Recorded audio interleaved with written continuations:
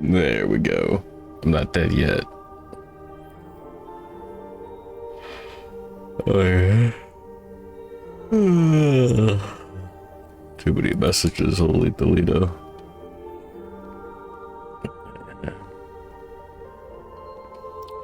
Dying a little bit. Not from like lack of sleep. I got a good amount of sleep. I got too much Chinese food. Good morning, Metal Deer. Good morning, Chrysanthemum. Good morning, Jimmy Mac. Good morning, Namington 2D. Good morning, Darmanamon. Good morning, Diabetic Cat. What did you link? John Mechasalt. Badass. Good morning, Awesome Punch. Good morning, Stinky Peanut. What did he post, Jimmy? Just Arbiter eating a bunch of nacho cheese. Chips. Good morning, Sir Ryu. Good morning, Chrysanthemum. Oh. Good morning, Dr. God. Good morning, Jack00. Good morning, Assistant Moe. Castrating any lions. I'm sorry, it's all Frogdog from here on out. Good morning, Renbado. Yeah, LinkedIn year 28. We had our funny event. We don't have a level 3 Kingsman fight. We had a level 3 Node 2 Nemesis fight 2 years ago. That sucked. Anyways, we got this year's hunt, we've got next year's hunt, and then we have Gold Smoke Night. Left-ear Chinese beginner lessons. 大家好，我喜欢冰淇淋，我要吃冰淇淋。我最喜欢。I don't remember how to say Fast and Furious 6. Anyways, we got a TPK against the Red Witches because that's a fucked up difficult fight. We got a TPK against the Frogdog level 3 because I'm just gonna blame that one on bad luck and not even analyze it. And now I got this.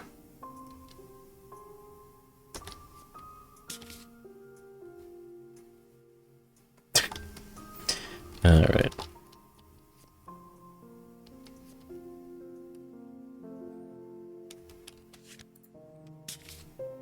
I think I've got some ideas. Mm, 30 FPS.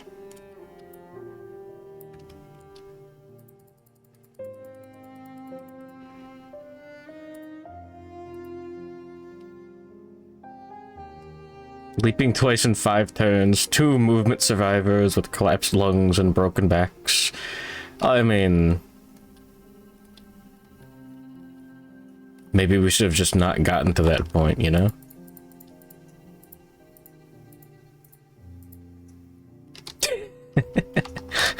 Aw, man. I'm in last place at the race. Couldn't drive fast enough to get to first place. Still get to last place. I think that's... Next time we should just win. I think it was the brain traumas. I think that's what did it.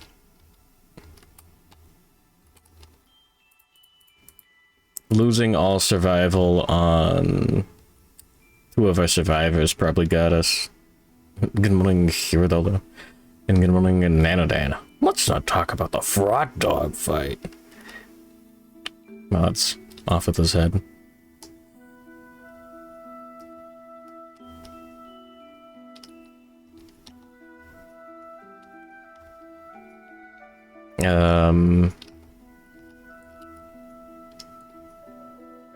Motion sickness. It's annoying. 2 strength.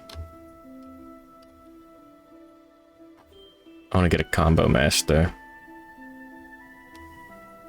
Get a really good idea.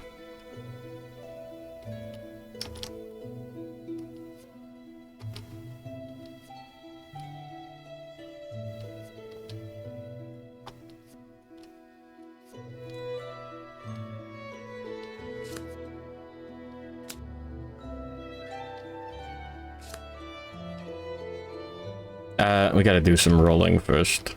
Where's the Mint Costello? There we go. Otherworldly luck for +1. How did I get 10 endeavors again? Did somebody die during the settlement phase? No.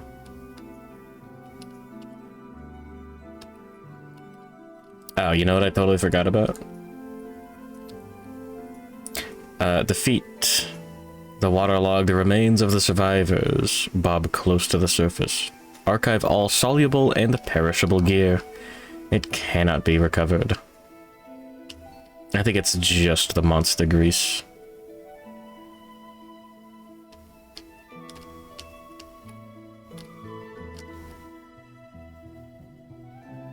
Yeah. Oink. Okay. Well, I got another one.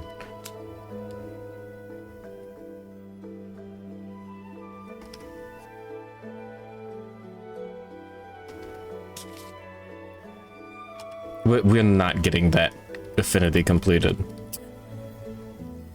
I think another gear grid can have this. Think about it for a sec. Anyways, spending 1 endeavor. Rolling on exhausted lantern horde.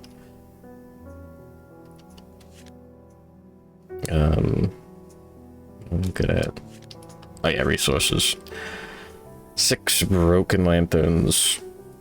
2 cocoon membranes. 1 lantern tube. Anyways, investigate. Send to the spherical chamber beneath the lantern horde. The air is poisoned. You hold your breath. 4. We get to add 1 from otherworldly luck. 5. So 5 broken lanterns. I'm gonna make another Dragon Slayer. Hold on. Hold on, I'm not gonna lose it again. Sounds like you're just feeding Dragon Slayers to the monsters. And then he started crying. I'm gonna put Dragon Slayer on a survivor with the Frogdoggles. That's it. That's the idea. And have enough stats. Enough insanity to actually have that active. Peter, make Lois fatter. Ha ha, funny. I think the reaction of what is this, James, is exactly what Jimmy was looking for. Alright. 7 or 8. I'll choose 8. Cool. Add 2 more cocoon membranes to storage. Yippee. Organs. Maybe. Just maybe we'll be able to oxidize something. The only thing we're gonna be able to oxidize is the fucking lantern sword.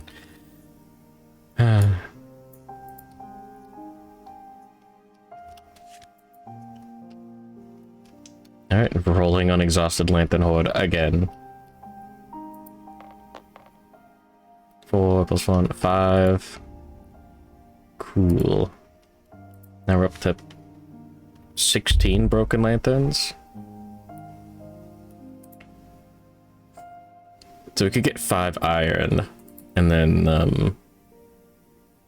have enough scrap and organ and all that. Yeah, you spend the rest on scrap smelting. Rolling with Mint Costello. 2 + 1, 3. Spend 16 to 13. Get 1 iron. Yippee. Så ganmang sayo mal morning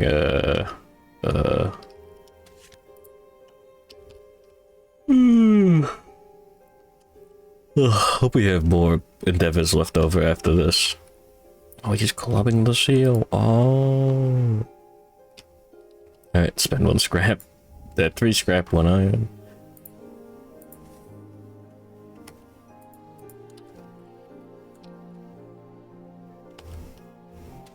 Alright, let's do it again.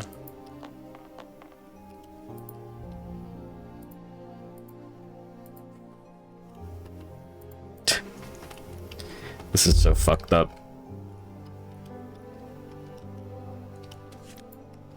Spend an endeavor. Roll on scrap smelting. We don't get any... nothing else funny there.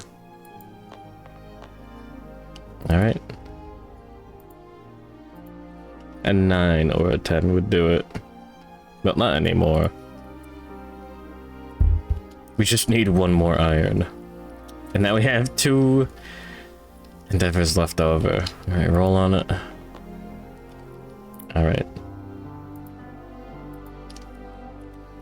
1 broken lantern. 5 iron. What do we have here? Swap insanity and survival values. Nightmare tick. No one's eating that.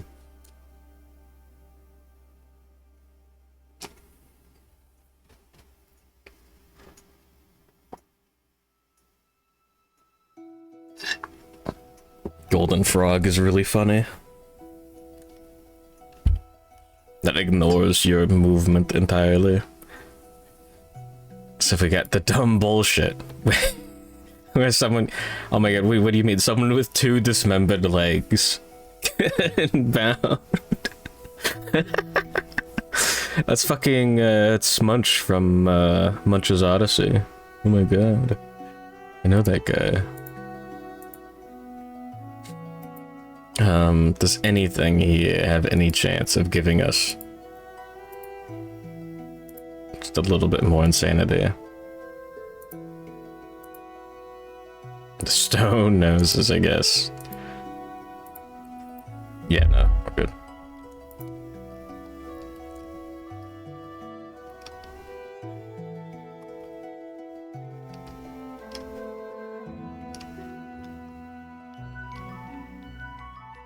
+1 accuracy. Oh, sneak attack. Yeah, I had to skip last year.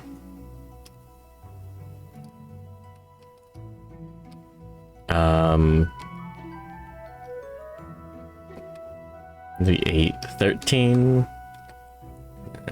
14 after bouncing. Yeah, with the speaker cult knife. Combo master. Oh yeah, anyways, blacksmith. Where is it? 5 iron and 3 organs. There we go. These cocoon membranes are organs. Yippee. Wait, hold on, Doc. Wait, no. Don't say it like that. Anyways, we build the Dragon Slayer.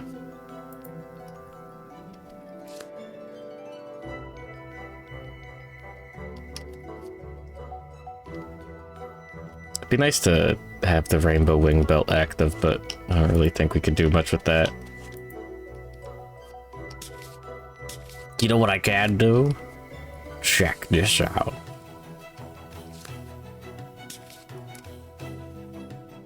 One more blue affinity. Epic. Doesn't do anything for us, but it looks funny. It makes the grid look slightly nicer. Alright. Did we really keep going with this fucking clown grid? I think we did. This is stupid. I mean, the 2 evasion and like decent armor is pretty good. I like a weapon that can't... 7, just 7 strength.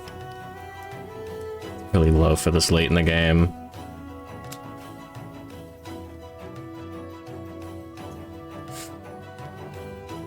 Pot of Greed.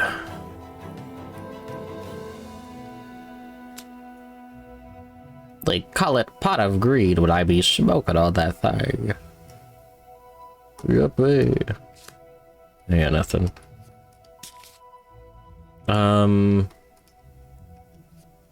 Oh yeah, this grid doesn't have a lantern now.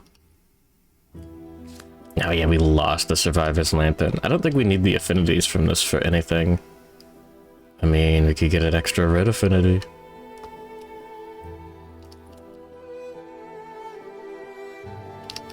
I'm not gonna transpose.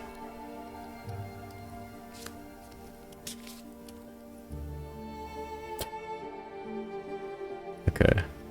Cool grid, man.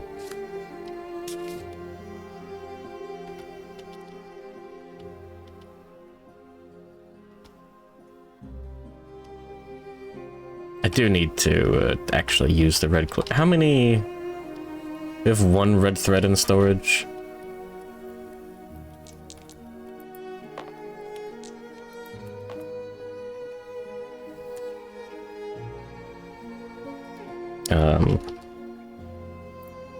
Yeah. I want to do it at least once before the campaign ends. How much for a full set? We already have an extra red cloak. I'd love another. One for the gauntlets. One for the... There's one for the boots. Oh, god, fuck. That sucks. Alright. Send the shelf. Hey, you guys think we're gonna get lucky? We've had trick transport for a long time. We've lost some hunts. And when you perform transpose, the funny little thing that you get from the set bonus, you can nominate a survivor in the settlement with an extra gear grid with black and red armor.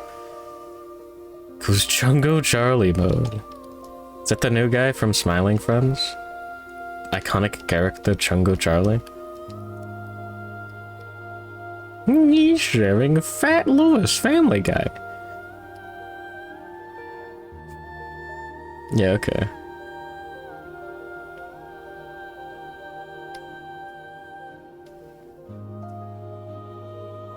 Alright, well...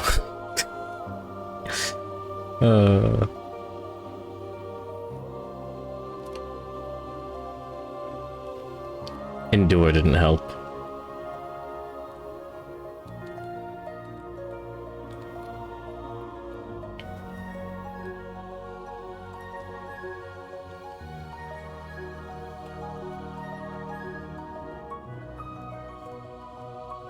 Oh man, it'd be nice to get just a little bit more insanity somehow. I don't think that's gonna happen. Alright, where is it? Can use drums now. I would love to get Rhythm Chaser and Synchronized Strike on everyone.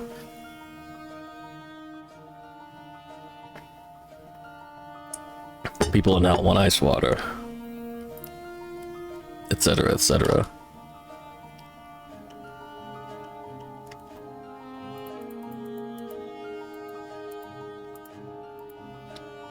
Alright. Do we just do this and the shrine? I think so. Seems like the best we can do. Sure, we'll have Mint Costello roll on shrine. For +1. Okay, cool. Departing survivors add 1 armor to all hit locations. And Bone Beats on Penguin SCV for +2 insanity. No, we give him +2 survival. And then we eat the ant. Swap insanity and survival values.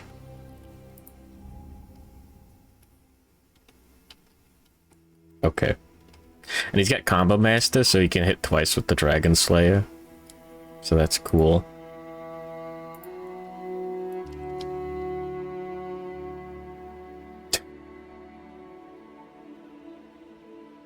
That's those cats making funny noises. But that's only one cat. What the fuck? That's scary. Yeah, apparently cats lick other cats to assert dominance.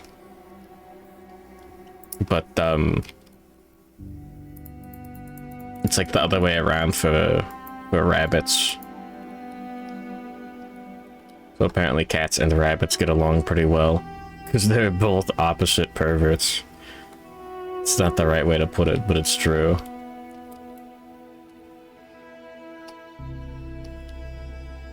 Alright, whatever. Humans are like that too, in a way. Sure. I'll put the, put Mint Costello in this grid. Just because of otherworldly luck. 8 strength. Could go up to 11 if we bounce.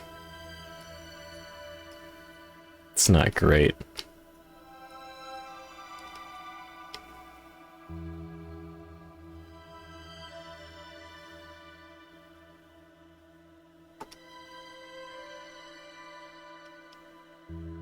It's funny though. We gotta get the otherworldly luck on the hunt.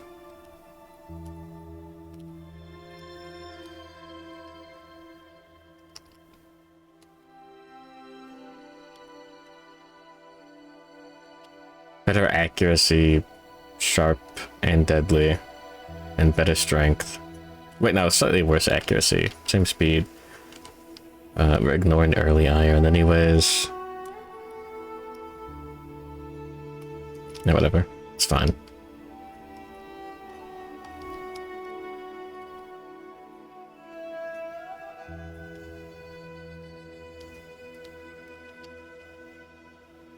Yeah, I guess we're just doing this. Whatever. Alright, I'm seconds away from doing a Kinger impression at all time. You know, Pomni, bunnies are actually perverts, but not in the way you'd think.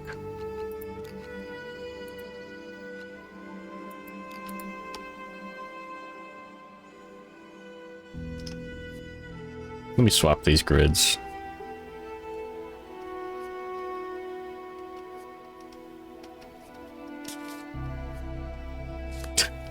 Just because I have the model on the other one, basically.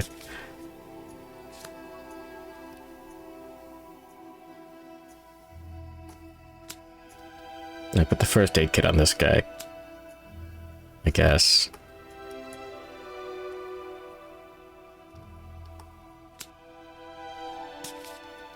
Doesn't really matter. Okay.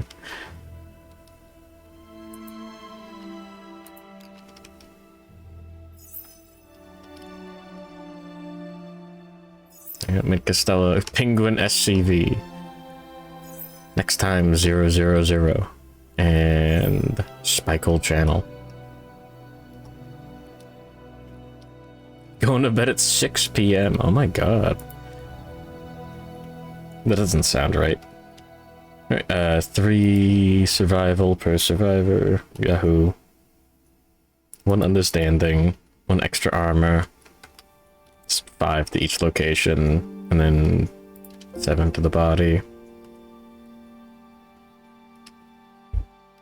Okay. 10 to each location. No other funny bonuses. Oh, I definitely messed up some accuracy bonuses. You only get the +1 accuracy while stinky, and I think we lost the stink token? I don't fucking know how the rules work with that off the top of my head. Listen, man. Alright. I forgot the 1 understanding. Alright. And then just, yeah, 3 to each location. That's really not enough. But, whatever. Lamau.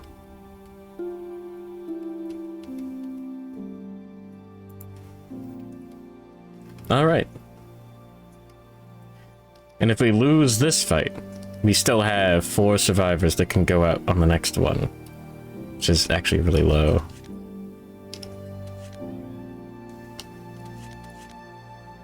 No, we have at least 2 survivors that we can ship together. So that's good. Alright. Cool.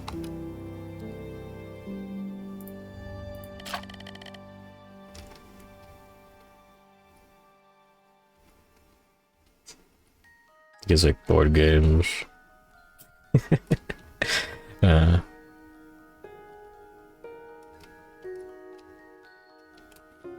the Chinese food was super worth it.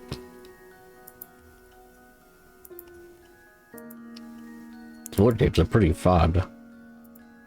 Hell yeah.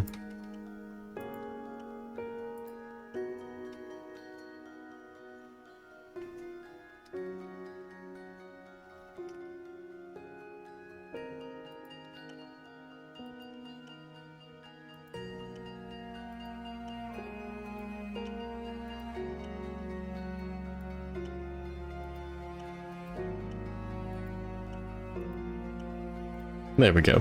What did he do, Sayo Mallow? Don't piss on the Sprigatito.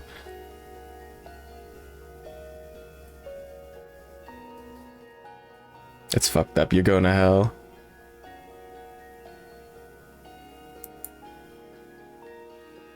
Pokemon Go was a mistake.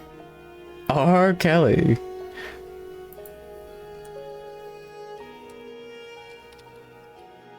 What if his name was P. Kelly instead?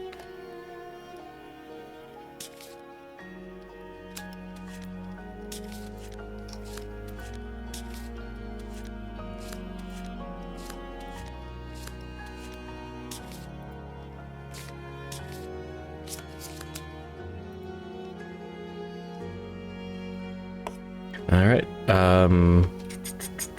what are these?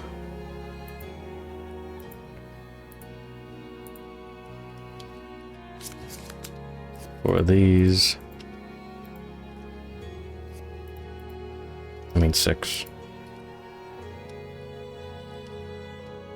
The R. Kelly episode is still relevant. I think all of the Boondocks are still relevant.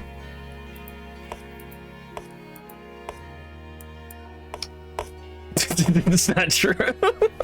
I don't know. Sorry, I just wanted to say that. I thought it'd be funny. Alright, put that there, worst case scenario. We'll get one bit of,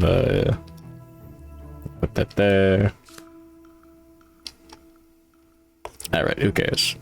We'll put, the red incursion immediately.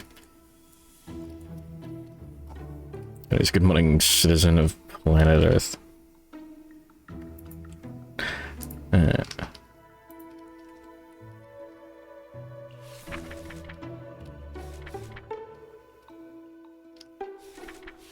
Smoking with cigarettes is such a fucked up episode.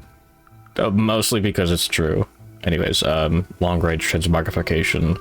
+3 with black and red armor. Nominate someone with the cloak. Maybe Costello's the only one with the cloak. Yippee, I don't have to think about it. Otherworldly luck.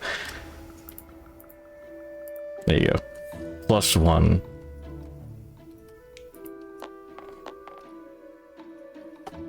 $10 total. Last of our minds. Pretend to be blind so they can be on Pimp My Ride. Alright, we get the corpse pit. We get to add +1. 1 red thread, 1 understanding.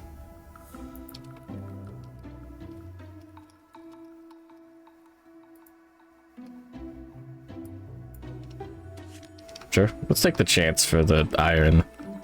Super worth it. Go to the Grim Refinery. Roll D10. Cool, +1.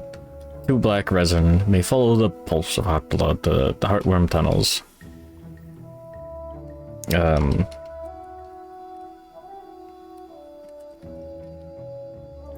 we go. Cool art. Thanks. I like this game. Hello, Mario. Anyways, yeah, no, like... It's fucked up to think that, like, a child could just steal a car and, like, steal cigarettes and start smoking cigarettes and driving the car. And all that stuff. And what are you gonna do about it? He's just a kid. Bad. It would be kind of badass. Alright, get the heartworm tunnels, +1. Yes.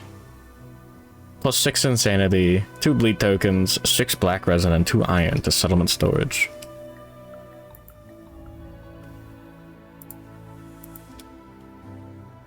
There we go. 19. And 2 iron. There we go. This guy loves Kingdom Death. Frontier one? No. What are the Fujos doing this time? That's awful.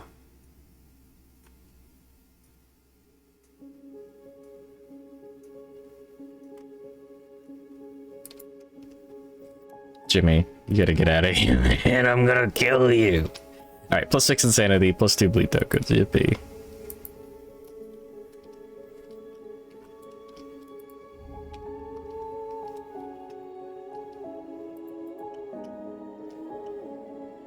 Alright.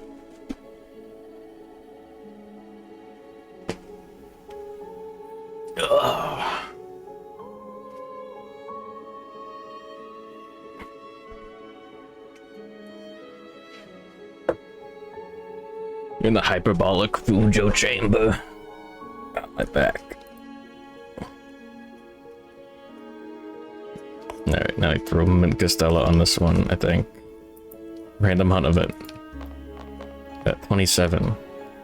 This is a table. We can add +1. I don't remember if 27 or 28 are good. Trollbird. Man Stealers.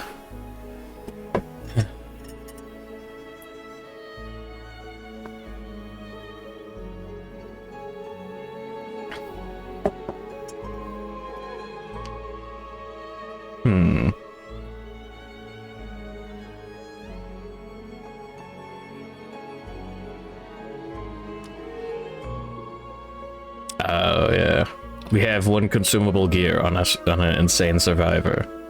That's not great. Being able to ambush the monster would be fantastic.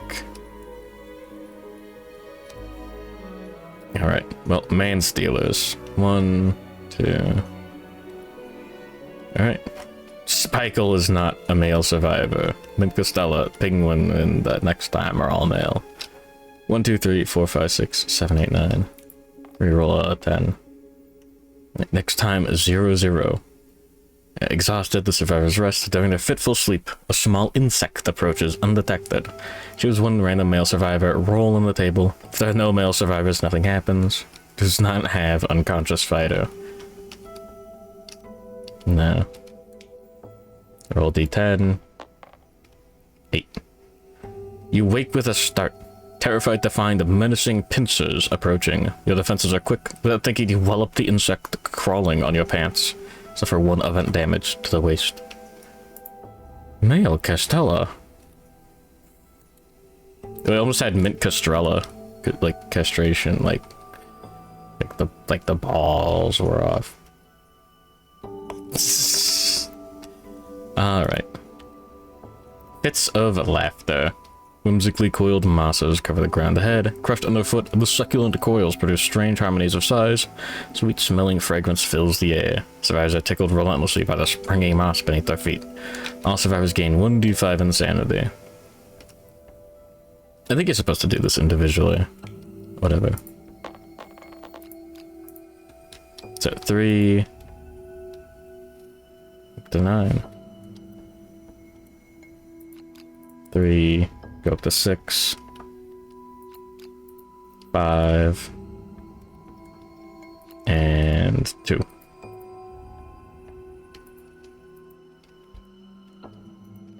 Alright, no one has 13 plus. Roll a random hunt event. 34.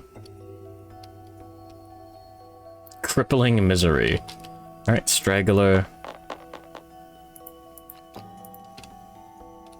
Damn it. Penguin SCV. Cripplingly miserable. No one has anxiety. Each survivor rolls 1d10. Yeah. Straggler is lost in a moment of profound self-doubt. They slip, not having the will to catch themselves. and tumble off a steep hill of stone faces. They land awkwardly with a crunch, suffering the broken leg severe injury. Sobbing to themselves, they come to grips with just how terrible their life is and gain +1 understanding. That's great. 1 bleed token, -1 permanent movement. No binge eating. Sad.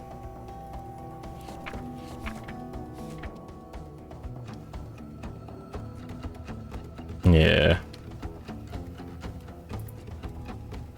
There we go. 4 movement. Get this out of here. Alright. It's the broken leg. 31? Yeah, 301. How bad could that be? Strange path. The survivors stop at the head of a path. Small lanterns twinkle, marking its edges. The event revealer decides whether or not the survivors follow the path. If the event revealer is insane, they must. If the survivors follow the path, the event revealer gains +1 understanding and rolls 1d10 and adds their understanding. It's Mr. Penguin. Gain 1 understanding. We get to add 6. No one has leader, I think. Alright. 10+. The path leads to the beast you are hunting. The survivors ambush the monster. If any survivor has the honorable disorder, they realize the folly of their ways and may remove the disorder. If any survivors remain honorable, they announce their presence to the monster. The monster ambushes the survivors instead. Okay.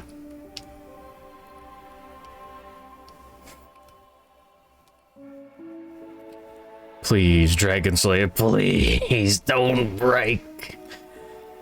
Alright, ambushing the monster should be worth it. Setup, showdown, level 3, confirm. Do not follow the setup page. Still put the listed terrain.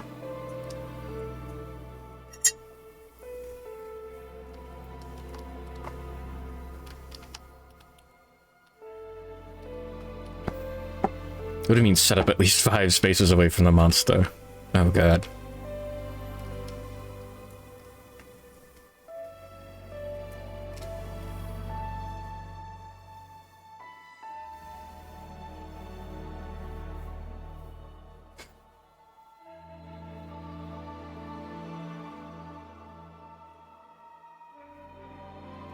I'm such a fat fucking chud. Thanks, Doc.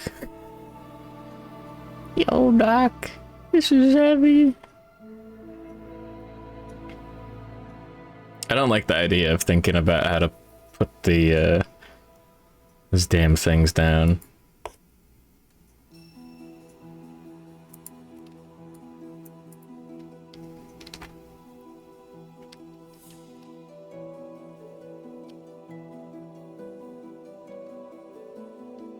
Do survivors have to go in unoccupied spaces?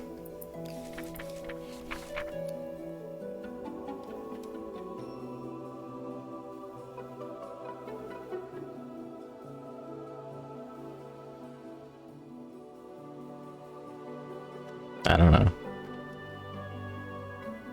It makes sense that they can go on the pads. Just the penguin can be the first to kill.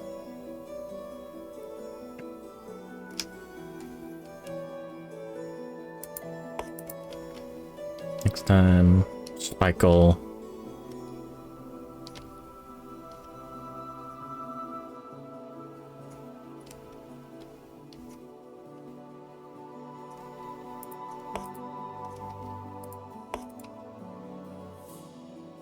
Actually, that's a bad idea.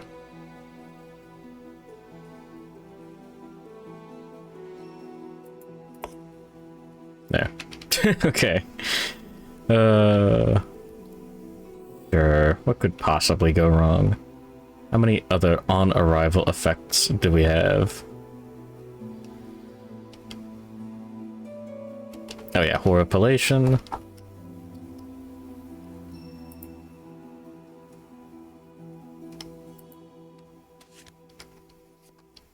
Alright, 3 movement on this guy. That's awesome.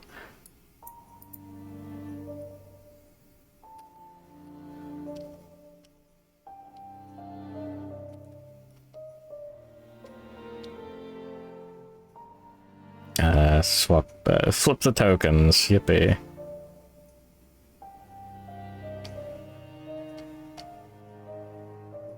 Yeah, +3 survival on arrival. 4, 5, 8, 10. Get 14 strength without bouncing. It's pretty good. Get a little bit more with bouncing. Not a bad idea.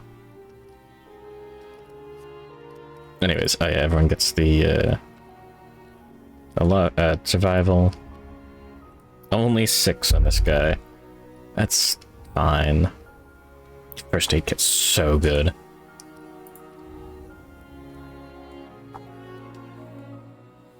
Okay. Yeah, foul stench. All survivors gain 1 stink token for each stinky gear in the gear grid. If they have any, they're stinky. Yeah, okay, yeah. Including busted heretic. Are we dead yet? Probably not.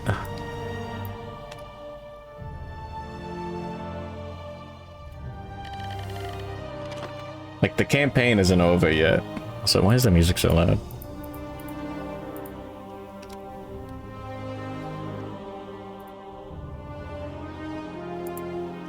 Oh, whatever. May I link something awful? I haven't stopped you before, even if I should.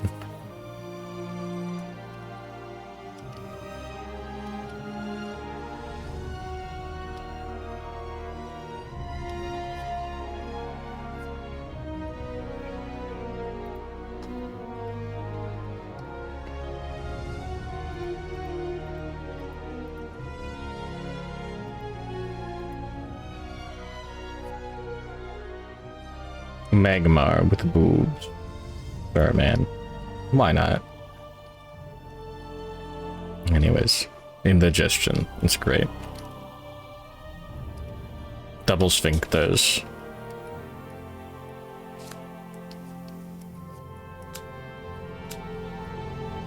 At the start of the survivor's turn, all survivors suffer damage equal to the number of their stink tokens to a random hit location. Alright, well, start of the turn. Mr. Penguin.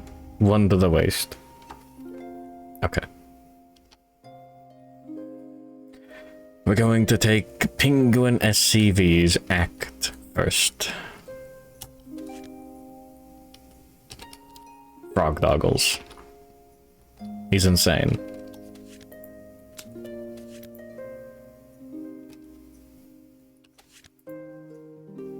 I revealed the wrong deck.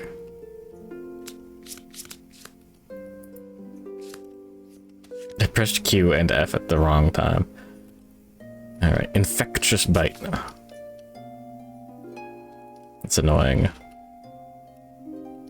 On a failure, leap, and then gaseous bloat.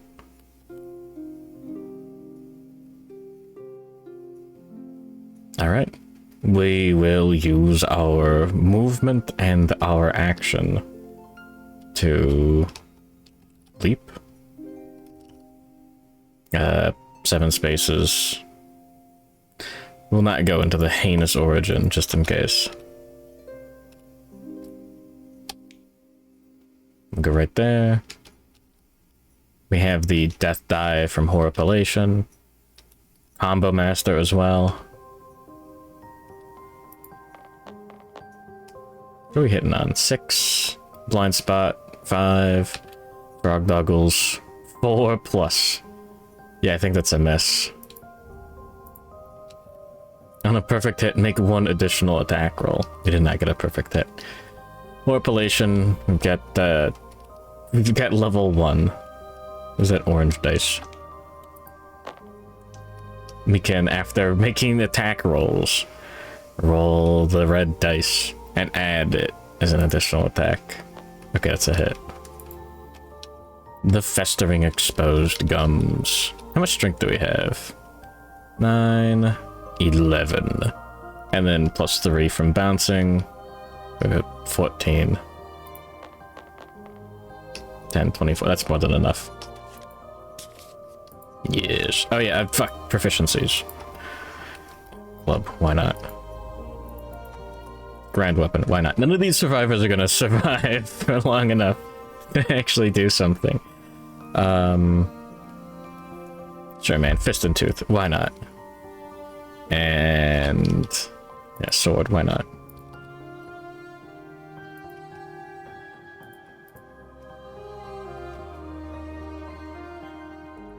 Alright. We succeeded. No reaction.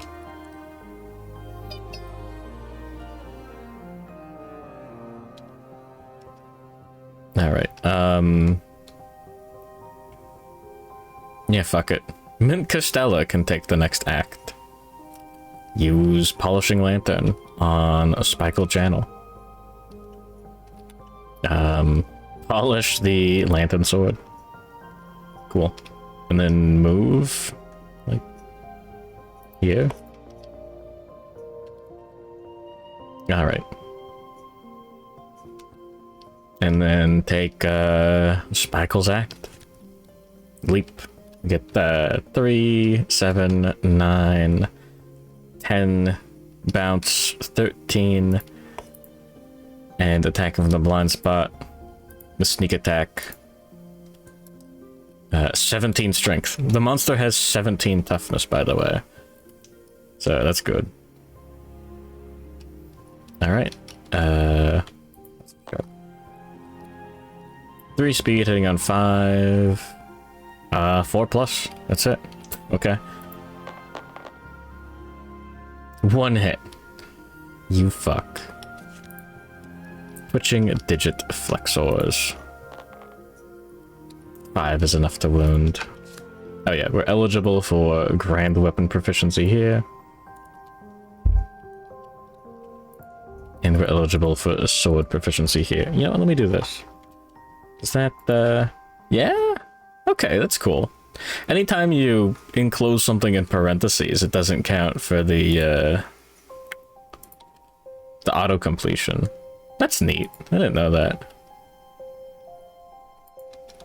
Nothing gets auto-completed in that one. Okay, well, you learn something new every day. Reaction wound. The Frogdog's wide-set eyes greedily scan for a chance to retaliate. If the attacker is not in the monster's blind spot, perform leap, then grab. No, we're in the blind spot. Okay. We can surge with next time a 0-0. Roll for the rawhide set bonus. We don't get the survival back. We're just gonna rawhide headband. And if I don't like the top cards, we'll attack.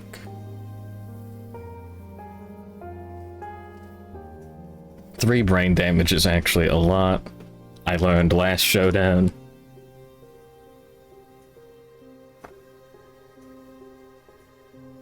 Or leap.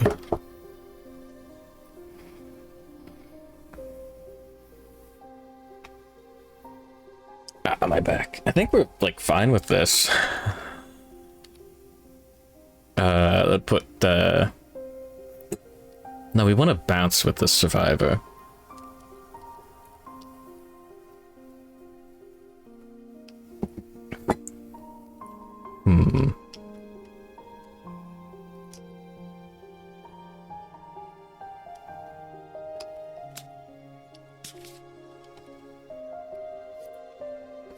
Actually, hold on, yeah. No, I think we just take gnashing and barking.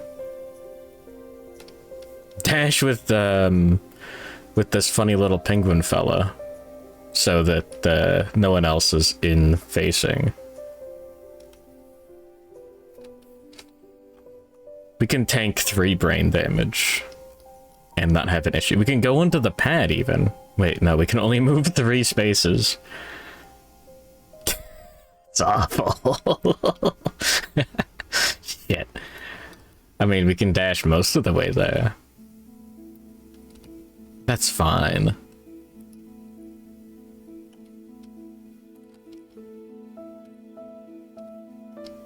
Just broken leg things. So true.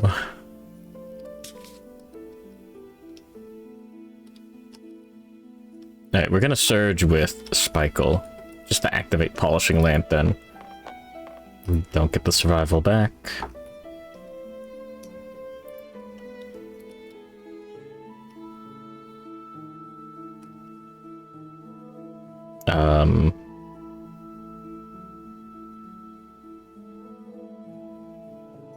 Where do we want the monster? Go right here with Penguin. The monster goes in this zone.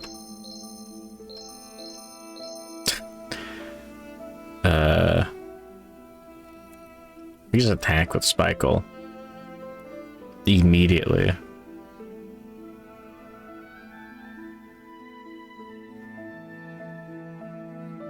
One, two, three, 4, 5, 6. You know what? I think we dash and go here. No, we go here. The damage from leap isn't going to be significant for this guy. He's so fucking strong. Alright. What's happening for him? No. Shut up, you can't do that. Somebody stop him. Yeah, I guess next time act there's nothing to do really. We just take a turn off and yeah. Is that a Homestuck bit? Don't worry about it, Jimmy.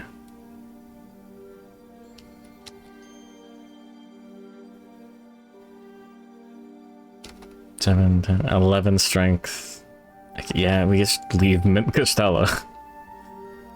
Alright, next. No, you know what? No, we don't dash. Never mind.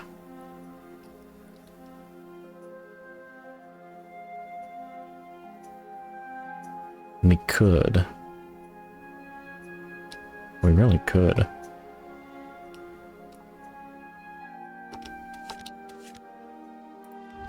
We'll dash with Mint Costello.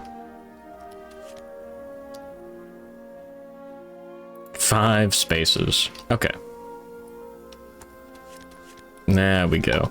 Next round. Monster's turn. Nothing on the fart deck. Gnashing and barking. Only one stinky threat. Penguin. 5 speed. Hitting on... Yeah, just... accuracy. Grease. Then 1 evasion. 6+. 2 hits. Oh yeah, roll for ripple pattern. Okay, now we don't get to ignore 1. 3 damage to the body and head. I'm gonna be greedy and I'm gonna dodge the damage to the body and take 3 to the head. Alright, the monster's eyes bulge with exertion. It barks madly. Oh yeah, we dodged.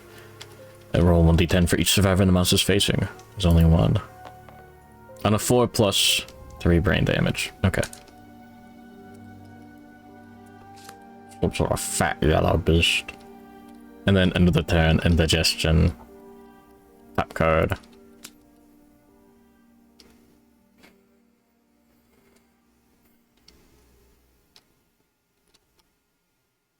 Take Spikle's act first.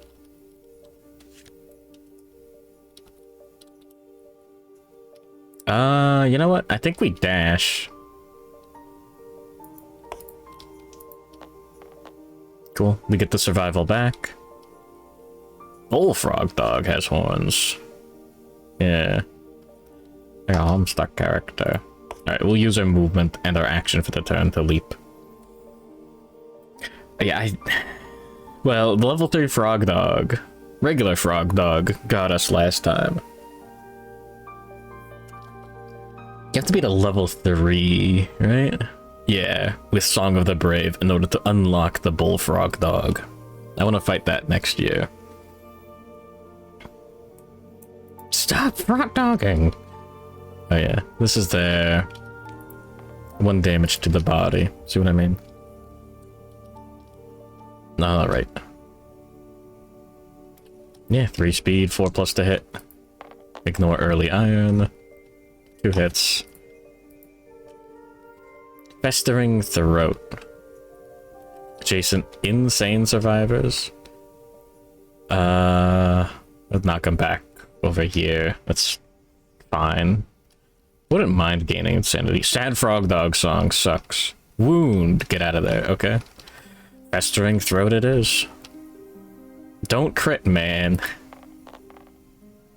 Okay. No plus luck. Nothing.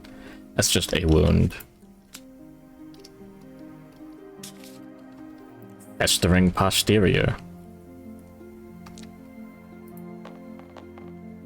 Alright, that's a wound.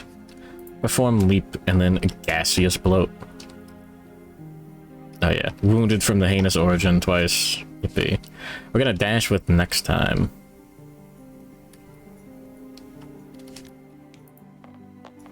We don't get the survival back. Rogue Bananas. Hornet from Silk Song. Jimmy! Okay, you gotta stay, you gotta...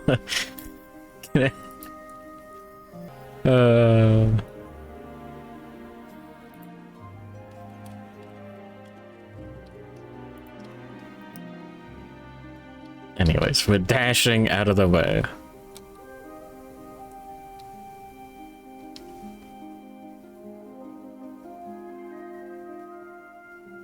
I guess just over here. It's a decent spot. She was technically naked in the link. She was very naked in the link.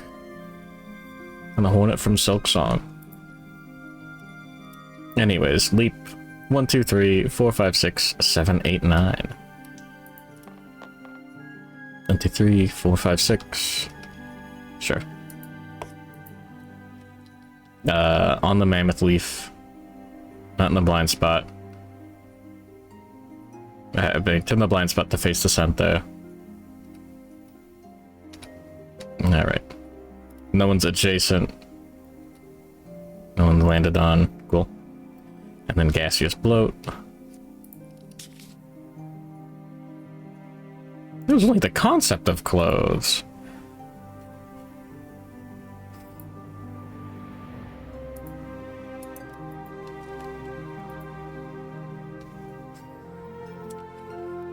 That's one way to put it.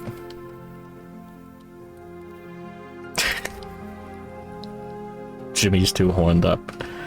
Anyways. You go 3 spaces and then leap with the penguin. I think we take Penguin's act next. Alright, Frogdoggles.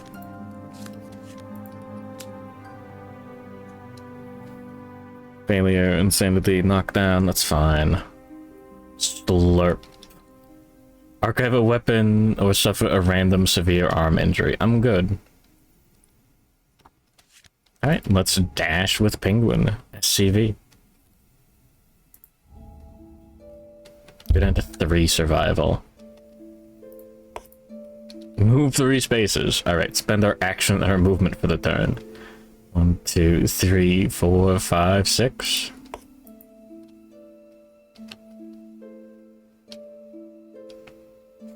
I mean, is it a good idea? We could miss. Ah, whatever. 6, 5, 4+ to hit. That's a hit. Right in the festering sinuses.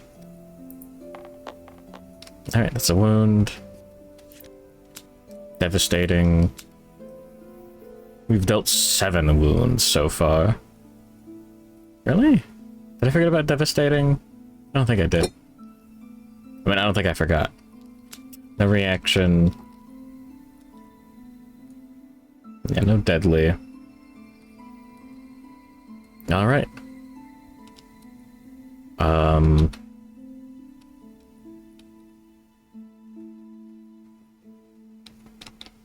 surge with next time, right now. Going super hardcore. Nah, we'll just take next time's act. And we'll rawhide headband and then move. Ripping backhand. Form gaseous bloat at the end of it. That's great. Or Phantasmagoria. Full move the monster, 5 spaces away from the target.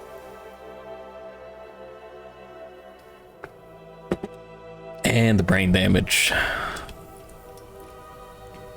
It doesn't seem great, but I think we tank the backhand. Targeting Mr. Penguin. It was still not in a great spot. All things considered. I think we need to spend the survival to dash with them.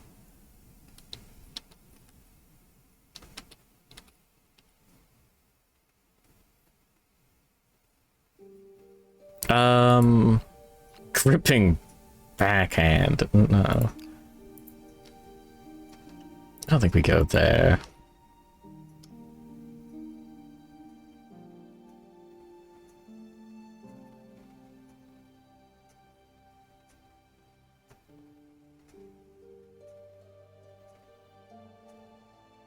We can move 3 spaces back. So the monster will be here. Yeah, we just move with our movement right there. Oh, one back. There with Spikle after Mint Costella polishing the lantern sword. Ready to use that.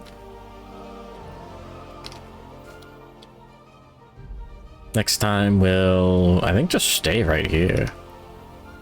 Maybe go like here. Like here? Here? This is a good spot.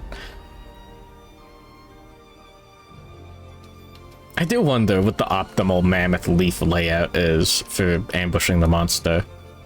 That has to be like an objective answer. Just take a Mint's turn, go there, and yeah, polishing lantern. Cool. We can surge with Spikle and first aid kit Mint Costella. Oh yeah. Sorry, I meant as the -1 accuracy token from the iconic black resin Quirus. Alright, the monster takes the next act. Yippee. Pass that down.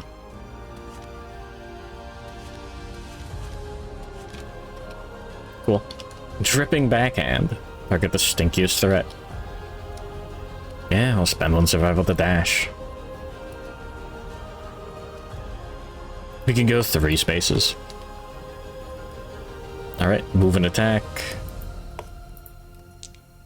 5 speed, 6+ to hit.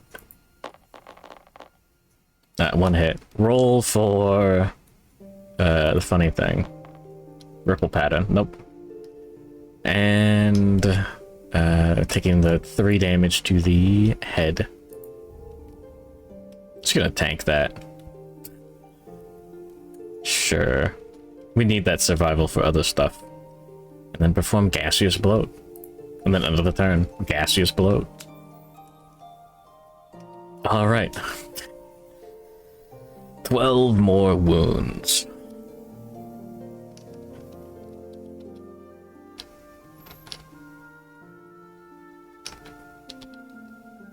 Yeah, we're gonna take Spikle's act first.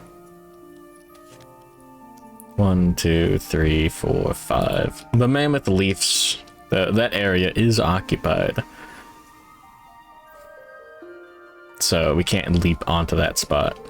Anyways, 3, 4+ to hit. Yeah. Bunch of strength. 1 hit. The twitching abdominis.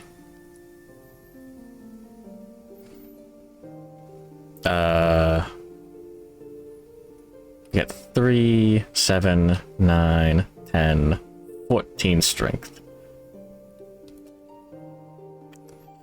I should have rolled an extra attack. Fuck.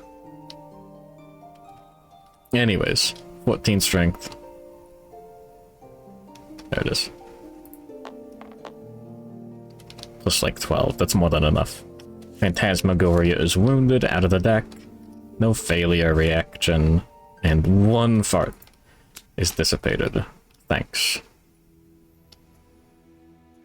I think we just take Mint Costella's act next. Go here.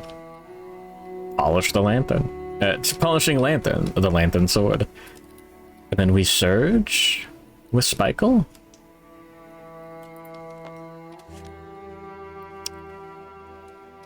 No, hold on, let me think better. No. We game. Lose the survival. Use our polish again. 5+ to hit. 2 hits. We'll let that slide. No trap card. Double blinking eye. Absolutely. No reaction. Wound. That sucks. Alright. The eye. That's a wound. Slowly, one milky, transparent lid slides down over the bulging eye, then another slides up from the bottom. Also, I forgot. Penguin takes 1 damage to the arms.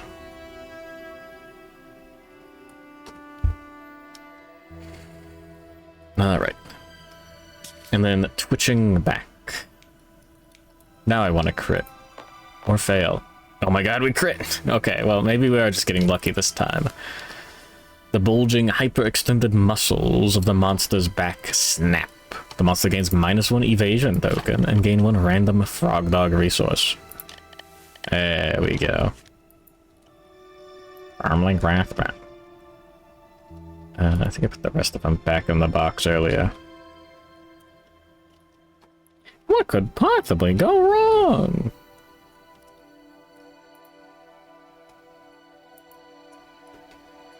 Random resource.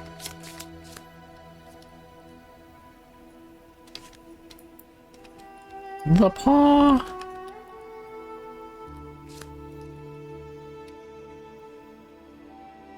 I think we take Mr. Penguin's act next. Frogdoggles activates. Twitching Achilles tendon on top of the deck. Reflex leap and a gaseous blow. And the twitching kick. The target in the blind spot.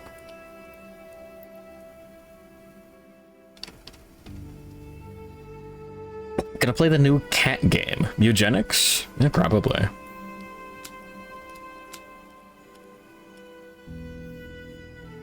Seems cool.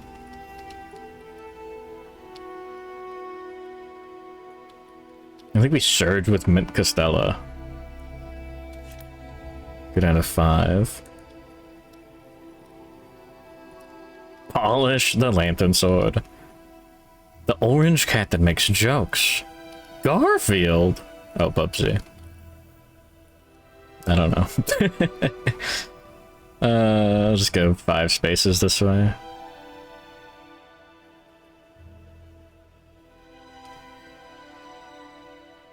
Go like here. We can dash with Spikle. We don't get it back. We'll just go like here. And then for Penguin's movement. Go here. And then we take next time's act. The Bubsy one. I gotta click allow. Hold on, there we go. We'll rawhide headband just to see. Big mouth bite. Annoying. We'll take the back kick. And we'll just move here. No, we don't want to be adjacent to the monster. We'll go here. I guess I don't want Mint Costella there.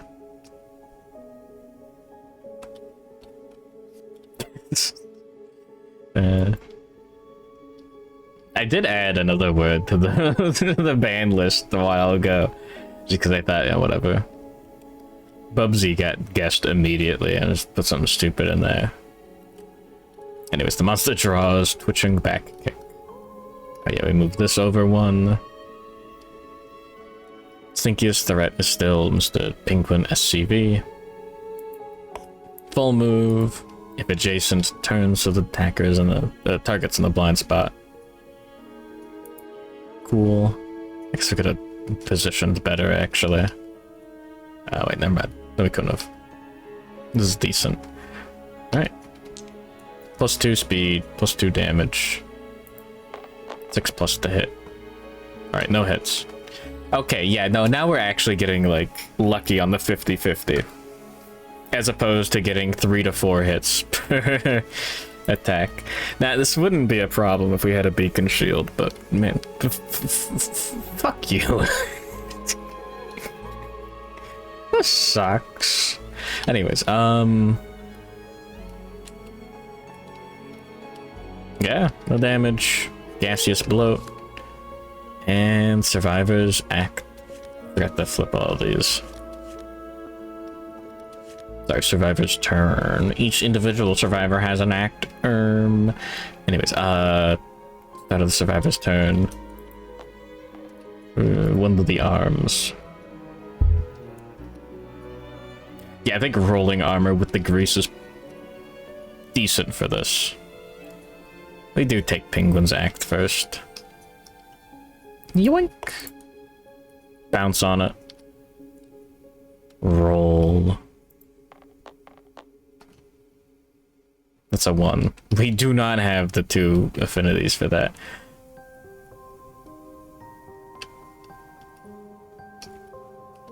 You know what? Let's surge.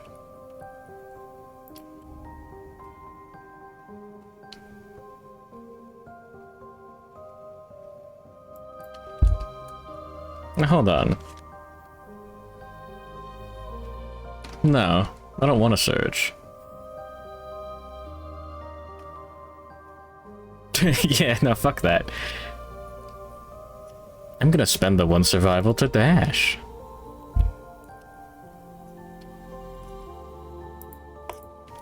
Go right there.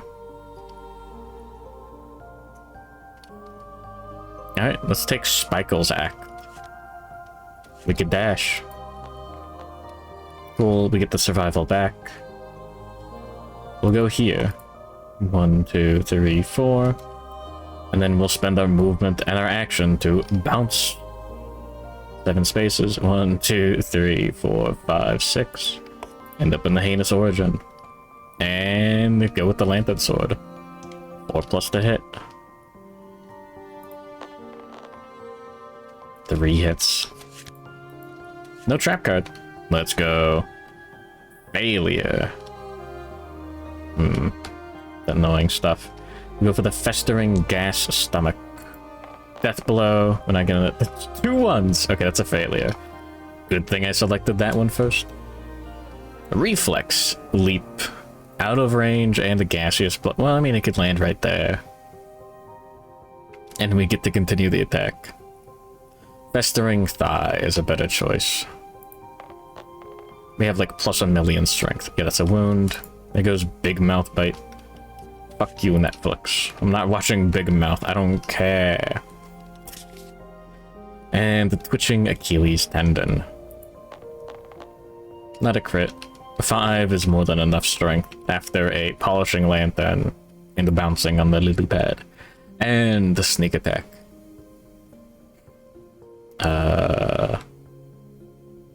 Yeah, 1 more, yeah. I didn't do it yet. With growls from its maw and its bowels, the monster takes to the air. Leap, then gaseous bloat. 1, 2, 3, 4, 5, 6, 7, 8, 9. Reroll a 10. Alright, lands here. Turns to face this way. And... a gaseous bloat. Top card. Sure.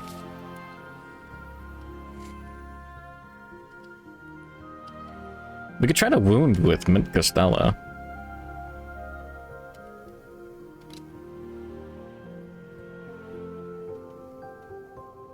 Sure, why not? We can dash. Go down to 4. Land here. And then spend our movement and our action 1, 2, 3, 4, 5, 6 spaces. Land in the heinous origin. I'm gonna be like a frog and hop to bed. Good night, diabetic cat. Also, good morning, good enough. Alright, 4 speed. +1, -1. Just 6 plus to hit. Sorry, we don't have 4 speed. We're not. We didn't transpose. There's no one to transpose with. Alright, 1 hit.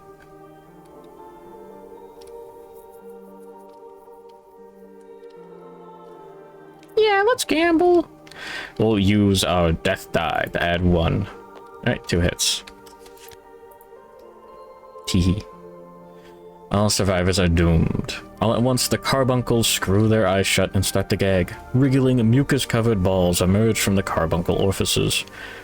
All adjacent survivors suffer 3 brain damage.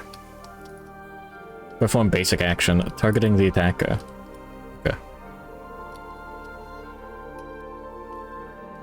5 speed.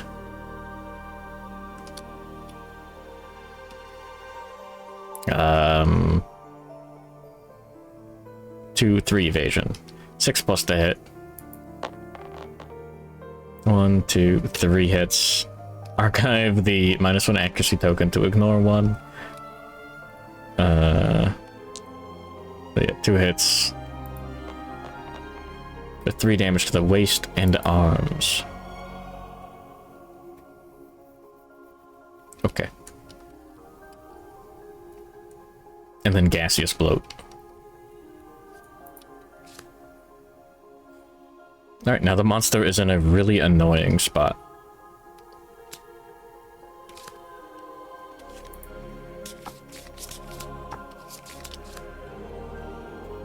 Four AI cards left. We do not want the monster to draw a single fart card, let alone 2. Alright, let's dash. We're taking next time 0/0 Zach. Let's dash. 5 spaces. Oh yeah, rolling for rawhide set. Do not get it back. And now we need to end up in the zone. We'll move for the turn.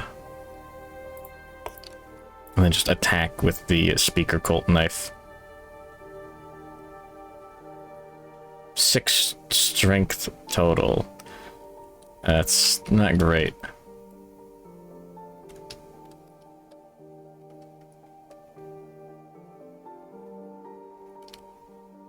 Oh, good luck. 5, 4 plus to hit. One from the blind spot, 1 from the character sheet. That's 3 hits. Failure, damage, full move away. Failure, not in the blind spot, leap. Failure, not in the blind spot, reflex. Okay, yeah. That's fine. That's fine. That's fine. Well, that's less fine. Alright, we'll go for the twitching leg extensors. We need 11 or better to wound. 4, 5, 6, 17 toughness, yeah. Alright, the Frogdog's wide-set eyes swivel wildly. If the attacker is not in the monster's blind spot, leap and grab. We're good. Sticky tongue. Failure. Whipping its prehensile tongue, the monster snatches its at its victim and takes off. If the attacker is not in the blind spot, no. We're good. And the twitching abdominis. That's a crit. We got deadly on the speaker cult knife. Ribbons of viscera, tangled with fibrous aquatic plant stems, pour from its wound. Okay. Slashed gut. When the monster performs leap, roll 1d10. On a 1, the monster is knocked down instead. 3 cards. Also eligible for fist and tooth proficiency.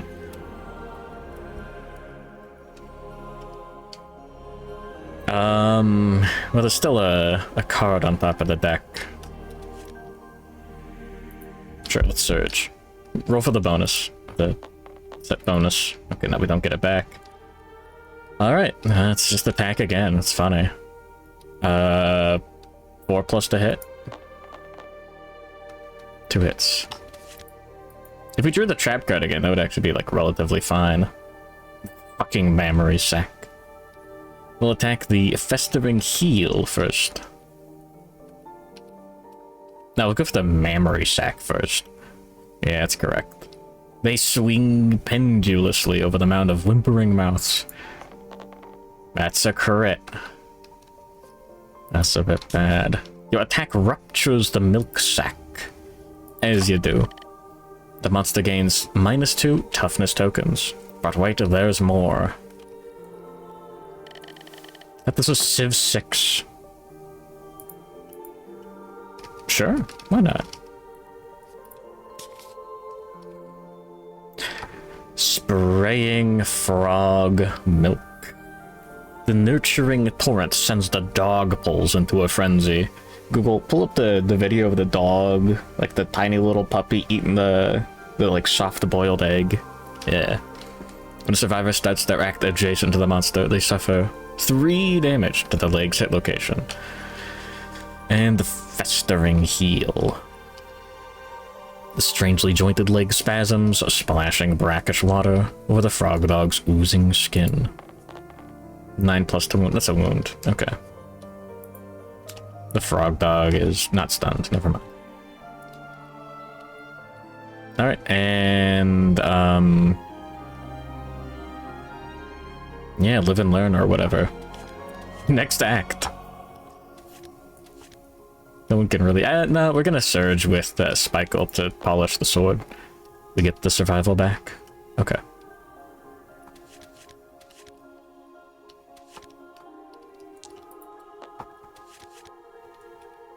Alright, we got 1 lucky crit. One of those mattered a lot. And then 1 unlucky crit. Soaring a bony punch. Penguin SCV. Alright, 1, 2, 3, 4, 5, 6, 7, 8, 9, 10. Farthest stinky survivor is Penguin. I mean, we could dash with just the Spike'll. Just so he doesn't take damage from leap. He could take 3 everywhere. That's fine. Alright. Yeah. Alright, let's roll for the leap. Alright, up here. Penguin takes 3 damage. To the waist. Down to 6. And then 5 speed, 6 plus to hit. 1 hit. Oh yeah, roll for ripple pattern. Yeah, no. No free dodge. We take 4 damage to the head. Gonna spend 1 survival and dodge that. Okay. Now he's out of survival. I get a strength token. Let's go. Stupid. Totally gonna win the fight too. Yeah, this is the power of having 4 survivors that can actually attack in scenarios. Last time we didn't have enough weapons because our fucking Dragon Slayer got broke. Having the Speaker Cult Knife on this group did saved us. Otherwise we would have drawn 2 fart cards, which would have done... Excuse me? 6 damage to all hit locations? What? What do you mean? Jesus Christ. Yeah. And, spend 3 survival or die. Be unmade. Okay, yeah, you know what? The Frogdog is kind of funny. Oh yeah, grab. Oh, you'll be placed down, knocked down, and then you'll get put there. It's actually kind of annoying. It's actually really annoying.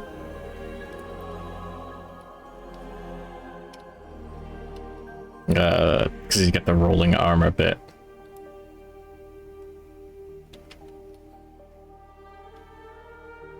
Yeah, now this space is no longer eligible to be leapt into. Oh yeah, you should have the funny token now. We'll take Spike's act first. 1, 2, 3, 4, 5. We'll dash and then we'll move. Yeah. Chili was so spicy. Frogdogs first disintegrated the toilet. That's what it feels like. That's what it feels like, man. Alright, roll for the dash and the rawhide set bone. No, we don't get the survival back. We're down to 5. Alright, oh yeah, we did polish the lantern sword. We're gonna attack, use it up. I'm not even gonna do the math. Oh yeah, start of the survivor's turn, hold on. We take 1 damage to the waist. On Penguin. Yeah, good morning, Caleb. No, we didn't die. I just read one of the cards that we didn't get to perform. Because we got lucky and didn't get unlucky. Anyways, 3 speed. Yeah, +1 from the mind. Just 4 plus the hit. 1 hit. Switching digit flexors. 5. We have 3, 5, plus 4, 9, 10, 14. 14 strength, and the monster now has 15 toughness. We're good. I mean, relatively. We wound. Oh yeah, end of the turn, the monster performs gaseous bloat, and then now it discards it. What would it have been? 3 to the head. 6 to the head, actually. Probably. Alright. The Frogdog's wide-set eyes greedily scan for a chance to retaliate. The attacker is in the monster's blind spot. No leap and grab. Alright, fuck it. We'll take Mint Costello's act next. We do have the -1 accuracy token again. Spend 1 survival to dash. Go here. And then take our movement and our action to leap. Go here. 2 speed. 7 plus to hit. 1 hit. Festering sinuses. Automatic failure. Melodic trills echo from the chambers of the monster's gullet. Adjacent insane survivors perceive the Frogdog's infectious laughter. They gain 3 insanity and are knocked down. Mint Costello is insane. Knocked down. Oops. Up to 9 insanity, that's fine. Penguin adjacent. We already used the funny thing this round. Up to 6. And Spike'll is not insane. Okay. Gullet Gaming. You're not wrong.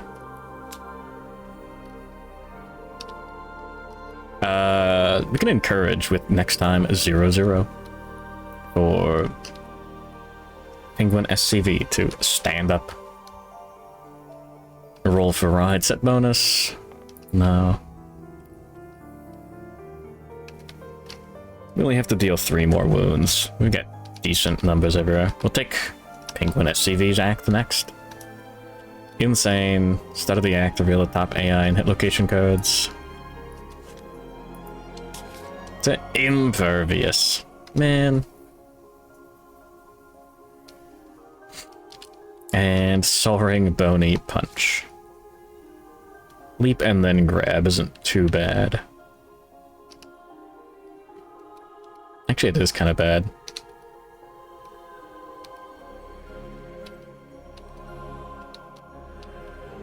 I think in this case, we want to surge with Spike'll. We still have... Oh yeah, start of the act, we take 2 to the... Taking... Losing the survival. We take 3 to the legs because we started the act adjacent to the monster. Thank you, spraying frog milk. And I totally didn't roll for this. Anyways, Spikle. 3 speed, 4+ to hit. 2 hits. Alright, there's the trap card. All survivors are doomed. 3 brain damage on Costella. 3 on Penguin. And 3 on... It's still Penguin's act. Next time is 0-0. Sorry, Spikle. You can tank it. And basic action, target the attacker. We have 2 evasion. Alright, 5+ to hit. Good luck, buddy. Alright, that's 5 hits. If you did the math, you'd realize that's like 40% chance to hit. Alright, and it's 3 per hit. We take 3 to the body. 3 to the waist. 3 to the legs. 3 to the body. Severe injury.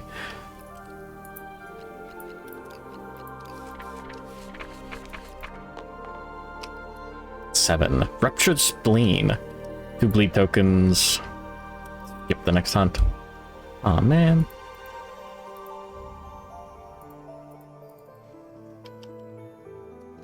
Fuck. Whatever.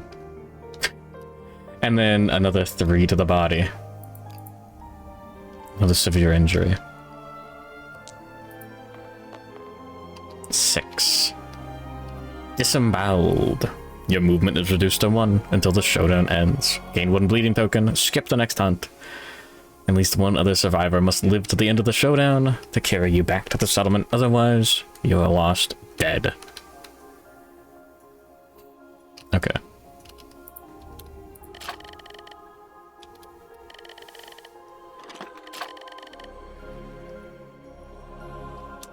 He didn't get a broken leg earlier, did he? No, that was someone else. Okay, I'm not crazy. Well, now he's got 1 movement.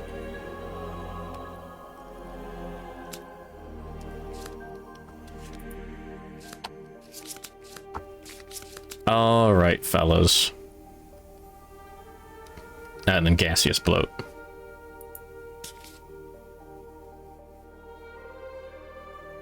There should be 2 on there? No, Spikle got 1 off.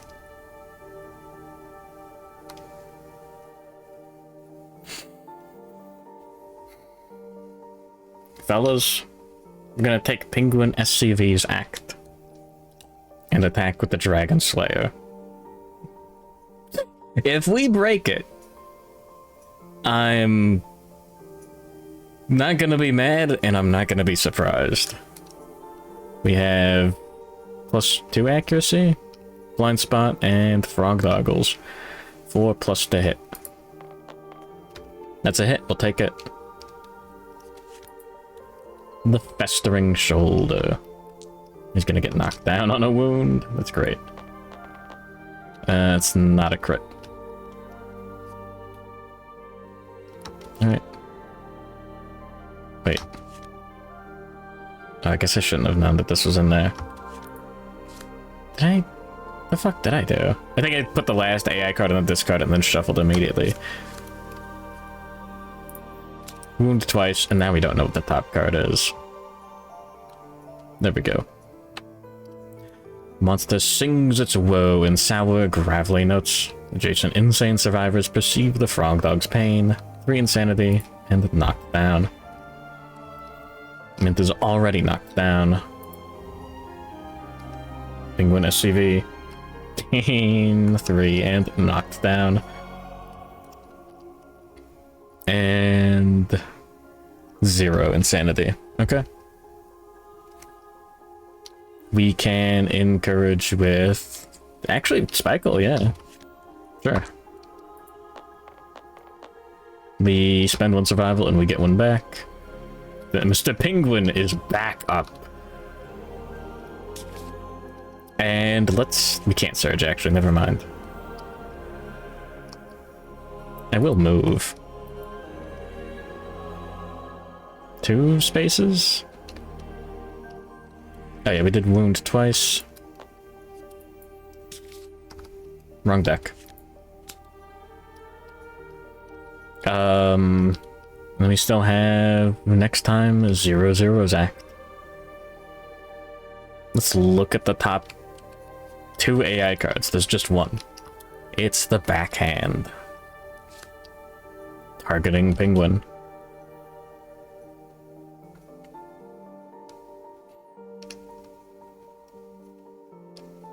Let's go 5 spaces towards the monster. Yeah.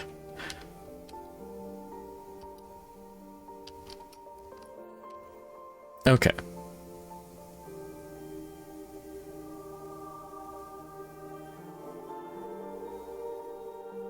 Sure.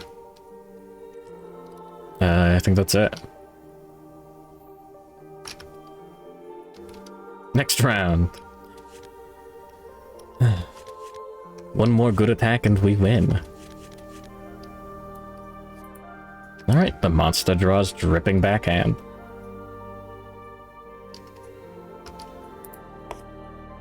Move and attack. 5 speed, 6+ to hit.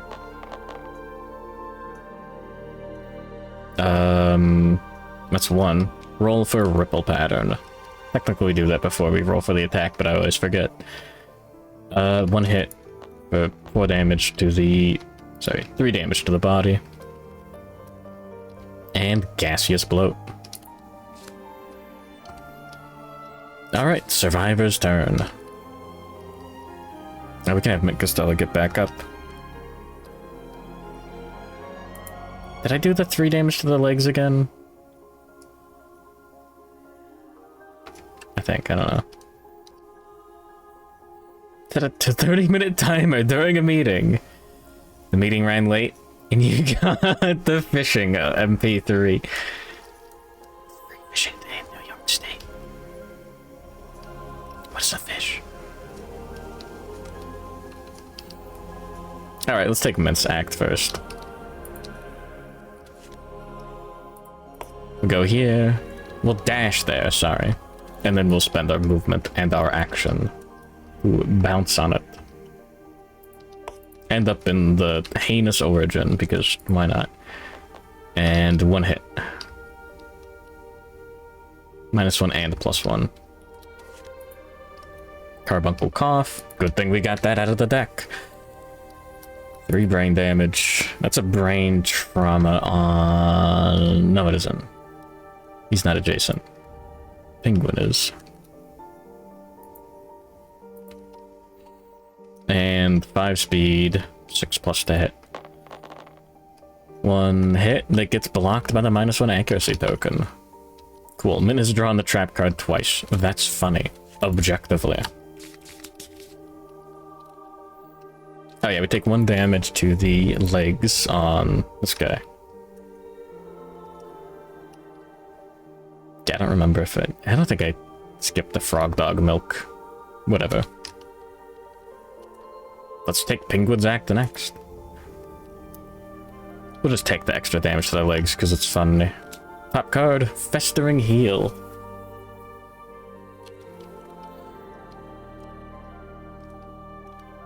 Alright, let's attack and then move.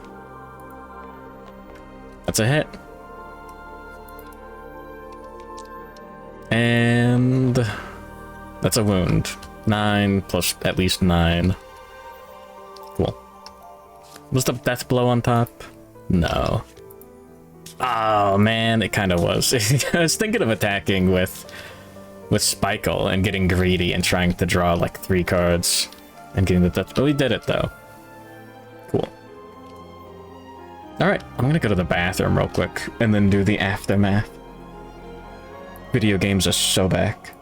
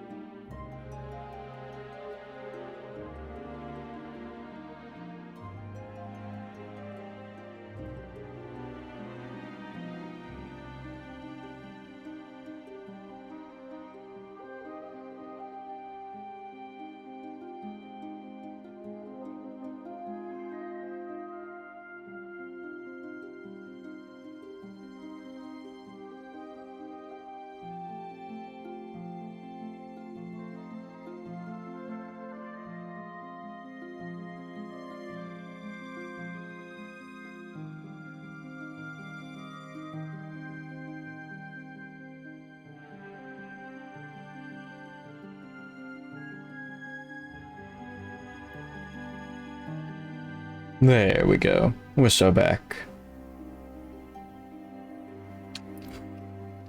Yeah, the monster's dead. We did it. Level 2, 2 hunt XP, 1 proficiency. I'm not eligible on mint. Sad. 2 on a penguin. 0 survival left. I think I'm going ratty. 1 on next time. Hey, I know that guy. Alright. This guy's still fighting Frogdogs. Campaign's almost over. Great. I did not get a single chance until now to fight a Bullfrogdog. Alright, we have Lingering Cough, we have the Frostcraft there. 4 basic, 8 Frogdog, 1 Lichen, and 1 bioluminescent tonsil. Oh yeah, Indomitable Resources. Let's fucking go. After all these years. Gain 1 random Indomitable Resource as an additional reward.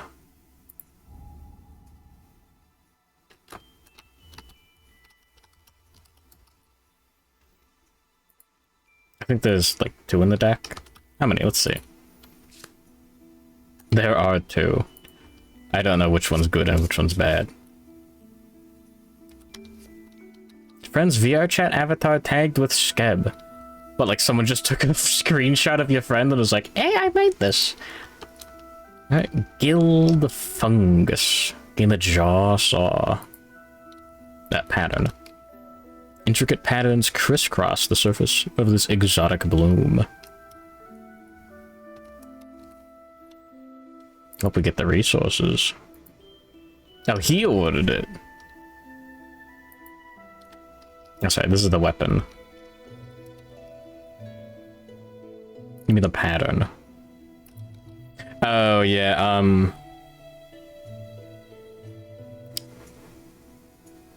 saws are getting nerfed, I guess?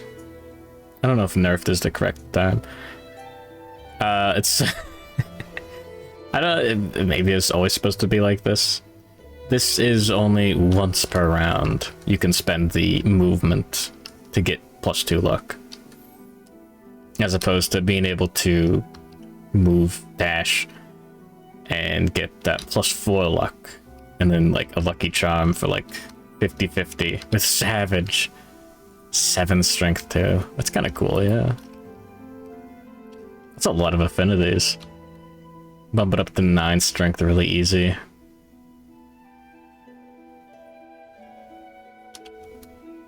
Yeah. What does it require? Guild Fungus, Mossy Molar, Perfect Bone, and a Skull. That's probably not happening. Anyways, we'll take an extra Frogdog resource. Do we? No, yeah, we do. Extra Frogdog. For a total of 9.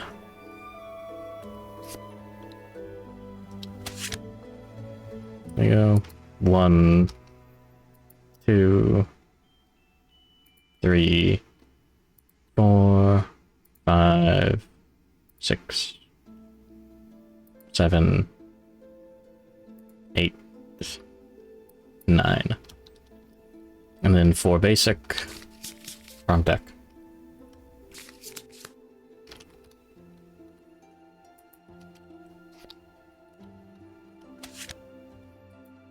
Yeah, 1, 2, 3, 4. Okay. No Jaw Saw yet.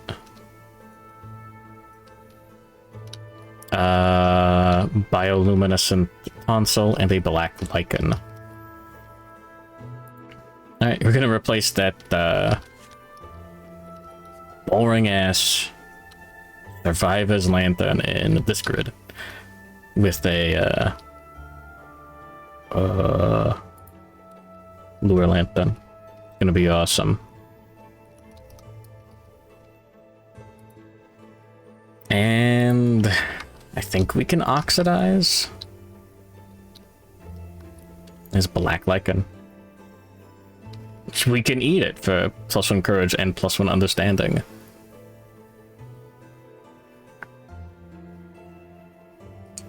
Cool.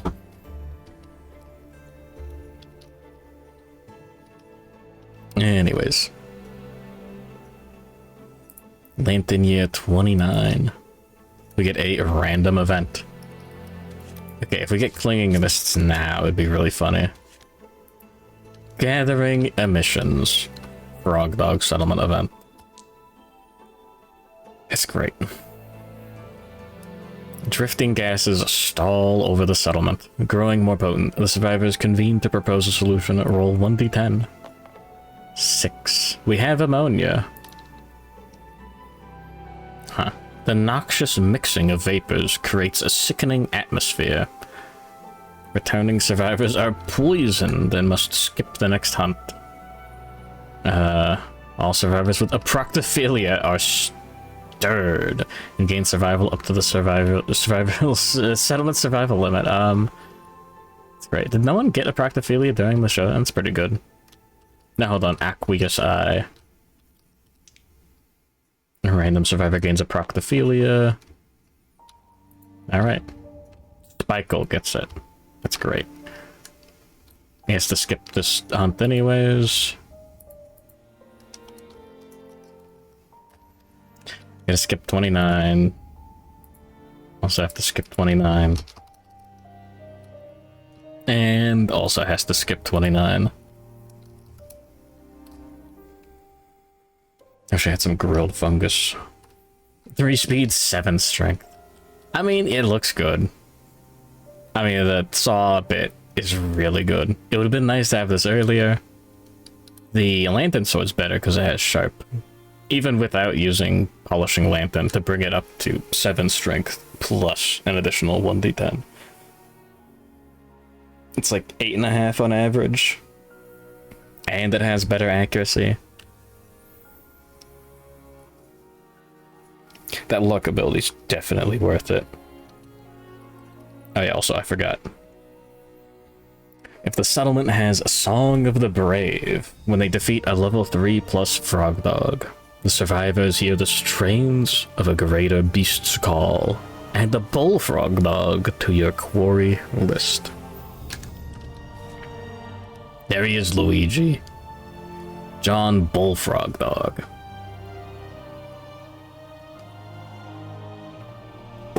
That's great.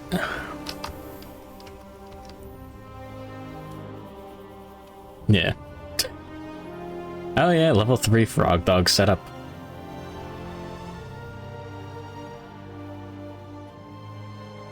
Instinct is different. Has 18, 23 AI cards. Still only 17 toughness, +1 luck token just as a fuck you, and many more.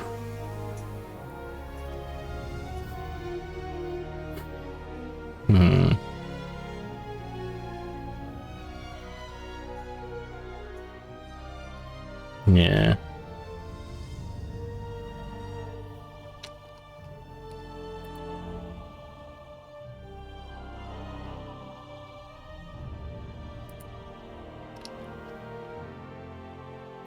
Here are the...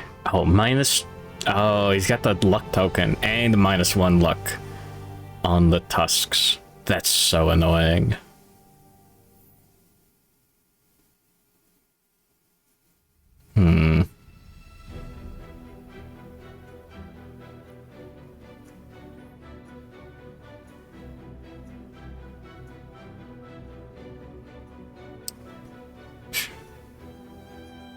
We really want to crit this guy.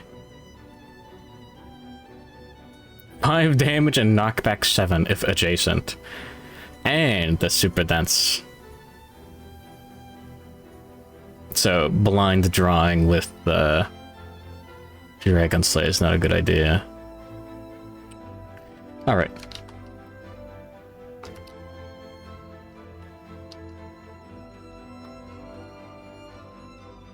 The monster does start with indigestion.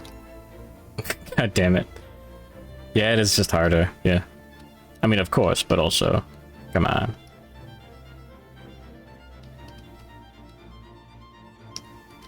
Oh yeah, this guy gains survival up to the limit. Yippee. We don't have nightmare training. Never mind. Fuck. Looking forward to that.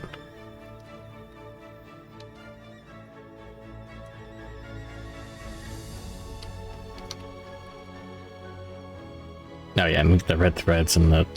okay. What do we do here? What am I gonna do? It's the whole armor set minus the chest piece.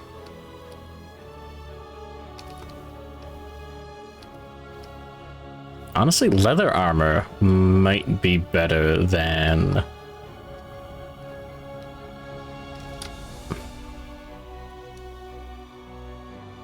No, the 3 evasion is really good.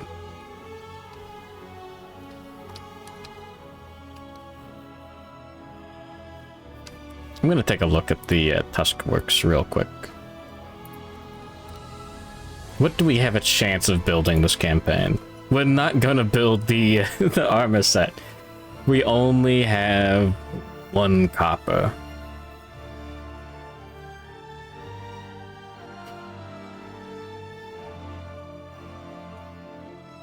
Worst, best case scenario, we get like... This isn't copper. Is it? No.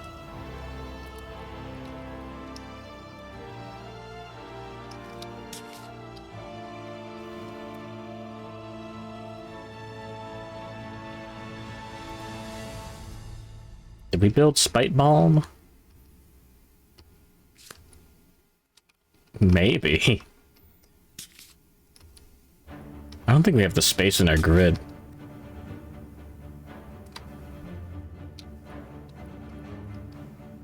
We could take out the grease.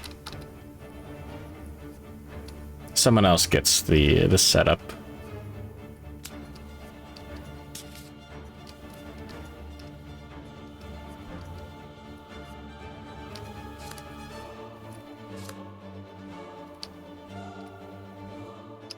We'd rock that there.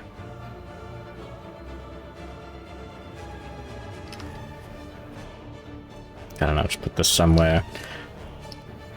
And we could finally get Speaker Cult Knife active. Yeah, that'd do it.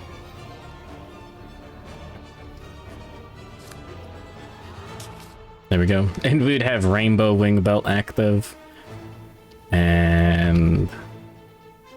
1, 2, 3, 4. Yeah, the rolling armor set. We'd have to put a lantern in here.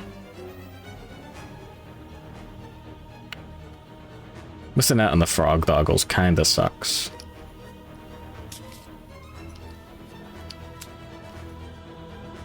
That would be pretty good. Let's think about it. Take me to oxidation. Entire wrong direction, whatever. Go to contents.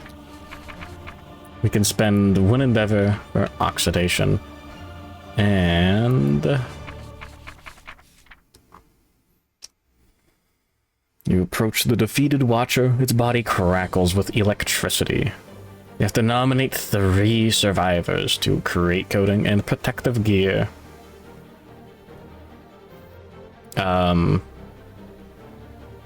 Sorry, nominate 3 other survivors.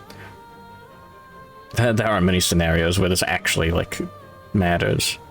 If we don't have enough survivors, then it's funny. We can, yeah, 3 leather, 3 bone, 3 organ, 1 black lichen, and 1 cocoon membrane. And oxidize a piece of gear. Each of these requires the non-oxidized version, unsurprisingly.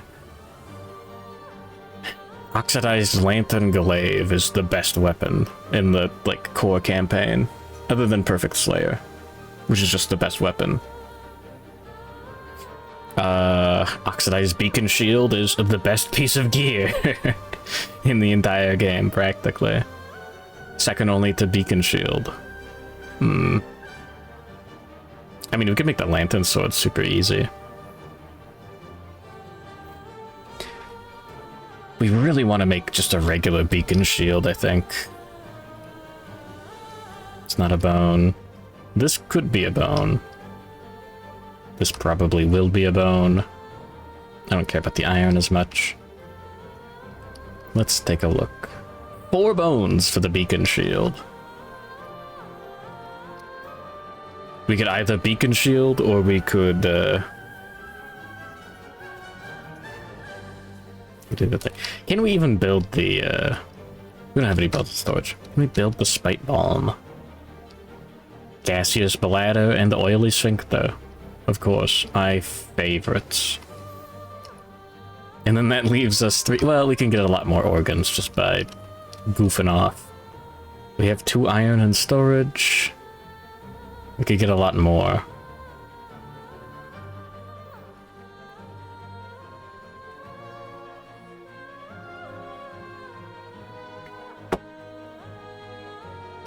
We have some leather.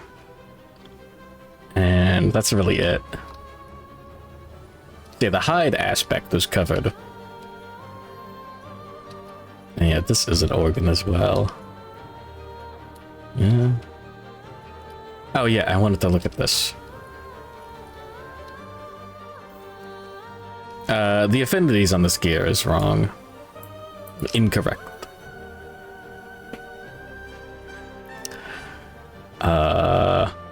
1 copper, 1 tusk, 1 paw, and 1 scrap for the halberd. I think that's the best one.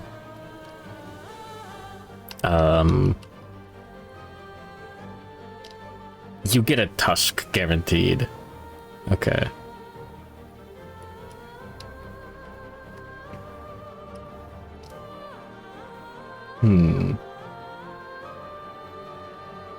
Maybe the mace is worth it. Let's take a look at them. We don't have any weapon proficiencies that are relevant, and we're not going to. There we go. Halberd. Mace.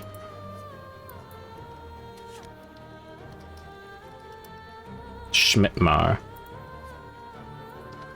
Okay. This one explains Onslaught. If all your attack rolls hit, double your wound attempt totals for the attack.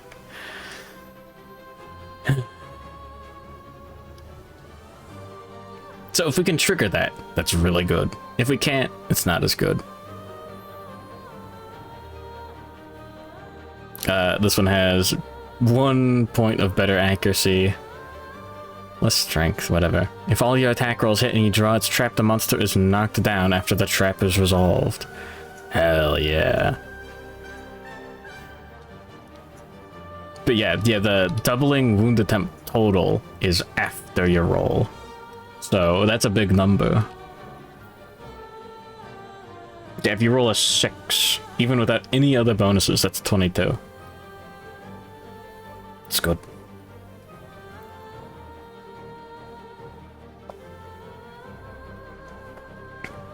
The question is, can we actually, like, get it?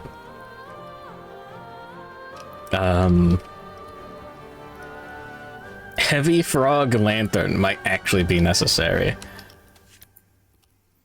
-1 speed. All your melee weapons are heavy. The -1 speed so that we guarantee onslaught. Stupid. But that's like the intent. The armor set's got a bunch of cool bonuses that we're not gonna get. Yeah. Yeah, where is it?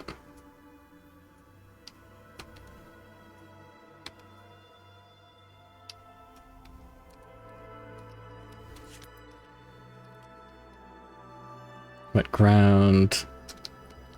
Yeah. If your leg armor is metal, archive it. I mean, I guess with... I'm not too worried about that. If we get otherworldly luck and a lifetime reroll on one survivor, it shouldn't be a huge issue. Okay, well, anyways. All of these survivors have to skip the next hunt.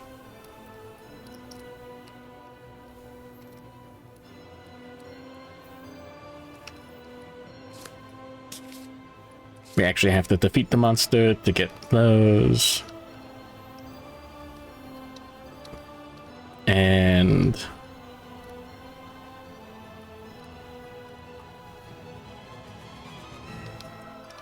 what am I gonna do?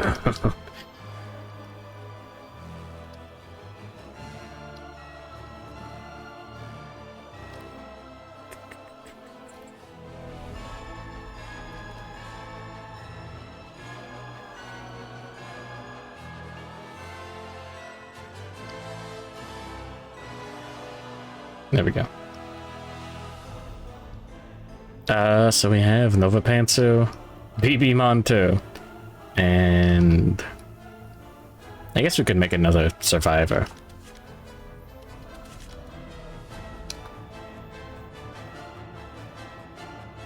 -1 luck. Damn. Oh yeah, we got, everyone has Tinker, right?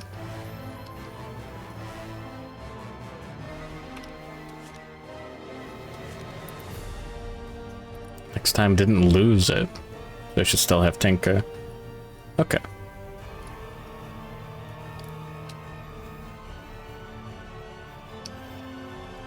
Alright, and we got this guy, Mr. Sticky. Yeah. We have 3 good to go survivors.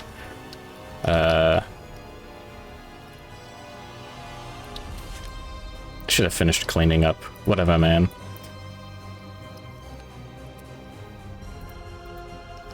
We have the leather for oxidation ready. That's not an issue.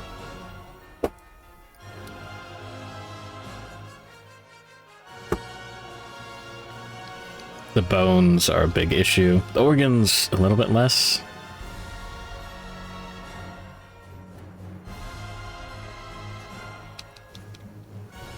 We have some good weapons.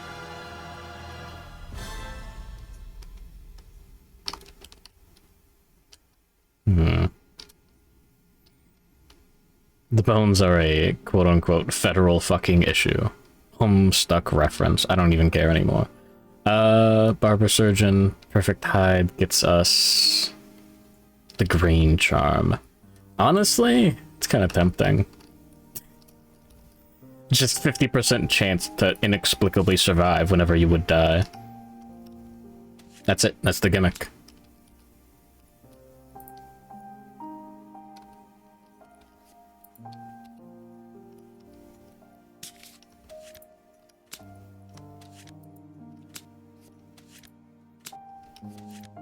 I hope they come up with a cool, like, keyword for whenever someone, like an event forces you to die, even if you would inexplicably survive.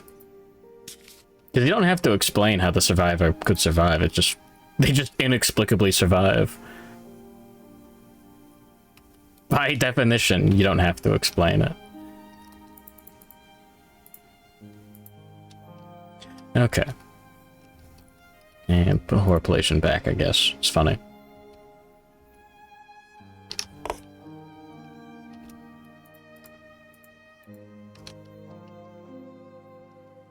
I guess we dropped the scavenger kit. The sickle is still really good. Can't build the jaw saw. Spite bomb. Probably should have built earlier. No one gets greased up. Fuck it.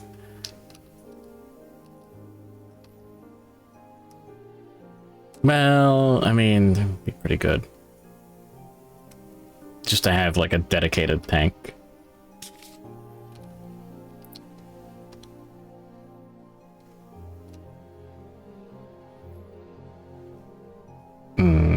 Spite bomb there would do it.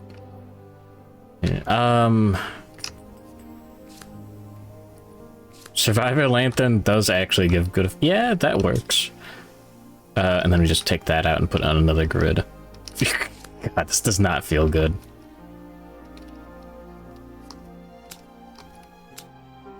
He will never have to draw into a bad hit location. So that's good. First aid kit, necessary.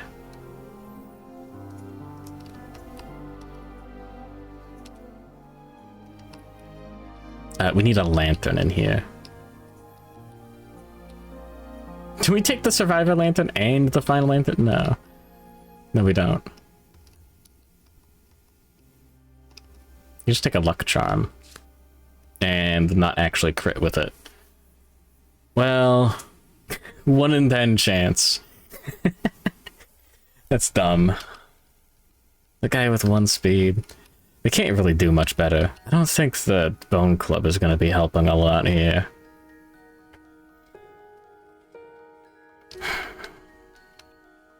I think we still go with the black and red armor for the bit.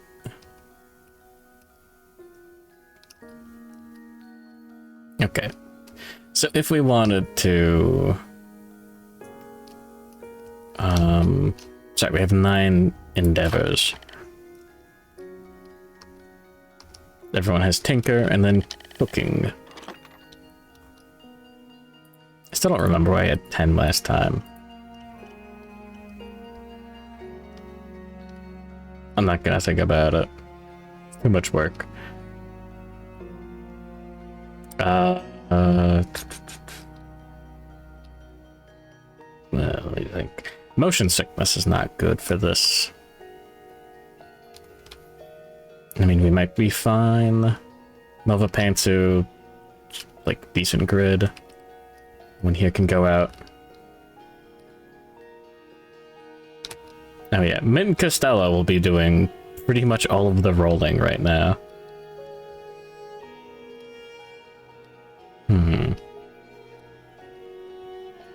Sure, let's roll on Augury with Mint Costello. Why not? See if we can get a an intimacy. Oh, we have Matchmaker. Sure. We can spend 1 endeavor to ship 2 survivors. Anyways.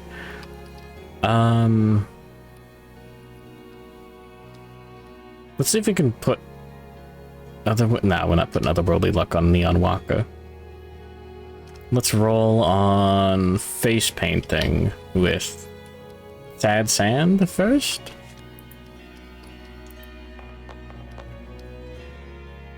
+1 to all intimacy rolls. Sorry, we haven't performed intimacy yet.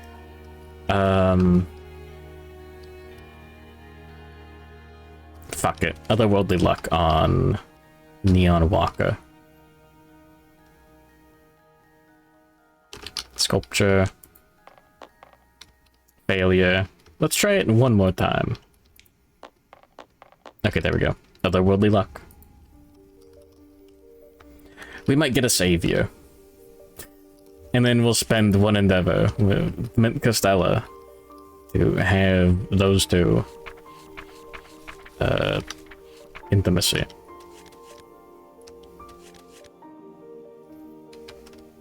Alright.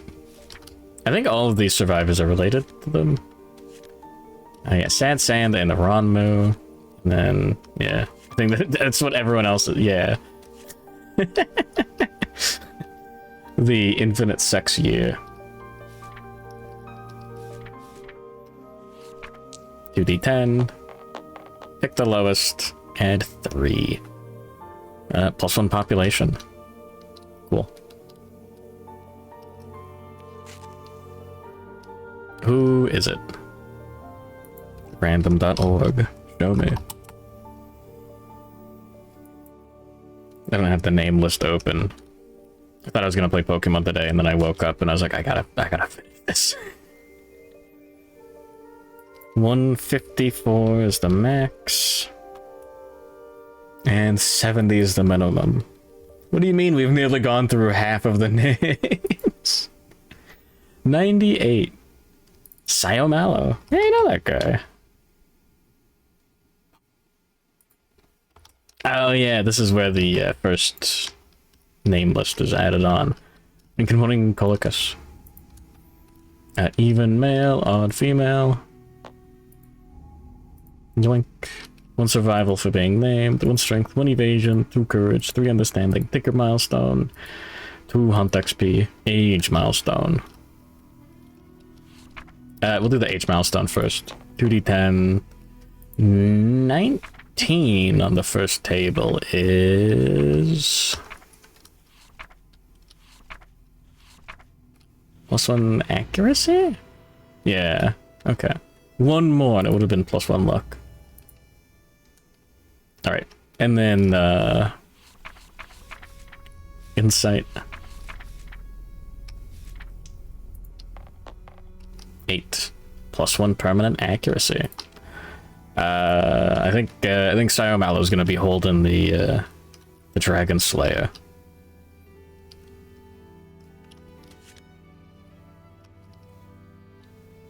That's Sand and Leon Walker. Anyways. Yeah, welcome to the second to last fight of the entire campaign.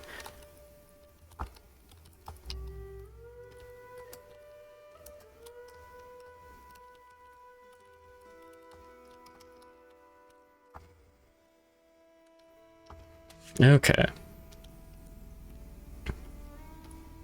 Now what?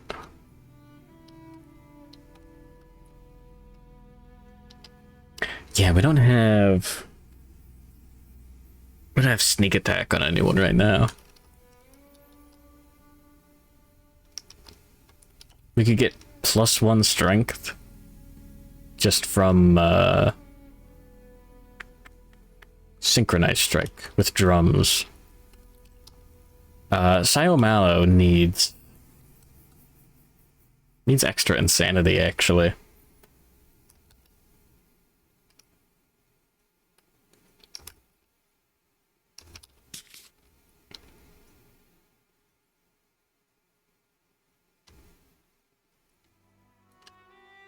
I think we go for Oxidized Lantern Sword.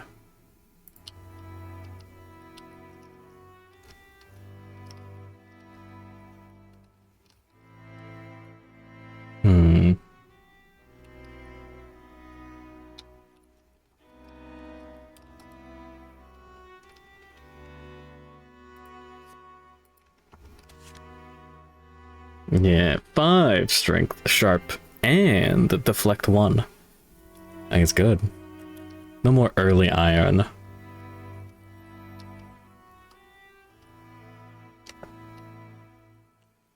We don't need the affinities from the Survivor Lantern, though.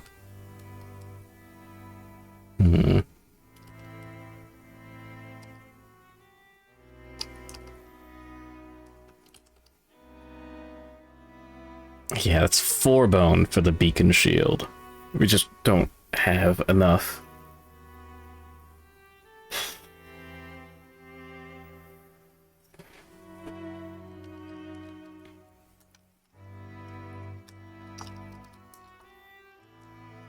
I'm thinking.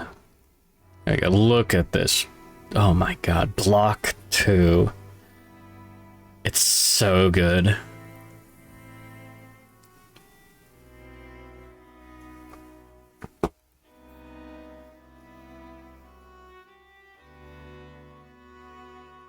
Or we could just get lucky and not get hit.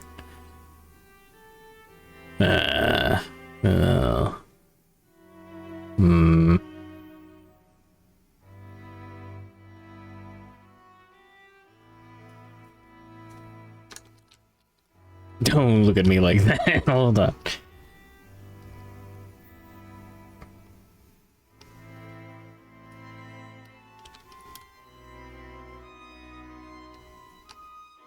And we could just make a lantern glaive.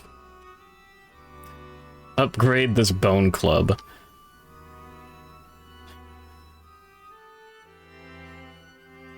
It's actually a really good idea.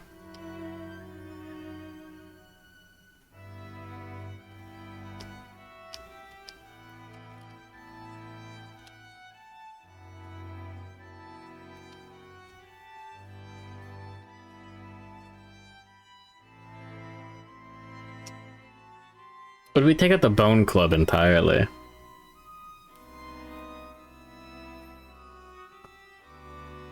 And put an oxidized beacon shield there. So then we got a guy with 3 evasion and block 2.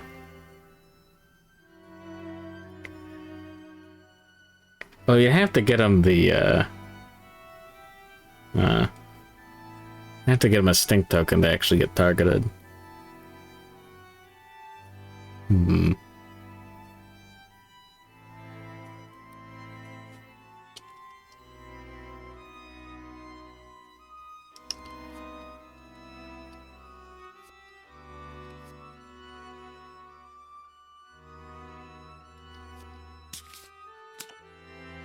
Oops.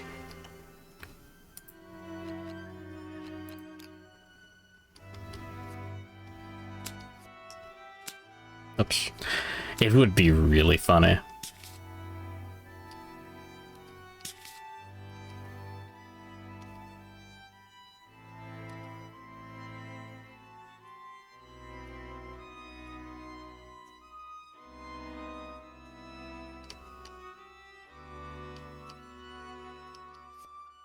It's good to get the heavy gear. The green affinities don't actually do anything there, but they look cool. This guy would hold the sickle. And then we put the beacon shield there.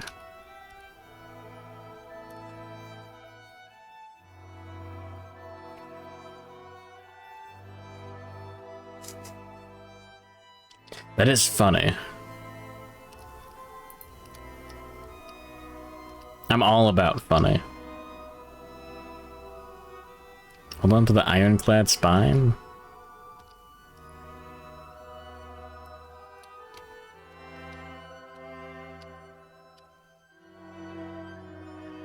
The monster has 17 toughness.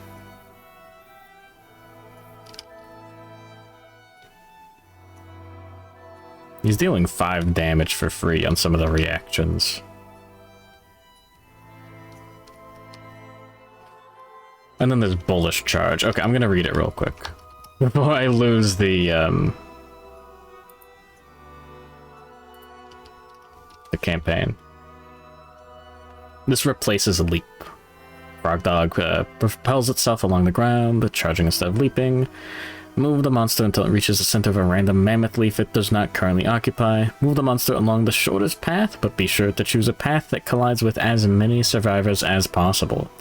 Turn the monster's blind spot to face the center of the showdown board. Survivors it collides with suffer 5 to a random hit location and gain a bleeding token. Fascinating. Awful. I hate it. You just suffer 5 damage.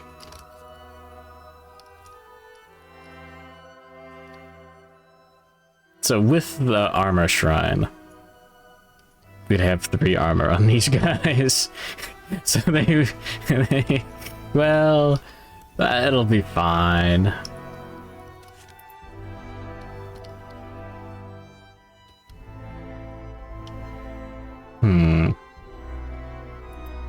We'd have John Tank.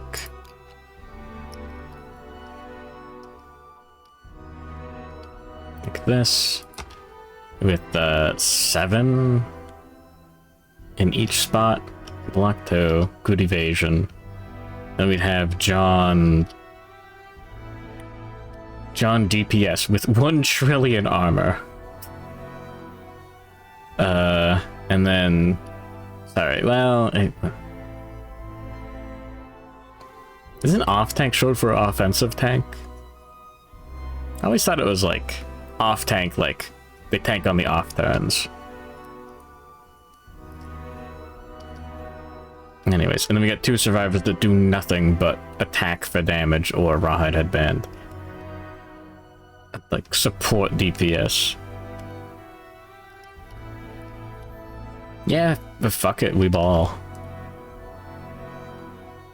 We have 3 leather. We've got more than 3 we have 3 in storage, actually, exactly. 2 iron. And some bone. 4 bone. Hold on to that.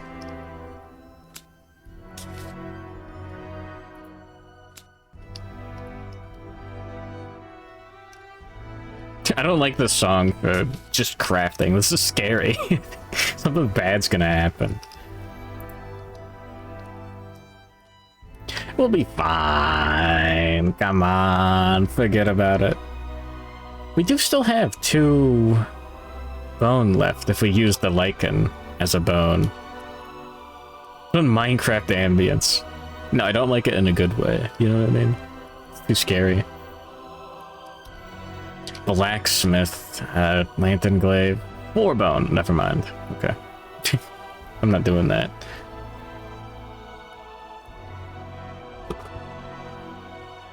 We need 3 bones for oxidation.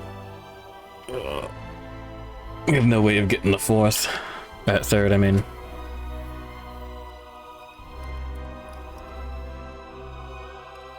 Let's get enough iron for another Dragon Slayer. Yes.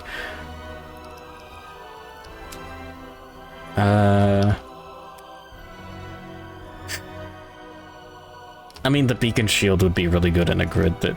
Nah, fuck it. No, we're gaming. We're taking it. I mean, this grid's gonna be using beacon shield every turn. Like, straight up. Sure, there we go. And now we have the opportunity to use Polishing Lantern or First Aid Kit whenever necessary on this grid.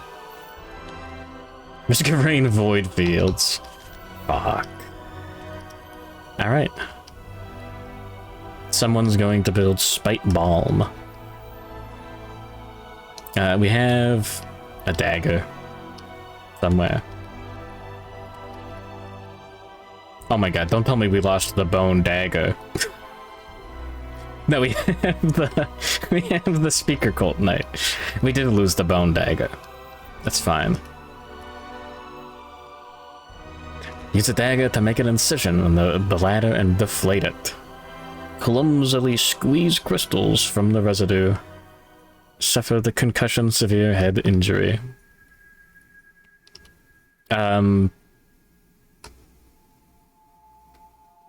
Sad Sand can do that. He already has flower addiction. We're not gonna fix that. Oh yeah, you gotta grip the greasy band of muscle tight. Choose a color you hate to magnify the malice, and release deadly gas in small, stinky squeaks. Thanks. And yeah, use paint to suspend fine crystalline spite powder in liquid for easy transport. You can want to get a love drinking water. Yeah, just random disorder. Hyperalgasia. When you suffer damage, lose 1 survival once per round. That's not good. The pain is excruciating. Oh.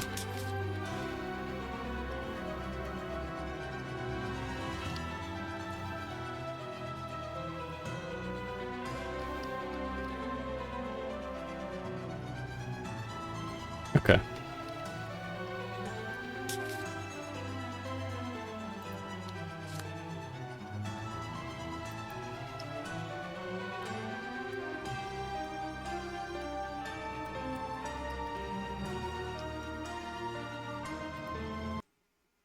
Nah, fuck it.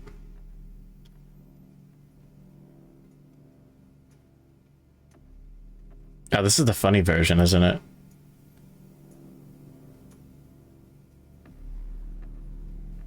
Is it? I can't tell.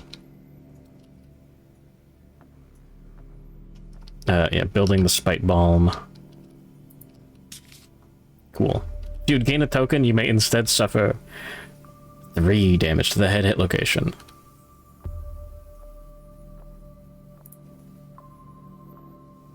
Alright.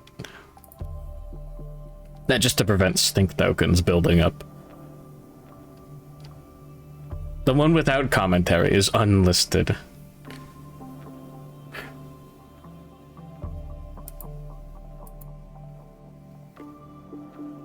I think this is the one without commentary.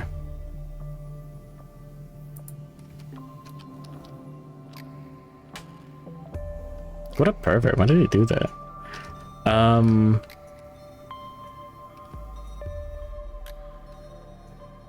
Then we need the down blue from that.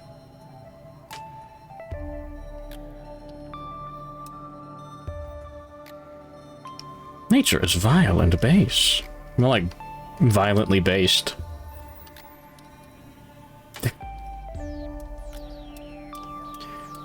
We could have a full Frogdog set.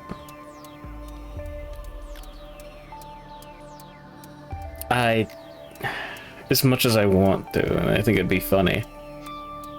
No, it's the vest. We just used our gaseous bladder. I don't care that much. Then we want leather.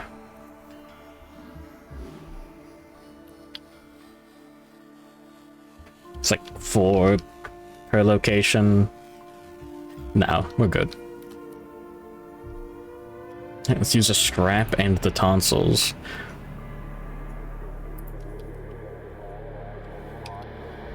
Nature here is vile and base.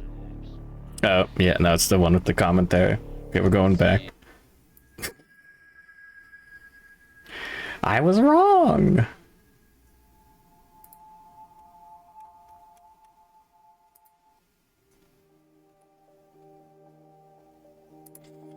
Alright.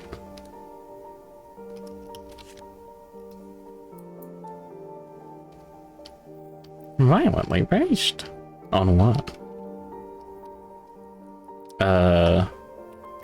Get our lure lantern.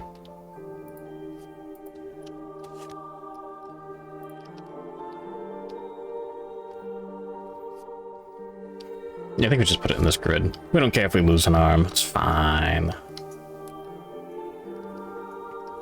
Just hold a polishing lantern in storage. Yeah. Yeah, it's fine.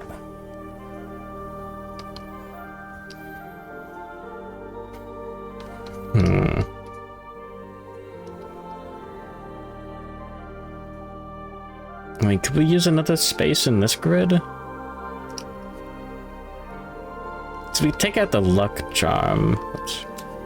Put in the lure lantern and ignore. Get rid of the +1 evasion. We'll get hit more often. I think the only thing that I've put in there is like a leather shield. It's not good.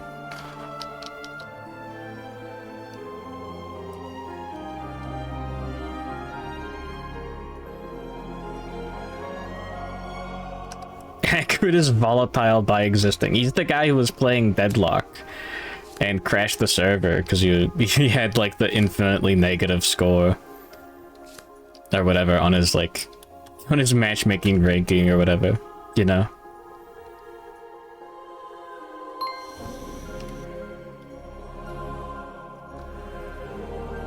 All right, put these away.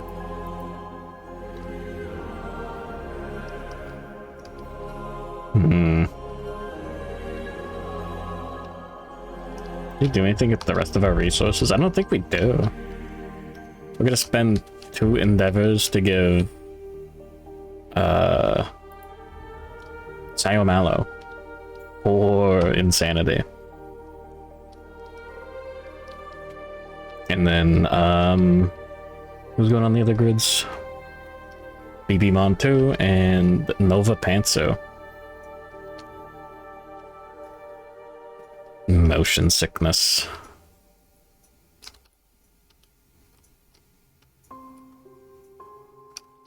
We're going to Wild Kitty 100708. So true. Sure. Thrill Seeker in this grid. Motion sickness. We just won't get knocked back. It's fine. And well, no, we want the extra accuracy here. Guarantee our hits when we do attack.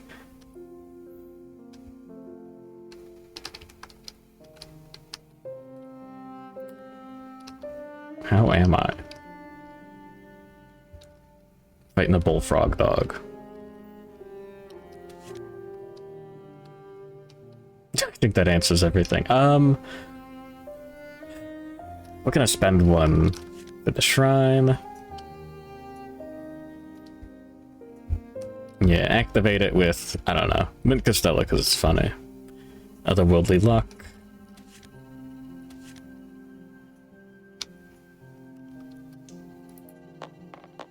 Yeah, +1. Alright, all survivors get 1 armor to all locations, and then we have 2 endeavors left. We're doing something with.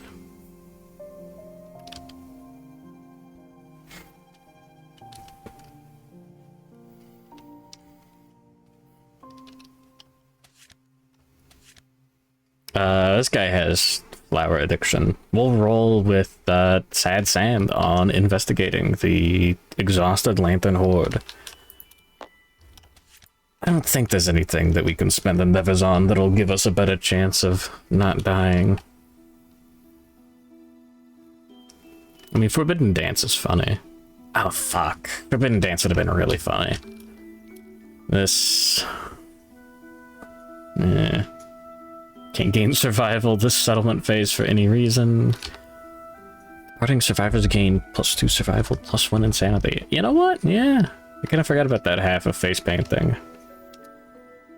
Roundstone training's pretty good. No, you won't. I want to do sculpture on Mr. Sticky X. Damn it. Let's go for otherworldly luck. Why not? Let's do it again. Yeah, we'll be fine. Okay, we don't get otherworldly luck. Damn it.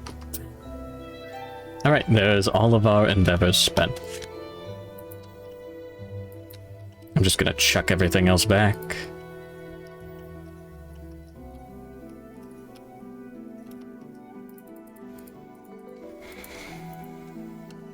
And no strength token there. Record all of these.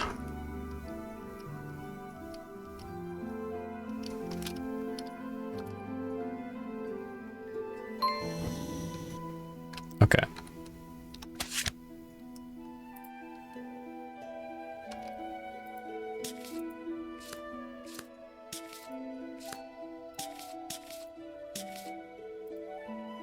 Oh yeah, we're gonna get another Indomitable. What is the other Indomitable resource? It's been so long. And by it's been so long, it's been a long time since I checked. Steel Carbuncle. Okay. Funny. Grimacing Guillotine. I think that one's good.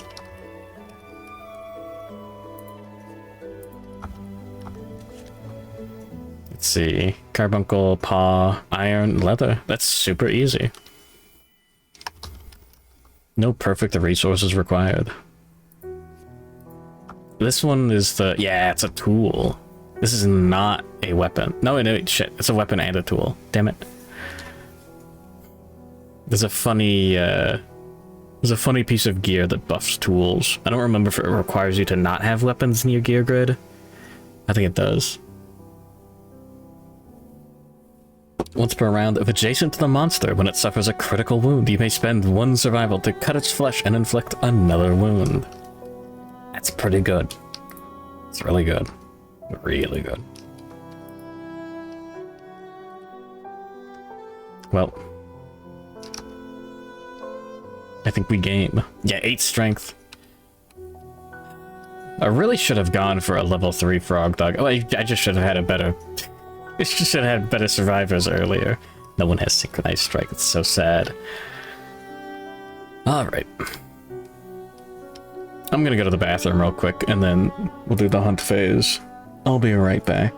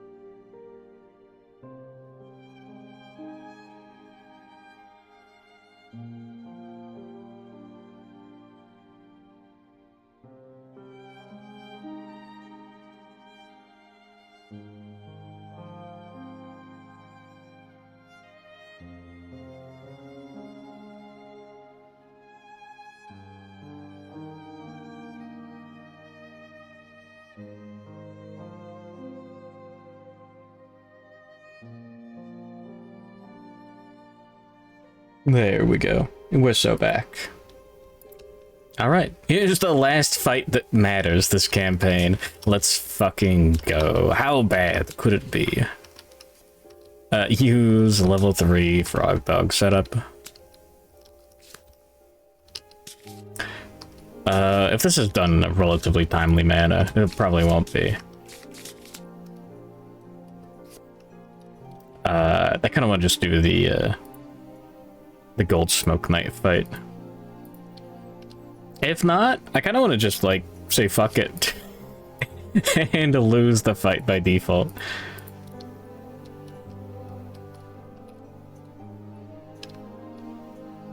I am a little disappointed in this campaign. Oh, there's the herb gathering.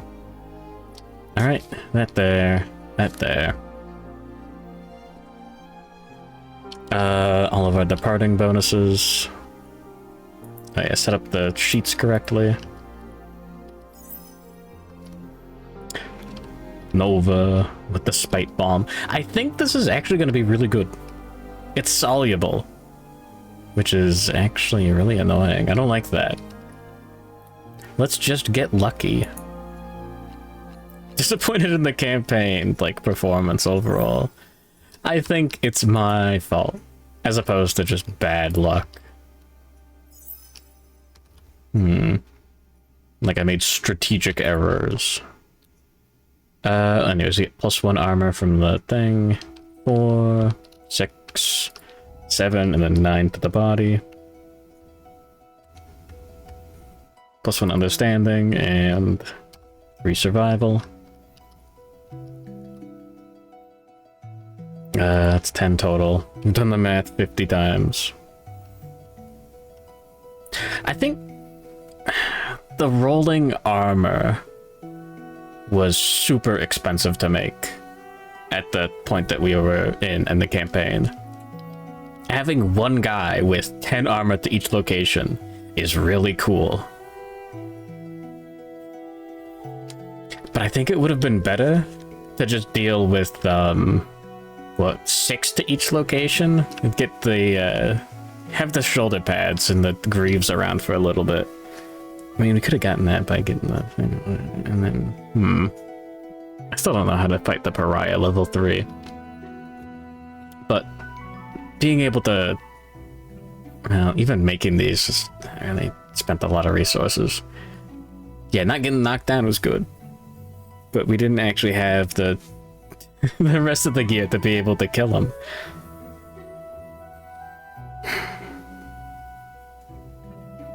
Yeah. Making the weaponsmith. Sorry, weapon crafter, and then getting scrap smelting maybe. And getting blacksmith earlier would have been good. We did get that kind of late. Getting blacksmith and making beacon shields and lantern glaives and lantern swords would have been really good. Like, really good.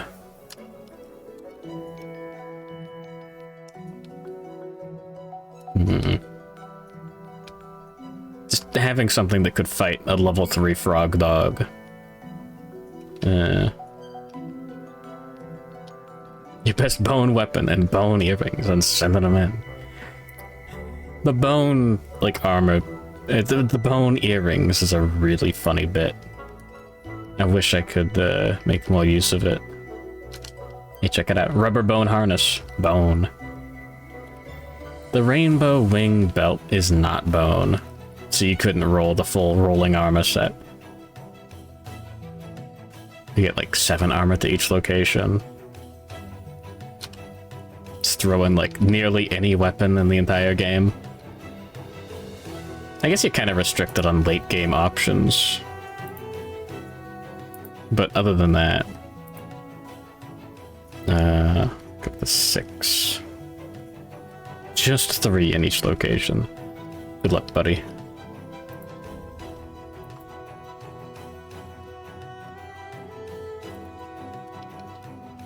Oh yeah, we have Tinker. Alright, oh yeah, proficiencies. Yeah, I'll just do sword. S-word. There's barely any bone armor. 100%.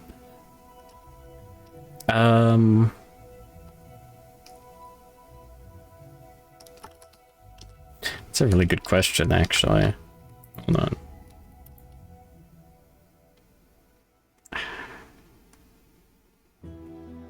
I'm still gonna go with Fist and Tooth, even on the off chance that we somehow get enough dagger proficiency to get that specialization. Just a chance of getting Armor Fist is worth it. We have a club here. No, we'll go for shield proficiency. Yippee.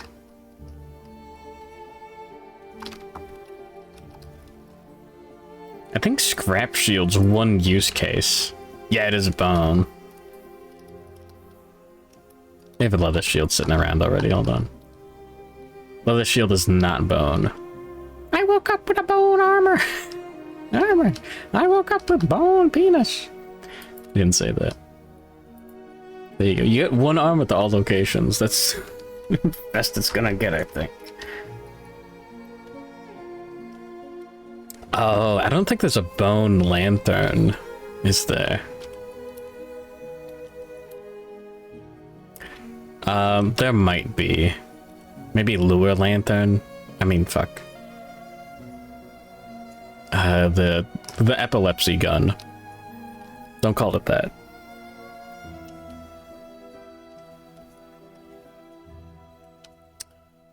The Gorm one. I don't remember what it's called, though.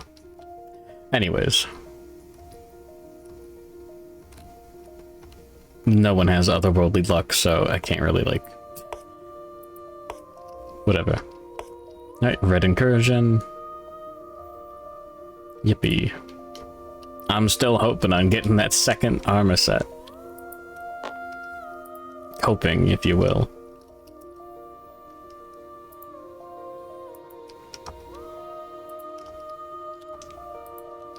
Gordon Freeman getting injected with coke. Yippee. We get +3, rolling with Mr. Sticky. Alright, 10, 13, oh my god. 1, 2, 3, 4 green. 1, 2, 3 blue. The cloak wearer emerges in complete darkness. The ferrous air is stifling. Their heartbeat quickens in an irregular cadence, aching in their chest. Jostling their lantern, it flickers to life, the faintest glow swallowed by the recesses of the massive sanctuary.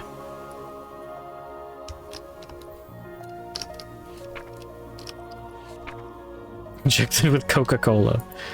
Coca-Cola. Women. It is a funny lore theory. Seer's looking at you, the player. With all those eyes, too.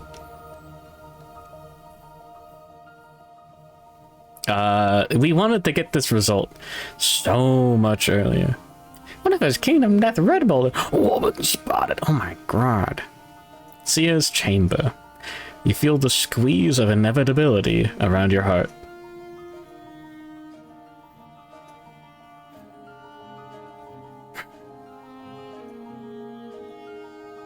Yeah.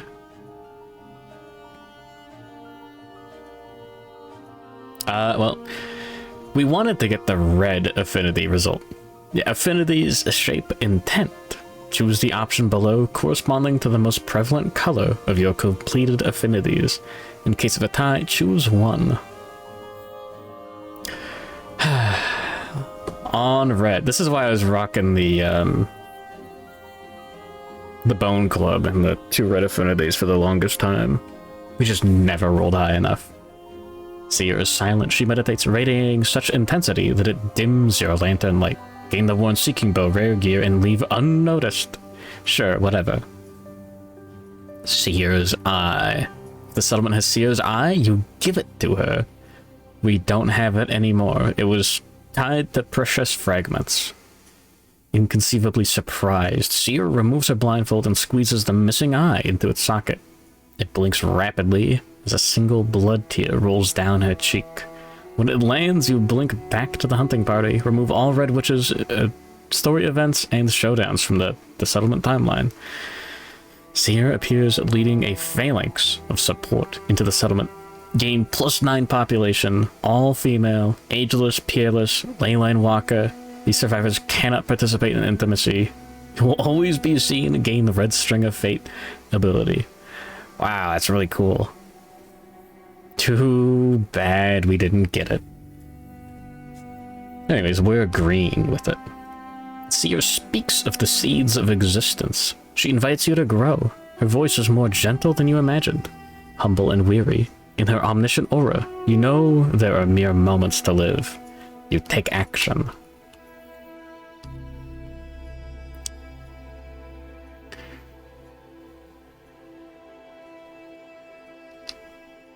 She's green for an amazing reason. I mean, like, we could reroll the other dice. I don't care. We're not getting the second red and black armor set, which is a bit of a shame. Oh, the water almost killed me. Let's just roll for it. There we go. You snatch an unbendable bow, aiming at her heart. Improbably, you draw the empty string. Gain the worn, brawling bow. Yippee. Range 2. Seer's laughter sounds in your ears as you disappear. In this moment of impossible survival, new proteins take shape in your blood. Gain the improbable survivor ability. Whenever you suffer a severe injury, gain a luck token.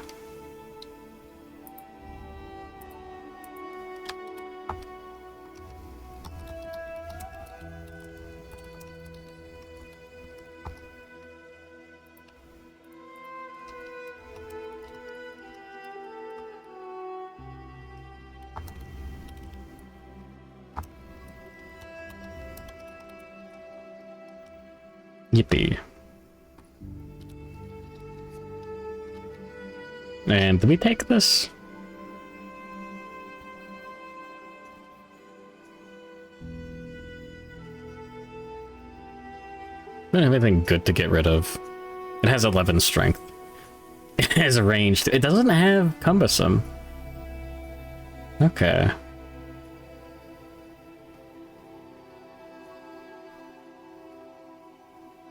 The muscle bar Colicus, you pervert. What are you doing? We can't get rid of Final Lantern. I mean, we don't need the armor set anymore.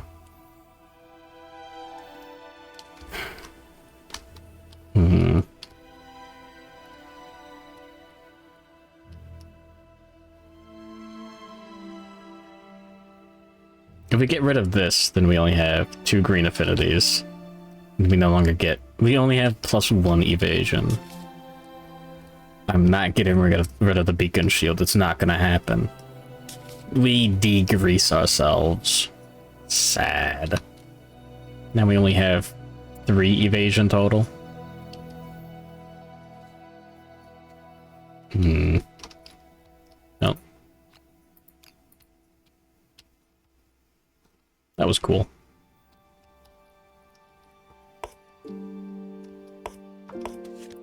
Random event. 25. Again, no otherworldly luck. That sucks. Titans in the dark. An ear-splitting bellow marks the passing of a truly titanic beast. All non-deaf survivors suffer monster-level brain event damage. The survivors cower on the ground, lying as flat as possible and hoping they are simply too small to be worth eating. This thing isn't level 4, is it? It is level 3. Okay, good. Brain event damage. Brain event damage. Damn it, he's no longer insane.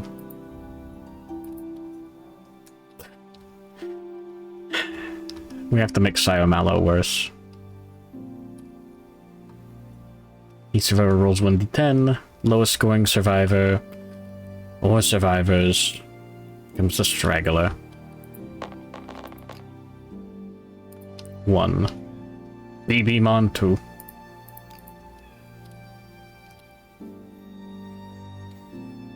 If any survivor has noisy gear, -2 to their roll. Okay. Each straggler rolls 1d10. 8. You make yourself extra flat against the ground and avoid anything terrible. Nice. Sayonara. Wet ground. The loamy stone faces collapse underfoot. Brown water gradually rises ankle deep. The survivors' clapping footfalls turn to sloshing as they push deeper into the marshy terrain. Each survivor rolls 1d10. Okay. 3 to 6. The mud burbles with foul stink. Gain the squeamish disorder. Not good. If you already have it, you refuse to go any farther. End this event immediately and roll on the hunt event table twice before moving on. Awful.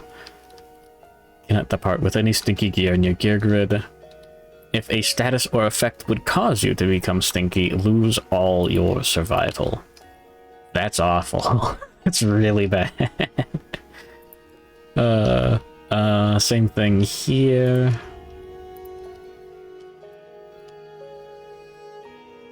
It's great. 7 to 9. The faint burbling forms into the faint burbling forms into coherent speech. +1 insanity, +1 understanding, witness, and omen. The insanity helps a lot.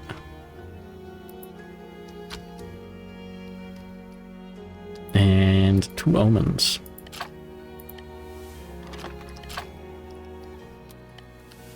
Who got the disorder?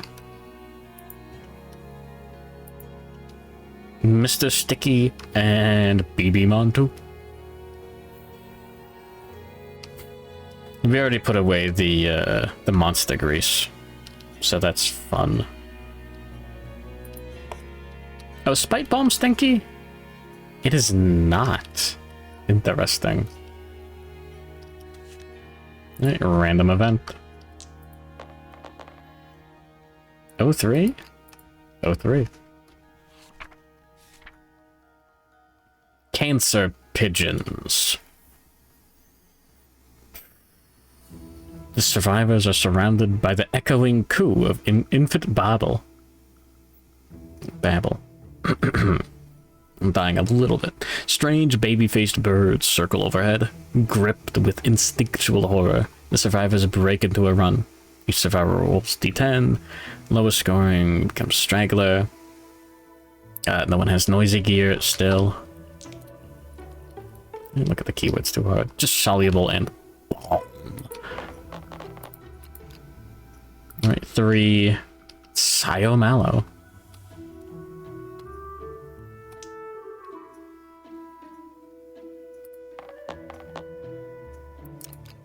Or a cancer pigeon latches onto your back. Shake it free by spending 1 survival, otherwise you are dead inside. Okay. We're good. Okay. Sure, we only need 1 more year for Sayonara. Like, he doesn't have to depart ever again. But he would get no survival back from the set bonus, which would suck. Right, random event. 18. I thought that was 10 for a second. I was gonna scream. Dead weed. You find a strange plant growing from the eyes of a stone face. The event revealer tries to harvest it. Roll 1d10. If any survivor has a sickle, +4. Yeah, you have one. It was BB Montu. Sickle's there. 1. Try as you might, you cannot pull out the deeply rooted weed. We have no permanent severe injuries on anyone right now. No, we've got destroyed genitals. And I don't care. It's fine. Interloper. A small creature elopes out of the darkness. This is the first time hunting a frog dog. The event revealer gets friendly. Otherwise, the creature's origin cannot be unseen. Alright. Cannot be unseen. Decisive murder. You are not fooled by its feeble appearance. Huh. Gain one random frog dog resource. Was it again? Mr. Sticky. Alright, an elastic tongue. Yippee. Overwhelming darkness. Wrong page. I can't wait for an expansion to have whelming darkness. I'm hungry. I gotta eat after this. Oh yeah, it's only 4 AM. Let's go. Alright, everyone chooses Path of the Brave because we have Song of the Brave. Who cares? And walk it simultaneously. Alright. A massive whale swims overhead. Your guts quiver with its booming cries. You vomit in fear, but keep a brave face. Gain a -1 evasion token. After this event, all other survivors gain +1 survival from your bold display. There it is. We can remove that when we arrive. That's fine. 9. With your lantern held high, you cut a path through the teeming darkness. 1 event damage to the arms. Sure. Who cares about damage on the guy with 50 armor? 6. Alright. -1 evasion token. That's fine. And 10. You emerge from the darkness with a new perspective. Gain the leader fighting art. Voice crack.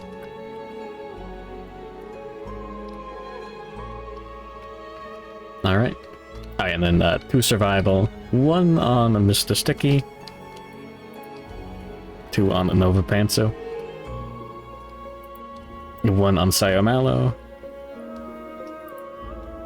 And 2 on BB Montu.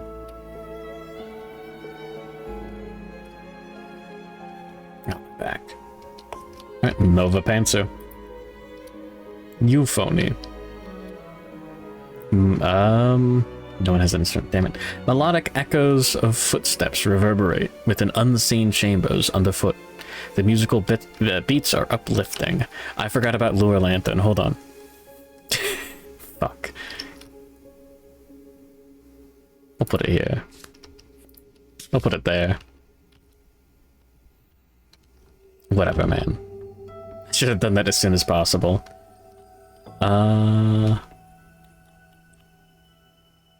Auto tune skips along. Yeah, no one has an instrument. If any survivor has 3+ understanding, the instrument within them awakens. Gain drums. I think we take the 1d10 brain event damage. Okay. I'll have to check the ruling on that. Because we do have someone with 3+ understanding. But we already have drums. Does that count as something happening? Anyways, random event. That was 92. Oh my god. If we get portcullis, I'm gonna flip. Like in a good way. I'm gonna do a backflip. Failed start. Oh wow. The survivors find the tattered remains of 4 humans. Clad in loincloths and the clutching stone shards, they bear the distinct marks of white lion claws. Each survivor suffers 1 brain event damage and gains 1 founding stone starting gear. I don't think anyone wants to get something for a founding stone. Maybe this guy actually. Drop the sickle on BB Montu. Yeah, we don't need that anymore. Come on, we're not gonna crit with the lucky charm. Come on. I want all of this. And I want all of this. Anyways, 1 brain event damage on everyone. I was down to 1 insanity. Alright, and...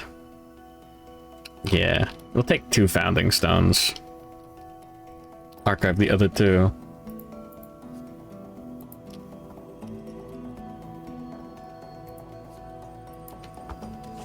Yes. No, I want the accuracy.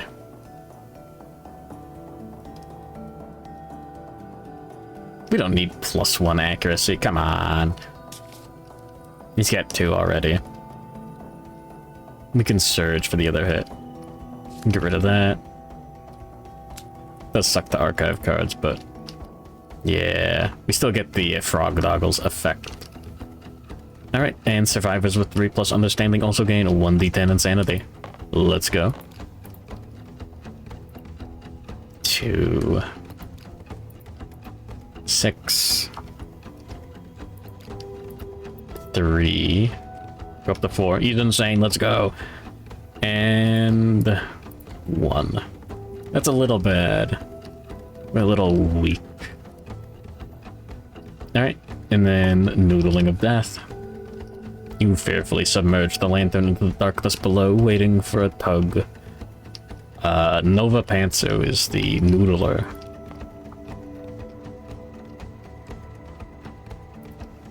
The Noodler. We have the Frogdog book out.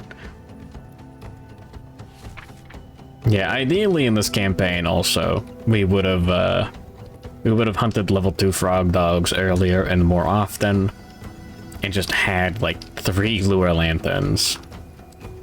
Every survivor with a lure lantern lowers their hand into the dark, roll 1d10, and alright, something clamps around your lure. Your cry is cut short by a splash. You're pulled through the aperture into the clear waters below. 6. A splash? Good morning, the E-Ghost. Waterlogged, you grope around the elusive crowds of darting figures until your hands grip something substantial. Gain a -1 evasion token and a soaking wet random basic resource.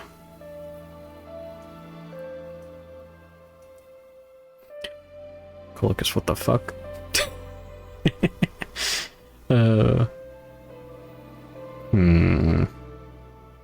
It's so tempting to re-roll that.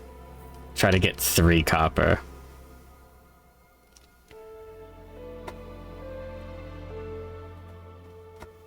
We'd have to get really lucky.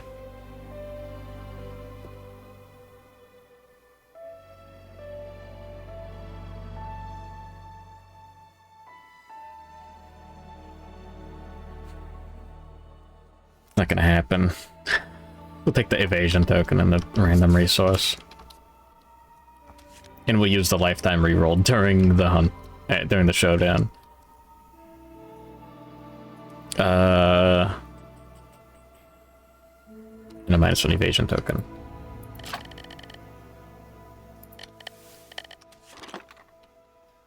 You watched the newest Smiling Friends episode. I can't believe you're bald.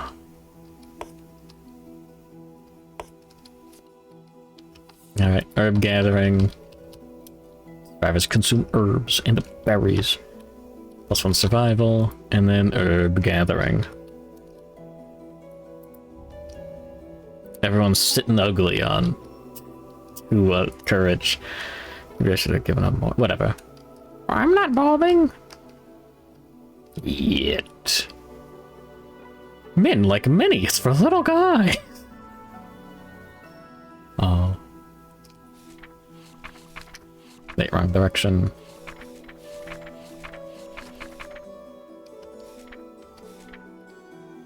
There we go. Yippee. Past overwhelming darkness, cool. We'll do 3d10. We got doubles. We'll do 3d10 again. Alright. It's 19. 3d10. It's 0. And 3d10. It's 0. Plus 10. Hey, because we're after overwhelming darkness. That was unlucky. So, 29, whatever. Gain a fresh acanthus, strange resource. All survivors gain 1 survival. Okay.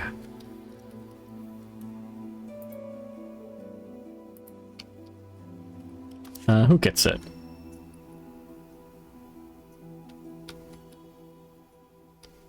I think we put it on Nova. Yeah, we can heal the head after tanking a billion spite bomb hits.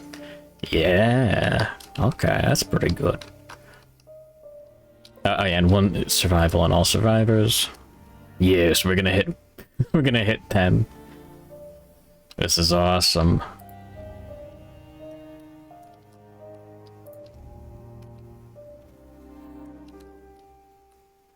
Alright, and then the final hunt event. Belching mouths. The stone faces ahead, belch an unbearable acrid mist. Each survivor rolls 1d10. Lowest scoring survivor becomes the straggler. Caught up in the stink. Choose 1 result. 1. Sio Mallow. Does not have a proctophilia, does not have buccal blood breathing, does not have stinky gear.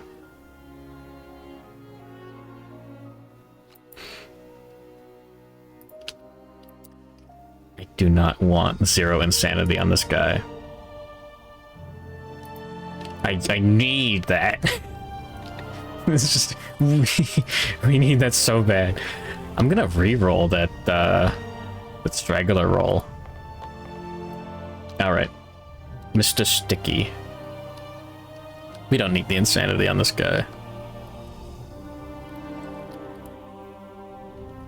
Alright. You crumple in pain. Set your insanity to 0. And gain a random disorder. Oh, thank you. Yeah. Doesn't gain a stink token and doesn't become stinky, so that's good. Weak spot. Roll a random hit location. Record it. Legs. Cannot depart unless you have leg armor.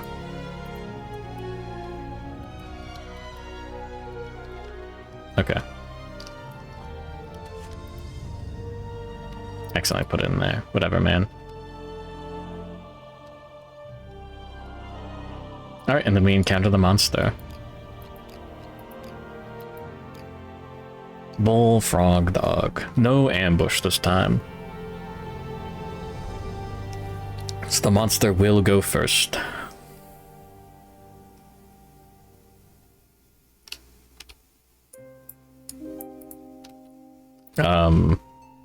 Dog Doom maxing.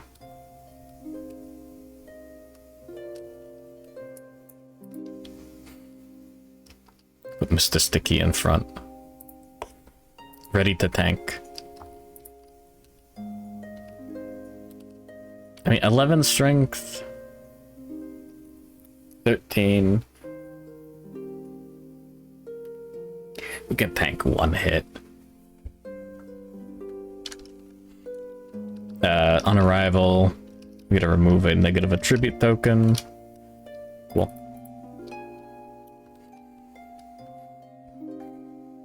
Song of the Brave. Get the omens. The loathsome creature that I hate. Yes. Who wants to... I think we put Siomalo in the... No, we want to bounce.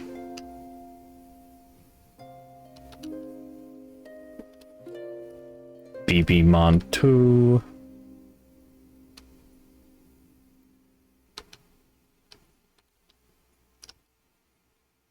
I think we go like this. Yeah, I think this is correct. Alright. On arrival. Oh yeah, Horripilation.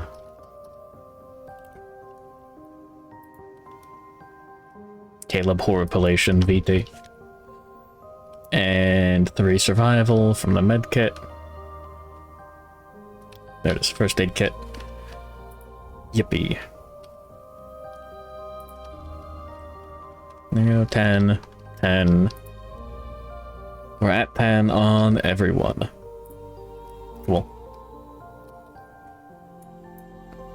Anything else? Squeamish. Funny. No stinky gear on anyone, so I don't actually know how the monster's targeting is going to work. That's really scary.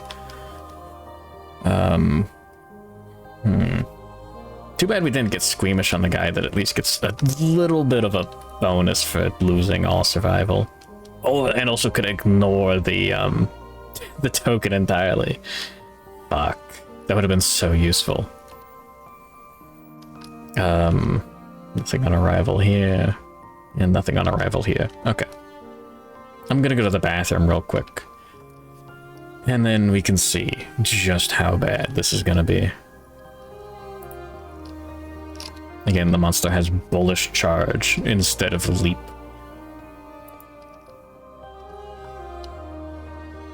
So we're gonna be taking, like, extra damage constantly.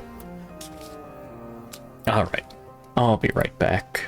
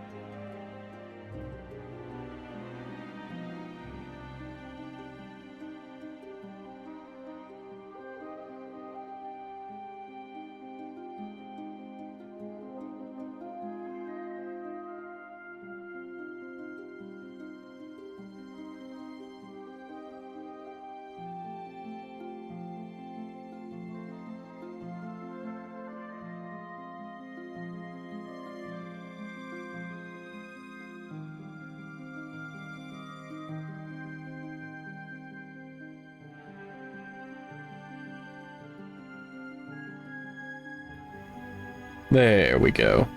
I did it. I defeated the bread and cheese. Alright, let me think harder.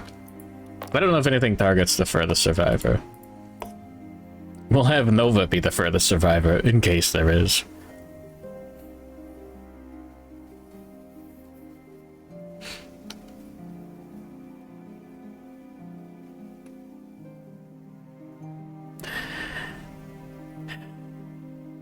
Yeah, okay.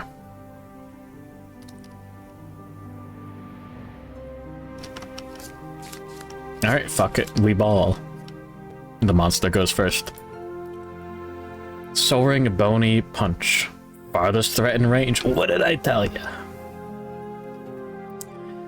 Shit. Perform leap. Target suffers grab.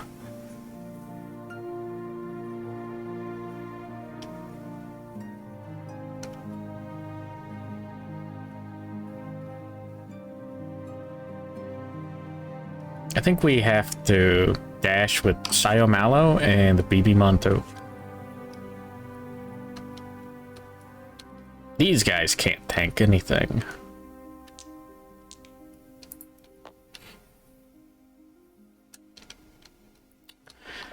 Roll for Rawhide set bonus. Okay. We do not gain the survival back. Roll for Rawhide set bonus. Okay, we get it back.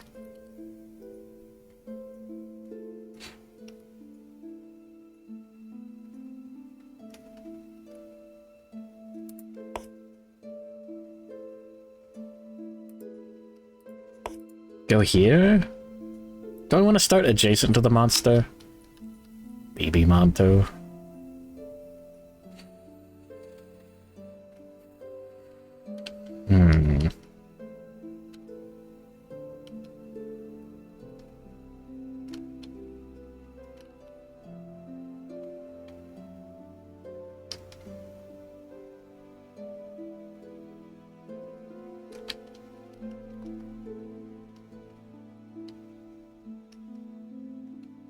We risk it.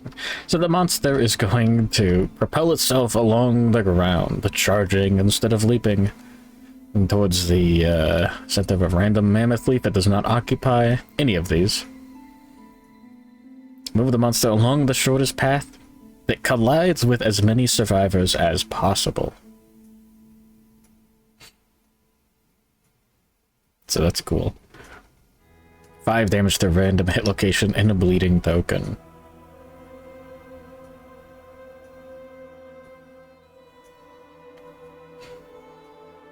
I should go 1, 2, 3, 4,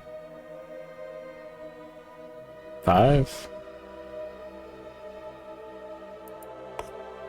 It's actually decent. It could end up adjacent to the monster if we want. 9, 10 strength. I think maybe we want to think about it. So if we don't want to, the monster can either go like this to this pad, or like this to this pad.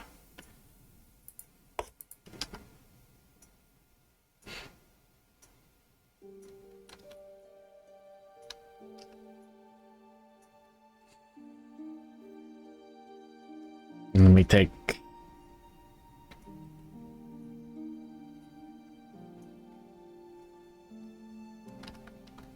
I think we dash here as well, I'm gonna be honest. Mr. Sticky, get out of the way!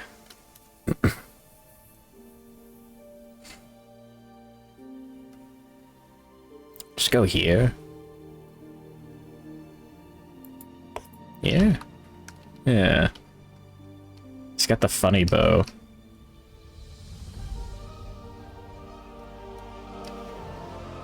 I'm gonna put him here. Just in case. Alright. Perform leap.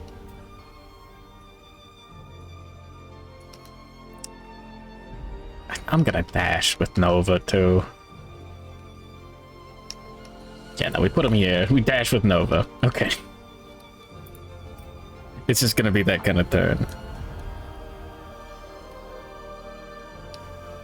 Doesn't matter where we go. Alright, 1, 2, 3, 4, 5, 6, 7, 8, 9. That's the one I didn't want to go to, I think. Well, he can't hit any survivors on his way there. In the blind spot to face the center. Yeah, survivors adjacent are perfectly fine. Alright. Target suffers grab. Oh, that is... it's annoying. Knocked down in front. That suffered knockback 5. And 3 damage to the legs.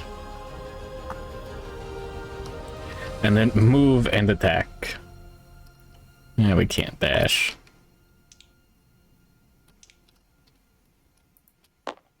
Hold on.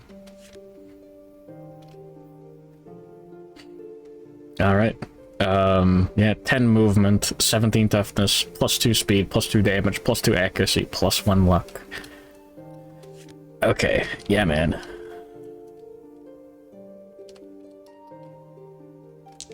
Alright. We have 1 evasion. Okay. Okay. 4 plus the hit. He's got 2 accuracy. That's 5 hits for 4 damage each.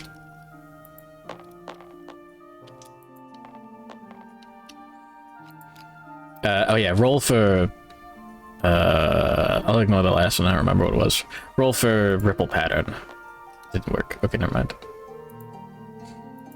Alright, so 4 damage to the arms. Take it. 4 damage to the legs. And a 3 there. 4 to the waist. We'll dodge the second hit to the legs. And 4 to the body. Okay. Well, that one's annoying. You're not allowed to power scale smiling friends. Pim could beat Luffy. Oh yeah, he did survive the kick from Mr. Frog. Hey, wait a minute. Alright, indigestion. Don't look at that. Alright. I'll shuffle it in. I do not know the fart cards by heart, and I don't want to. Alright, we'll take Sayo Mallow's act first. He's got that founding stone. Look at the top, He's insane still, right? Yeah, good. 4 insanity. While insane, at the start of your act, to reveal the top cards of the AI and hit location decks. Big Mouth Bite. Closest threat in field of view in range. Interesting. We could knock the monster down.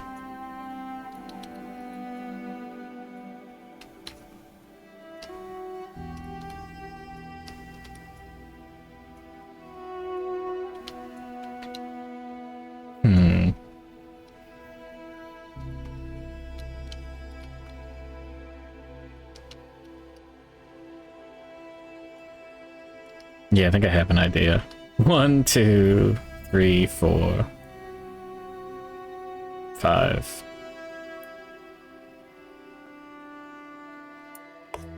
Why not? Oh yeah, yeah, when Pim went insane in that one episode. What happened to the orb, but you know what I mean. Yeah, it kinda counted. Yeah, it's Sayo's turn. Now we take BB-Mon's act. We surge. The polish brings us up to 3, 7, 9, and 11 strength. It's not great. I'm gonna move 1, 2, 3, 4 spaces. And and we're gonna surge. Oh yeah, hold on. Roll for the rawhide refund. Will we get it back on Baby Mom? Sayomalo does not get the survival back. Now we're not gonna know what the top card of the AI deck is. I might be stupid. But goddamn if I'm not stupid. Let's go. Festering Heal. We're throwing a Founding Stone. Wounding the monster. The Frogdog is stunned. Oh wait, no, we'd have to use our action to Polishing Lantern, and then we surge. Yes. Okay. Oh, then we're not gonna get to remove the fart card either. Fuck. Anyways, good morning, Tower Shield. Stick to not power scaling, that's correct. Alright. The Frogdog is stunned and rolls protectively through its writhing pile of spawn. The monster is knocked down. Roll 1d10. Yes! On a 6+ discard all fart cards on the double sphincter. That one? No, man.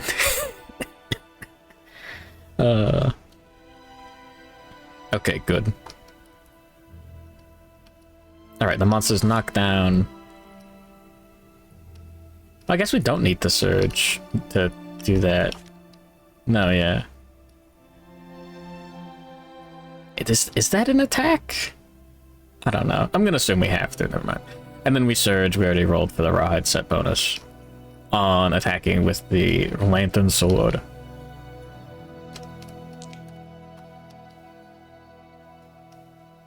I think John One Piece said he was gonna finish One Piece because Miura died. I think John One Piece said he was gonna finish One Piece because he's had like an outline for a long time. But also he keeps adding stuff to it, so like whatever. He watched Game of Thrones and then, yeah, things got out of control. Oh man, Squeamish, this isn't good. No reactions, let's go baby. Hitting on 3+ regardless of modifiers. There's a 1. We do get to ignore early iron, that's good. Just 2 hits. No trap card. No reactions. The monster has +1 luck. We have 0 luck.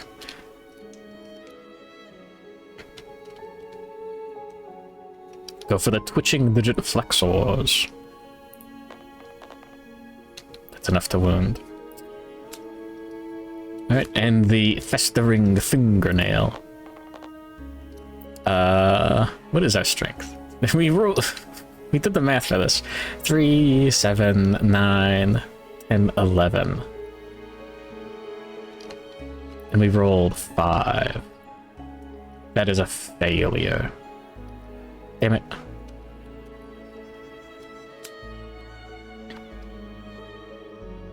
Okay, and now we have Nova Pantsu and Mr. Sticky's Act. Excuse me. I had to cough. I don't know, man. The monster can get up facing this way. Well, there's nothing we can do to manipulate the AI deck. So,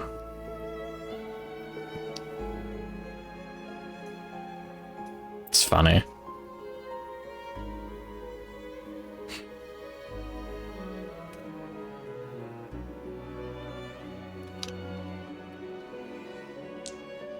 I think we attack with Nova.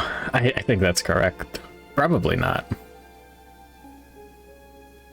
Yeah, we'll take his act. Hold on. 3 speed. 5+. Yeah. No bonus accuracy. Just 1 from the blind spot. Yeah, go for it, buddy. 2 hits. Maybe I should have thought this through. Golosek. Leap, then gaseous blow on reflex. I think we go for the Golosek. We'll crit on a 10. Which would be really funny. This is one that I'd love to throw a Founding Stone at. Whoops.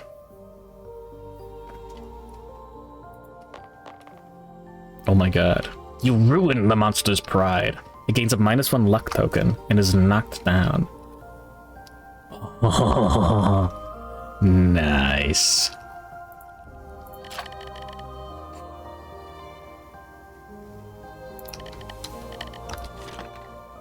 Yeah, how old is Oda? Also, he's a manga artist, so like, you take his age and then you multiply it by like 5 to determine how old he really is.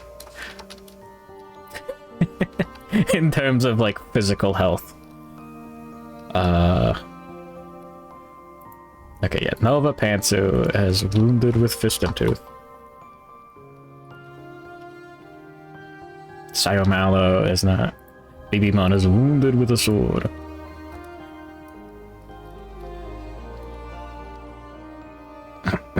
He's 50. Oh wow. We don't have Monster Claw style. No Savage. He's knocked down, so no reaction here, regardless of whether we fail or succeed. And where's the white dice? There it is. Come on, 9 or 10 to crit. Automatic failure. Damn it. That's fine. No one died. 19 cards left in the deck. Let's go. And we can move with Nova Pantsu. 1, 2, 3, 4. Yeah. I mean, we could surge to attack. The monster gets back up. I don't know, man. We'll have him face this way.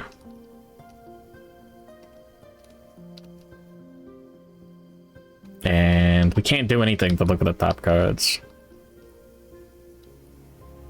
Isn't Toriyama like 80? Is he like 50? I don't know. He was 68. Okay. Well, Mr. Sticky can move and block. You could put him there. Alright, who knows what the monster's going to draw. Give me the universal 2. Because he's got 2 block.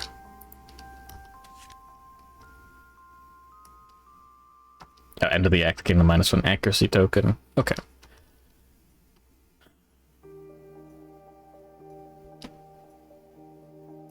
I guess I'll put him here instead. In case the monster leaps this. No. No.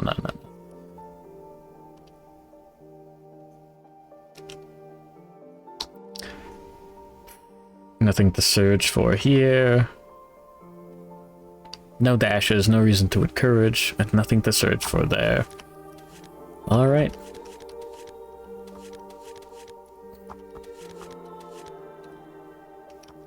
Corpulation moves on to Nova Pantsu. The monster draws... Psycho Bark.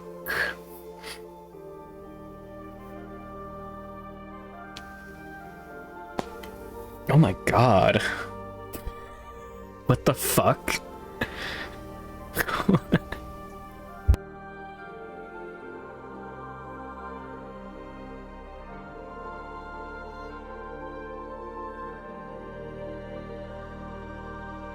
Sorry, I had to mute the cough. What the fuck?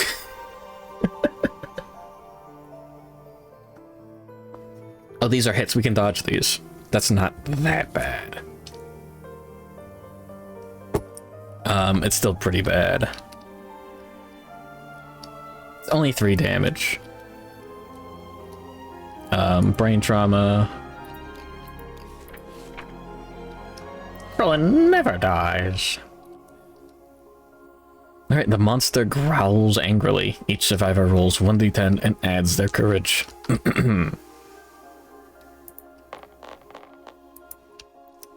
None of those are greater than 10. Wait, hold on. Not 8. Alright, 3 brain damage into the flea brain trauma. It's a brain trauma on Mr. Sticky. +2. 8. Lunacy, random disorder, 1d5 insanity. Fucking psycho barks. I mean, he comes back. It's Dragon Ball. Come on. Motion sickness. Ugh. We're getting close to getting rid of Squeamish. That's good. And 1d5 insanity. Get 3. Yippee.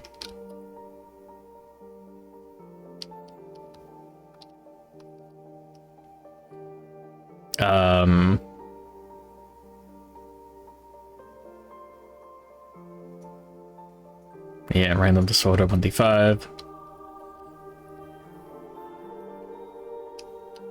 And then I guess we get flee immediately after.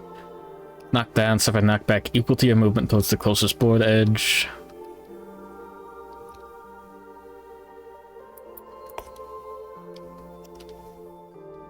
And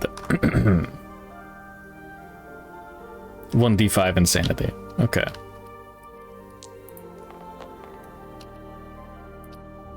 It's up to 5.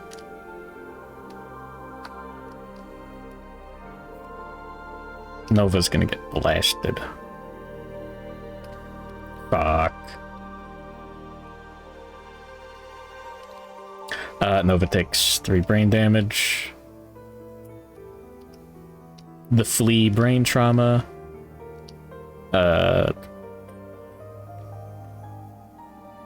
Yeah, knockback 4 towards the closest board edge. Like, gets knocked down 1, 2, 3, 4, 5 instead, and then moves 3 towards the board edge. He's still standing. Used as rolling armor for the round. Guys, Goku collects the Dragon Balls again in like 3 episodes and brings them back. No, he collects the Dragon Ball in like 100 episodes, okay? Pokemon fans are the Disney adults of gaming. It's a deep cut. You're not wrong. Right, 3 brain damage on Sayo. Oh, did I get the, yeah, 1d5 insanity. Right, 4.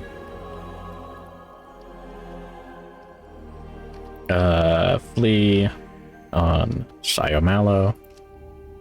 No longer insane.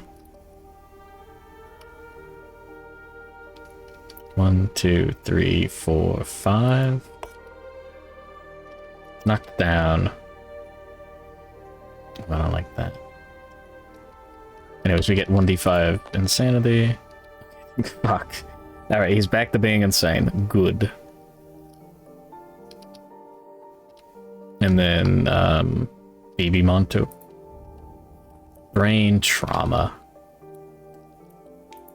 +2.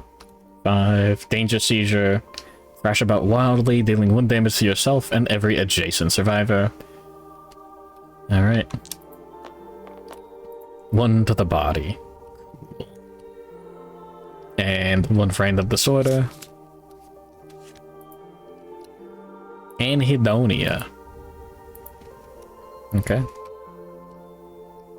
Always sane. Gonna gain fighting arts, secret fighting arts, or abilities.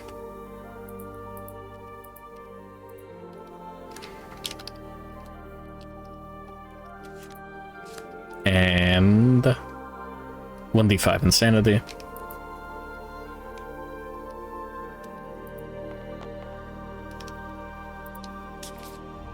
Alright. And then flee. Gets knocked back into the monster? I still don't know what the ruling is for that. Yeah. And 1d5 insanity. Another 1. He has motion sickness. Lead token. Someone else got motion sickness, right?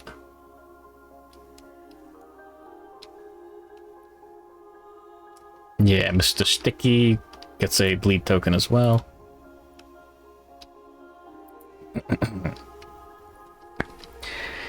And now we get an opportunity to perform survival actions. That's great. Who's getting barked? I want Mr. Sticky to tank it. I mean, I guess Babymon gets to tank it too. I didn't shuffle motion sickness back in. Whatever. But yeah, no. Pokemon, I don't know if we want to... No, he's gonna turn to the left and hit all three of these guys. Nova Pantsu can encourage... I don't know, Psyomalo? To stand back up? No, we encourage BBmon. He's gonna take damage, but that's fine. We're going to encourage with BBmon. He has Thrill Seeker, so I don't care as much about losing survival. He's gonna encourage Mr. Sticky. Does not get the survival back. Okay. And now Mr. Sticky is going to dash. He's blocking too. And, okay, Mr. Sticky's taking no damage. Put him here. BBmon is taking 9 damage.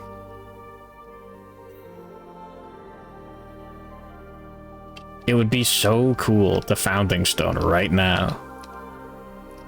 But I think that's like an objectively incorrect play.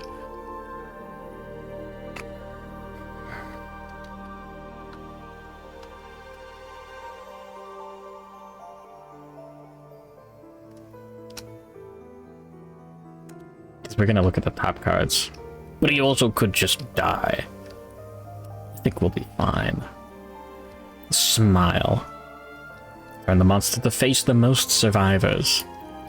It squeezes its powerful abdomen. Perform a gaseous bloat. Oh, that's cool. Then it releases a furious storm of pressurized barks. The entirety of the monster's facing. Survivors in the bark zone suffer 3 hits for 3 damage. Whenever you're hit, archive a -1 accuracy token to ignore that hit. And block 2. Ignore the next 2 hits. Cool. Bark, bark. And BBmon is taking 3 damage to the legs, head, and legs. Well, nothing to do but spend 1 survival to dodge a hit to the legs. 3 to the legs, 3 to the head. And dodge and roll for the rawhide set bonus. We don't get it back. Yeah, double the number of hits for knocked down survivors. Funny. Well, I don't want to draw that again. Alright. Piston Tooth Specialization, we can have Psyomalo get back up. He got knocked down, but he got up again. I think we take his act first and think about that the Founding Stone.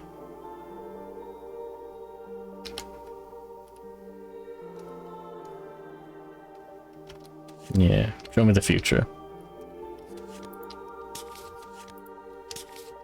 Double blinking eye. 1 aqueous eye. No, I'm good. Splashing slap. Knock back 3. Remove a stink token. It's not too bad.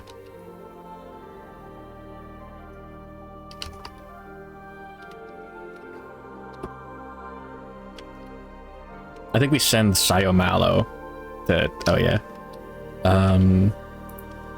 This should be 2. End of the turn. Indigestion.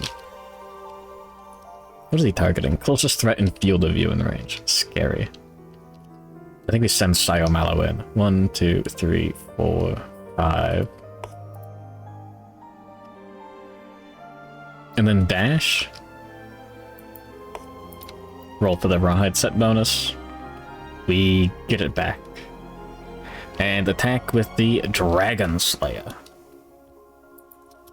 Sorry, that was the second turn. Psyomalo does have Horripilation right now. Oh, the Death Die. I was supposed to go to the left. Okay. BBmon had it last turn. No, Psyomalo has it. Teehee. Alright. It doesn't matter. Dragon Slayer. 6, 5, 4, 3 plus to hit. No Frogdog bonus. Yes. Alright. The double blinking eye. 7 plus 10. A 17? Yeah, that's enough to wound. We deal a wound, and then devastating, deal another wound. And whenever the monster is wounded from the funny zone. Yeah. Alright. Cool. Yippee! It seems a little egregious, but I'm gonna surge with BB Montu. And I'm going to activate Rawhide Headband. Alright, cool. We spend 1 survival, and then Thrill Seeker. We gain 2. I forgot about Leader. Mr. Sticky has +1 speed. 1, 2, 3, 4, 5, 6, 7. No, that's occupied. He can't land there. Fuck. He could go here, like here, and then dash. 1, 2, 3, 4, 5, 6, 7. Range 2. That would be really funny. With enough, yeah, enough strength to wound. Not adjacent, so we wouldn't have to worry about squeamish. Anyways, show me the top 2 AI cards before I think too hard. Mood. Mood.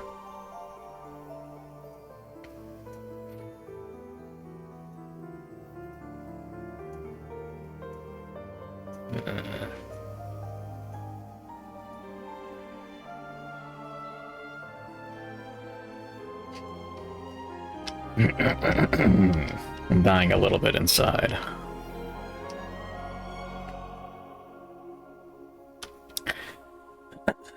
+1 damage, -1 toughness. All survival actions cost 1 more. And discard after performing the trap.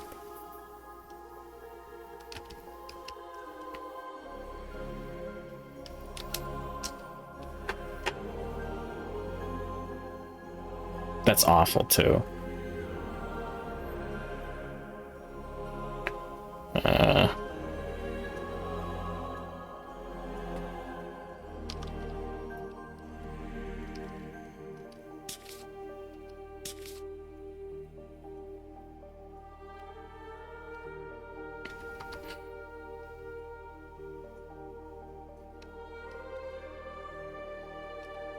Yeah, let's get a little egregious. Let's take Mr. Sticky's act. BB Mon still has a dash, and he's still just sitting there.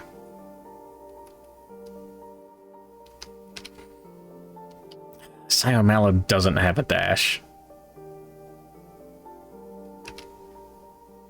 He's in the perfect spot for getting got. Mr. Sticky doesn't have a dash. Fuck. We don't take his act yet.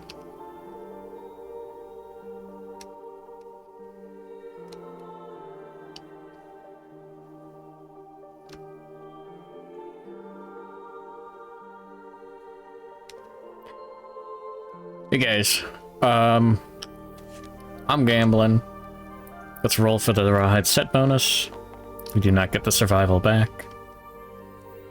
What are the odds that we draw a super dense hit location? Pretty high, actually. It's a hit. Oh, okay. We're good. We're good. We're good. We're good. Big numbers. 9, that's enough to wound.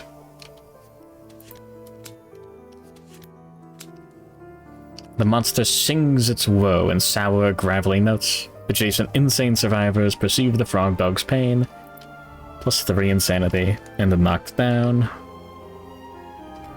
Cool. Always sane. And then we take BB Mon's act. Yeah. We have our movement and our action. I want to look at the top 2 AI cards with our action. Bullish Blast. The Bullfrogdog begins to bloat, growling before barreling forward.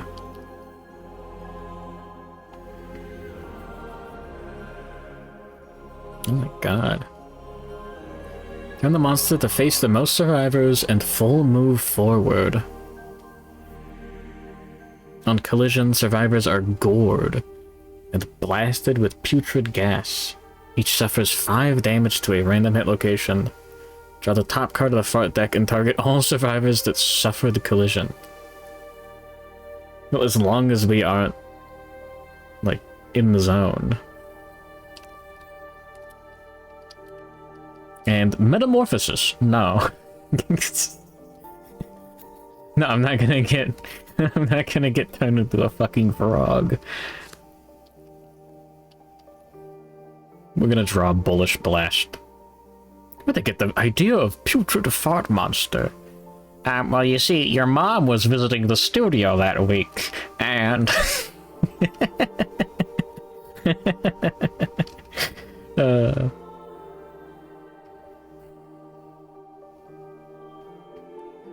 1, 2, 3, 4, 5.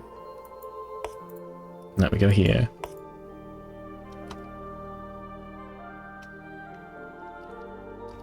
Yeah.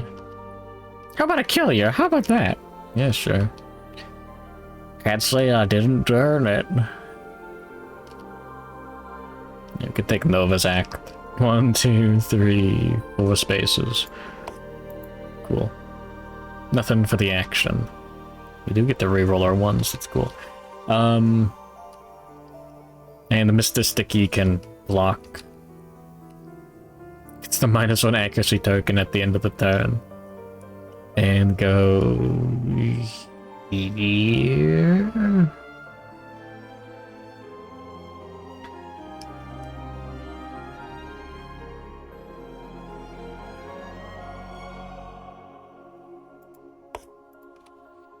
What could possibly go wrong?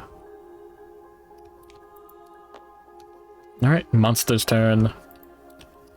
Draws Bullish Blast. Whole Frogdog begins to bloat, growling before barreling forward. Yeah. Time to face the most.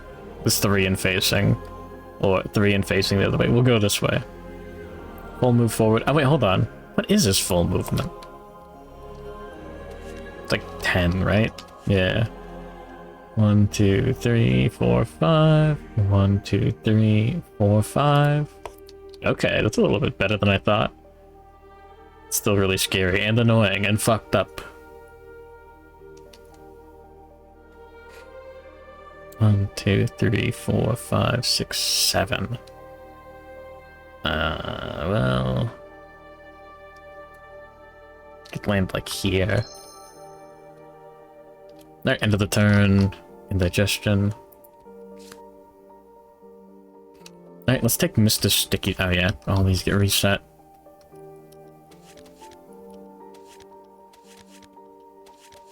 We could just stand up normally with Saya. I thought about Warhammer being an inspiration. Huh. That's funny. The game is heavily inspired by Warhammer Quest. I don't know how much. I think like Warhammer Quest has like the same kind of system of like you get different locations that can get injured, and it's got, instead of like a hunt phase, it's got the like return with your loot phase after like questing or whatever. I don't know how Warhammer Quest works. Yeah, hopefully we get the thing affected by Golosak. I really hope. Yeah, we'll take Mr. Sticky's act. He's no longer blocking. And, I mean, we could surge to block. That sounds smart. And then use our movement and our action. 1, 2, 3, 4, 5, 6, 7. Attack with a range 2. And +2 strength. +3 strength. 11. 14. 16 strength. -1 accuracy. 7 plus to hit. At least we're blocking. One hit.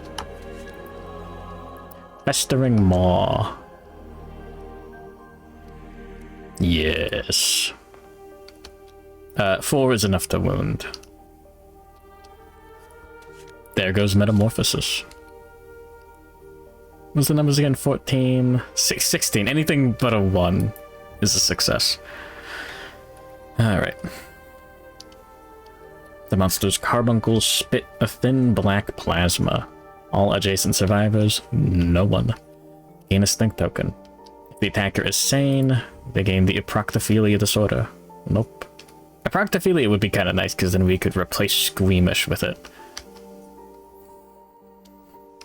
Alright. Now we take Siomalo's Act? Show me the future. Twitching Leg Extensors. And Origin Dream. -1 movement token. All threats. That's annoying. I don't think I want that. I mean, we could invert it with Nova, and we don't have inversion fighting on a survivor. Everyone else is not having a good time with that.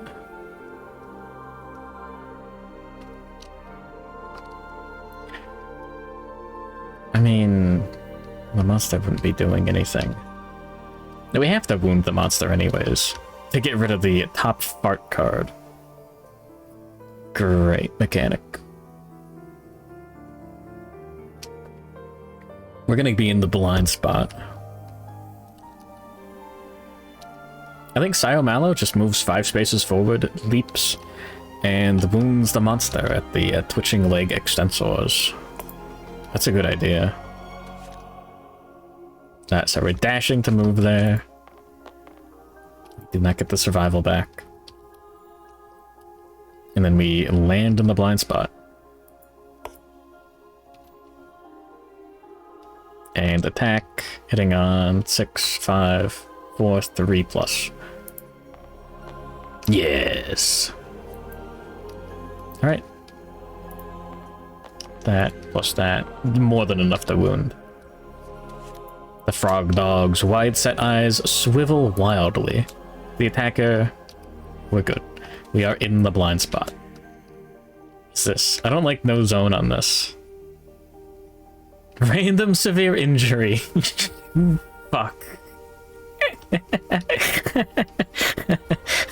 What an awful mechanic.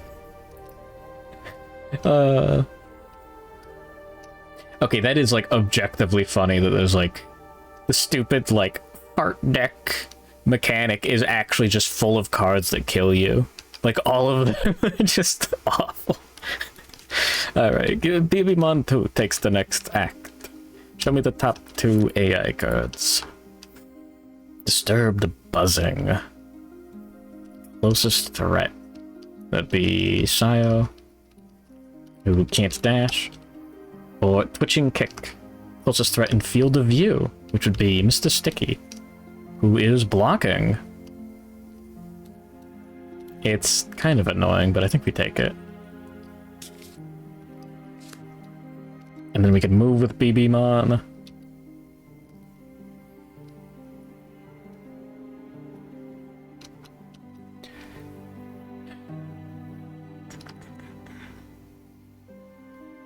I'm trying to think.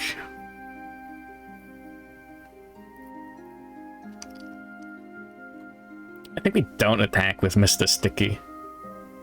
I think we put him like in the corner of the monster, and then we leap with Siomalo probably.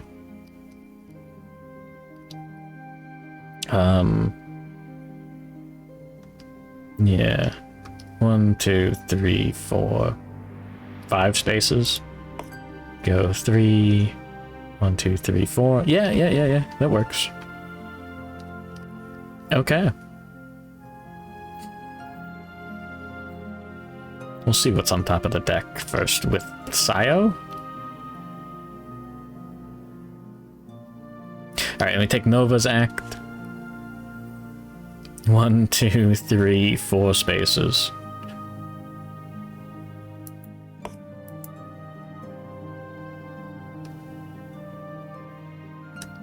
I think we go like here, actually. Just so we're not at risk of getting run over. Which would be really annoying. And now we can dash and leap from either lily pad. Okay. Alright. Next turn.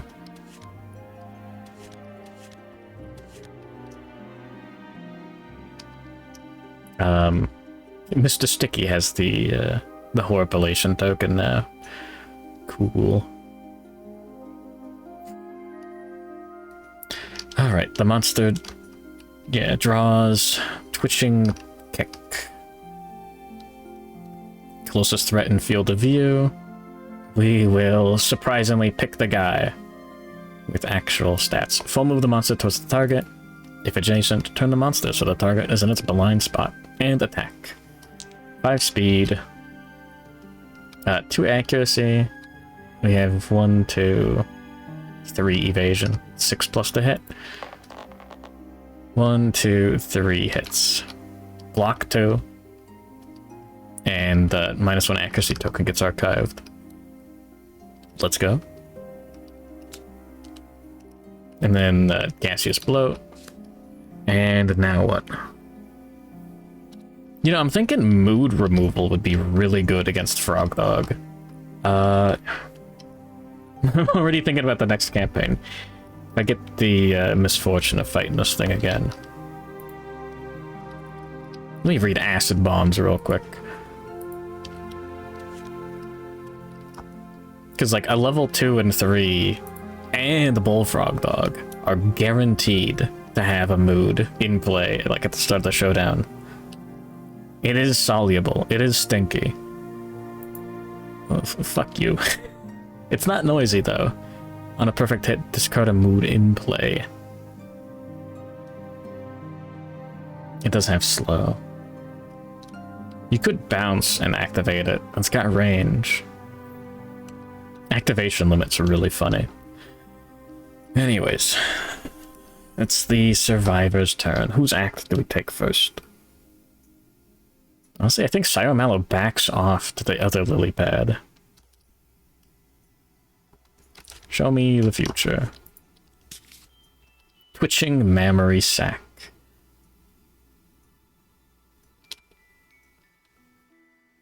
We could dash with Mr. Sticky. I don't want to crit this location.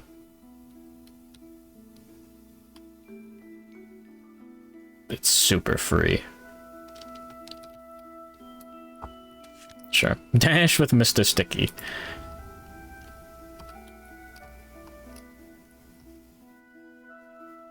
One, 2, 3, 4. That's a good spot. No. Here's a good spot. Alright, and the Mallow has a movement and an action. We'll dash. 8. We get the survival back. Land on here. Bounce. And, yeah, hit him with the Dragon Slayer. It's a hit. Twitching mammary sac. Don't roll a 10. That scared me. So close. 6. That's 16 total. I think that's a failure. Ah, shit. Oh, we bounced. Never mind. 19 total. That's a wound. Wrong deck. So we wound, and then devastating. Wound again. Alright. Mallow spent his movement and his dash. Alright. I think we surge with Baby Montu, actually. Show me... Nah. Go to the 8 survival. Look at the top 2 AI cards.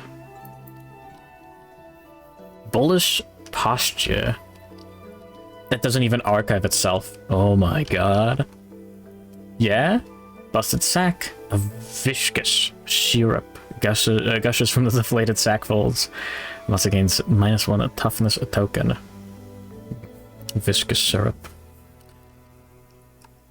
And I do not want Slurp to get drawn. What does this do? The monster oppressively displays its colorful sack under its chin. Each survivor rolls 1d10 and adds their courage. The result is less than 12. Oh. 3 brain damage and lose 1 courage. What a fun bit. Alright. Well, we'll just position ourselves for the next round.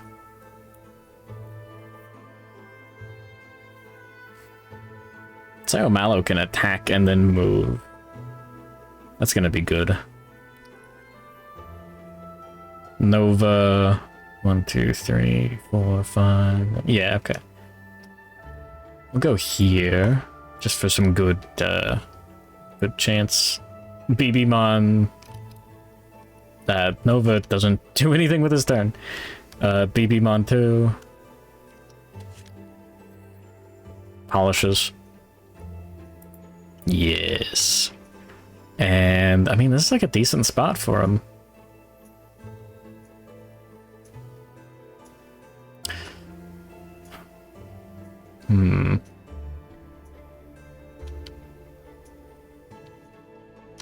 And Mr. Sticky hasn't taken an act yet. Do you suffer hits, or... No, you just suffer the damage. Mr. Sticky doesn't have anything to do with his act.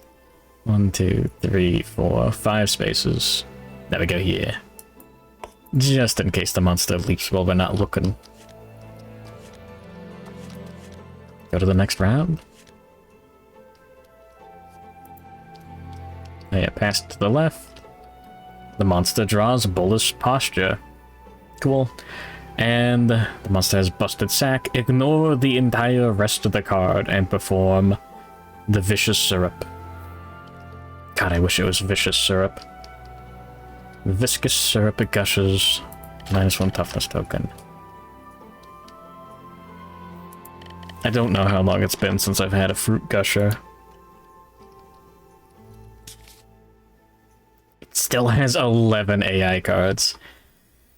Jesus Christ. This guy's fucked. This is awesome. Alright, we'll take Mallow's act first. Look at the top cards. Failure, leap, and bloat. We have 3+ courage on the BB-Mon. I don't really care about that wound. Okay.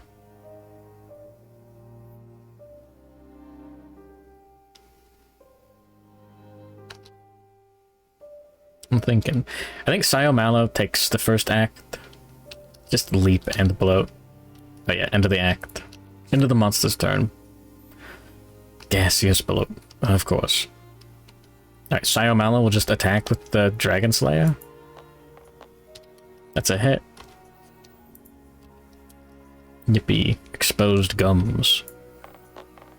Automatic failure. Lifetime reroll used. Okay. The monster averts its massive face. Perform leap and then gaseous bloat. Okay.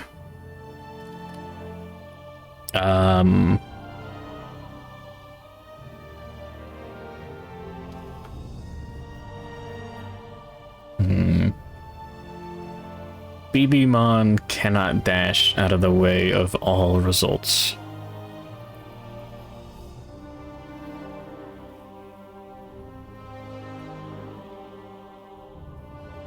But if the monster rolls here, then he's just getting a hit. Nova can dash out of the way of all results.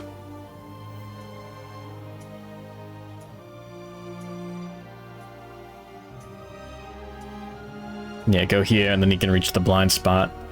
Yeah. Well, let's just do Nova first, and then think. Fucked up that the guy that's the tank is the safest. Just because he's so far away from everyone. John DPS has been leaping like crazy. BB-Mon 2. And then we can just dash up there. Never mind. I am very concerned about actually taking damage. Roll for the funny. Alright, we gain 1 survival. Thank you, Thrill Seeker.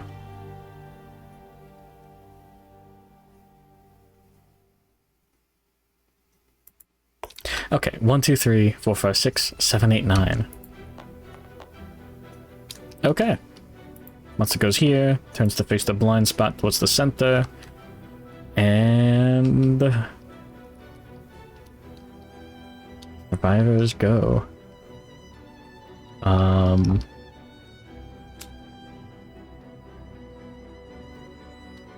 What am I gonna do? We've got 7, 9, 11, and he has 16 toughness now. 5 or higher on 2d10 is very reasonable. Getting grabbed and bloated is very unreasonable.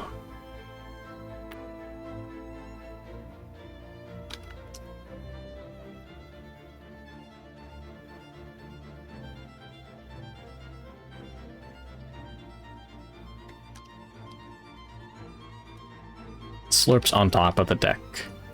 Oh yeah, and then the gaseous bloat. Yeah, there should be 2 there now. I think we send Mr. Sticky in to kill. Sure, let's fuck him up. We'll surge, block, dash.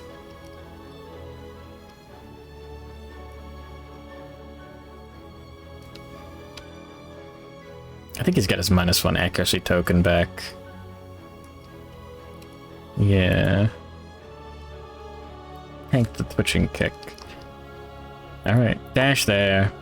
And then leap. 3, 1, 2, 3. Having the range would be nice.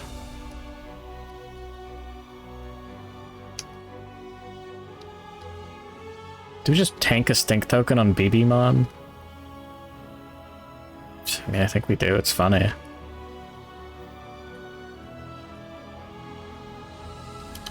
Whatever. 6+ to hit. 2 misses. Okay. Well, at least we're blocking.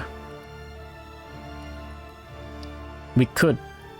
Nah, in field of view.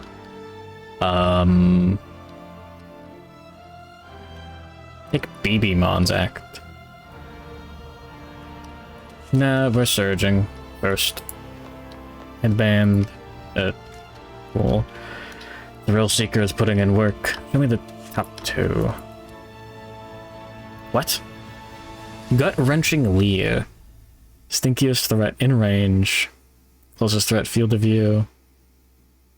Pressure of the Frogdog's unrelenting leer churns your guts.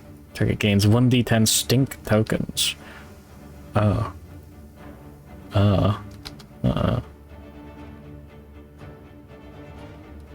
No, dude.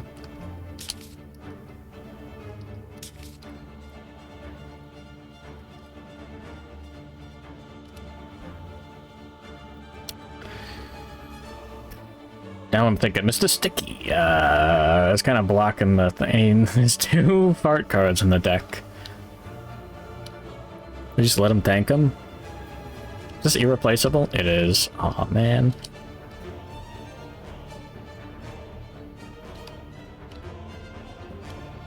Isn't there someone who can save us? I think we just attack with BB-Mon. As gross as that sounds. 5, 4+ to hit.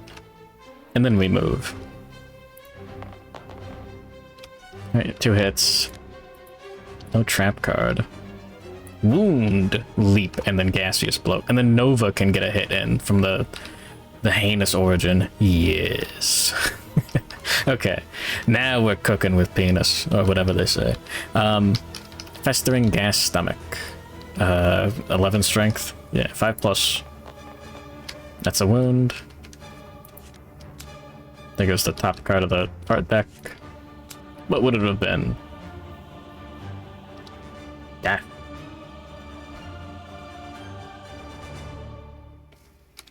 Spend all survival or become death. Alright, and then festering posterior. That's a wound. The monster suffers another wound. And actually that was really risky. No, Sayamala can still surge to Rawhide Headband. Give the raid Crystal Honeybee. Welcome to Kingdom Death's End. Yippee. Among man in the bag. It's a surprisingly common concept. Bit. Etc. Ah, man. But then, okay, no, if he lands there, the Nova's going to. Well. Mr. Sticky can't dash. Nova can't dash. Take knockback 5, like this way.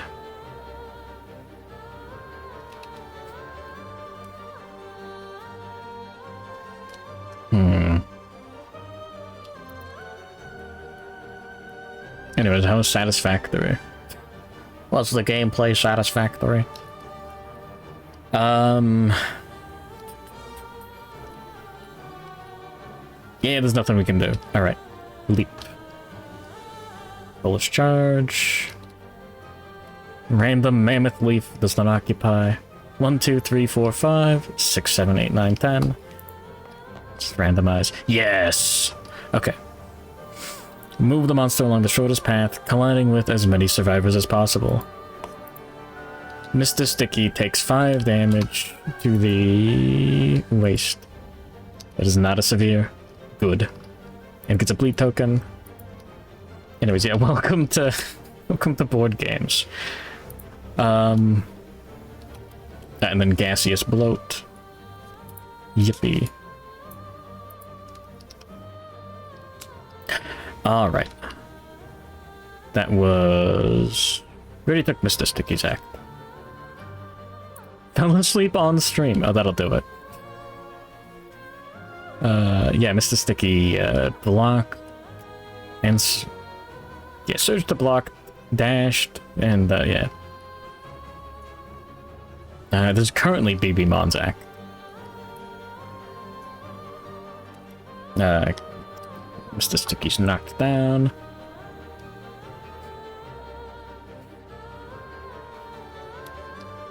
Can we put ourselves in harm's way? 1, 2, 3, 4, 5.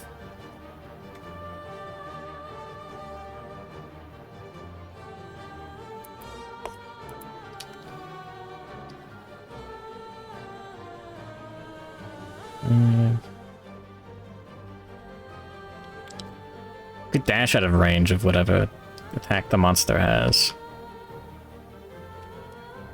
Alright, we'll take Nova's act. Get a movement and an action. There's nothing to use our action on other than attack with the knife. Smite bomb's cool. You got the +2 strength. You got 2 strength on the sheet. 8. Even 16. 8 on 2d10 the wound. Alright, we'll just walk into the blind spot for a movement. Into the heinous origin. And 3 speed.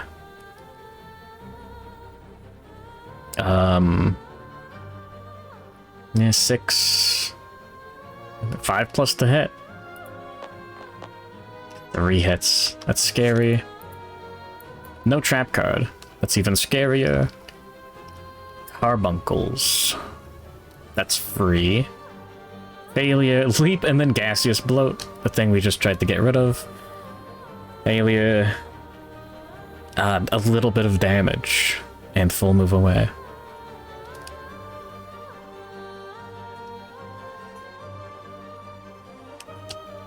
We'll go for the carbuncles first. The monster has +1 luck and -1 luck. And whatever. You crit your character yourself. That's a crit. Yippee! Anyways, yeah, where is it?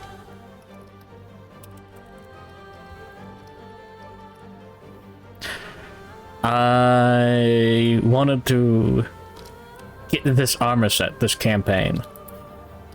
in this video game. Like, that was the idea behind this campaign and the expansions that I chose. We're not getting it. It's not gonna happen. Anyways, crit. If adjacent, you lock eyes with the empty sockets, tenderly gathering the velvety smooth cheeks into your embrace. Gain 3 understanding if you're the stinkiest survivor. No. Otherwise gain 3 insanity. That's not great. It's not bad. No, the insanity is good. And then we go for the twitching abdominis. That's another crit. This time it's not impervious, so we can actually wound. Ribbons of viscera tangled with fibrous aquatic plant stems pour from its wound. When the monster performs a leap, roll a d10. The one the monster is knocked down instead. And the twitching hand.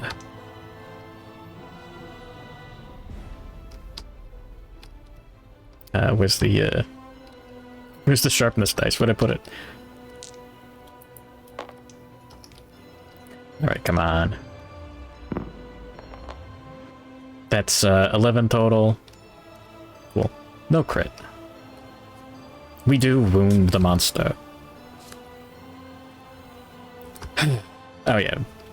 Gaseous blow. Wounded from the heinous origin, etc., etc. Yeah, 11 hit location cards left. Okay.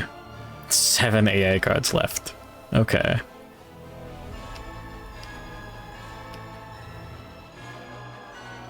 BBmon 2 can... No, Sayomalo can surge. We don't get the survival back. Rawhide set bonus is awesome. Is that this round that we already used it? No, definitely not. Anyways, look at the top 2 AI cards. There are only 2 left. Carbuncle Eruption. Basic action, and Frogdog's carbuncles continuously vomit inky spray. When a survivor attacks from the spray zone, they gain a stink token and -3 accuracy. Discard when crit. Or gnashing and barking. Each survivor and facing suffers 3 brain damage. BBmon would got. Closest threat in field of view at the moment would be BBmon. Oh man. Aw, jeez. I mean, we could dash out of range. I don't want to get a... He could die from a brain trauma. He does have a lifetime reroll still.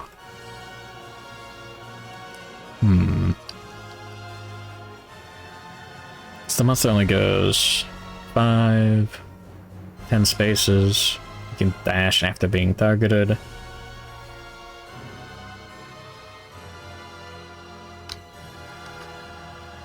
We can dash with Sayomalo if we need to. Actually, we could dash him right here into this mammoth leaf. And then next turn, use his movement and his action to bounce. Yeah. Only the charge does the damage on collision.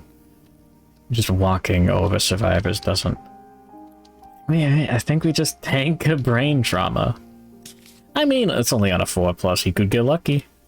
I don't want the carbuncle eruption.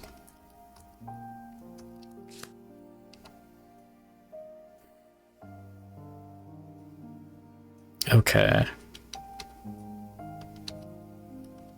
Yeah, dash with Sayomalo. Roll for the Rawhide set bonus. Cool. Spend 1 survival. Roll d10 on a 6+, gain 1 survival.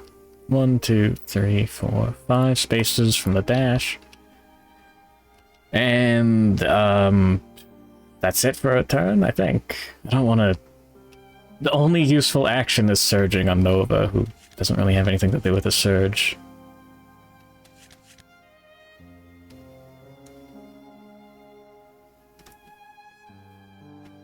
I mean, hold on.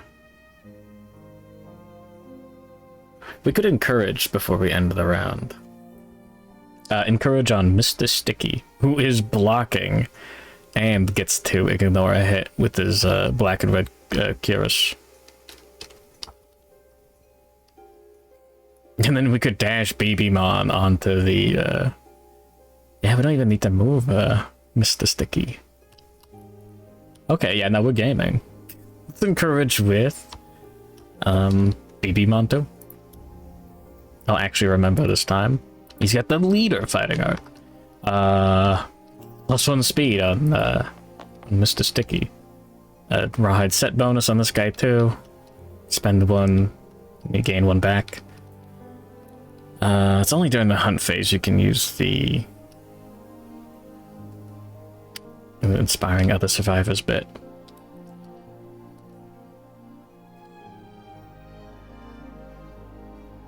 Yeah, stands up. Grab the speed token. Okay. Yeah, the monster draws, gnashing and barking. There are no stinky threats. No one has gotten any stink tokens yet. Okay. Closest threat in field of view and range. Nova Pantsu's in the blind spot. Mr. Sticky. Move and attack target. It doesn't matter, we would do this before moving and attacking. Dash with BB-Mon. 2. Spend 1, gain 1. Go 5 spaces. We'll go here. Okay. And Mr. Sticky. The monster has +2 speed and +2 damage. And +2 accuracy. I forgot about the -1 evasion token on the monster. That's fine. I don't think it ruined things. Sorry.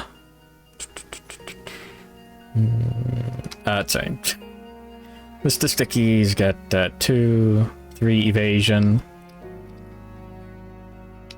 Yeah, 6+ to hit.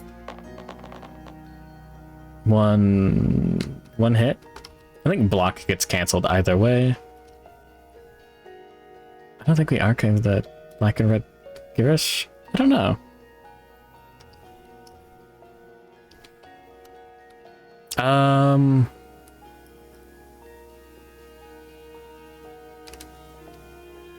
I assume you could, like, choose the order.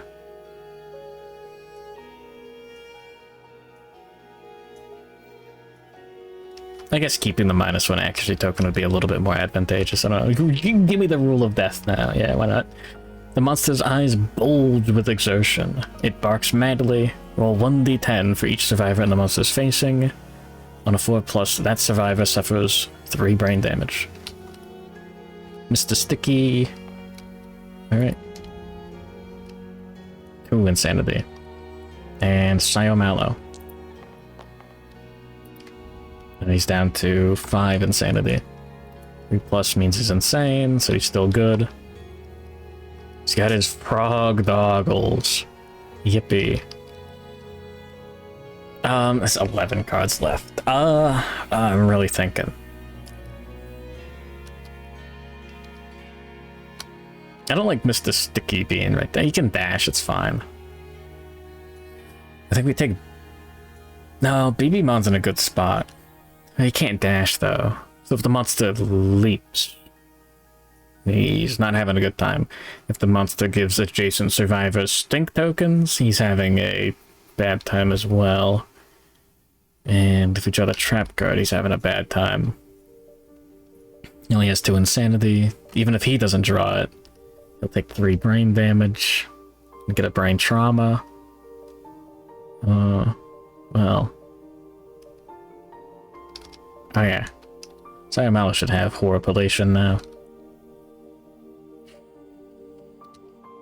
Okay, I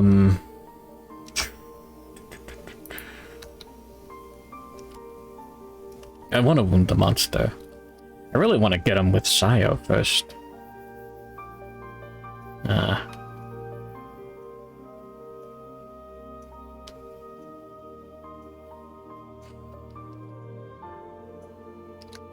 How much strength again? 3. Launching Lantern, he's got the buff. I mean, I'm pretty sure he has it right now. 3, 7, 9, 11 strength, needs to win 16. 5 plus the wound, he doesn't need to leap.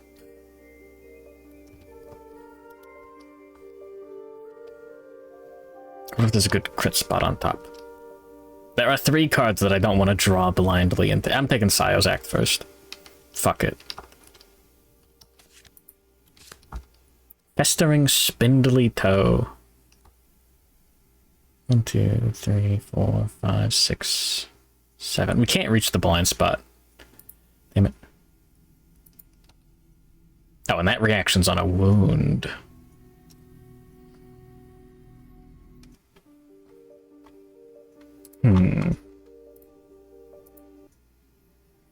Okay.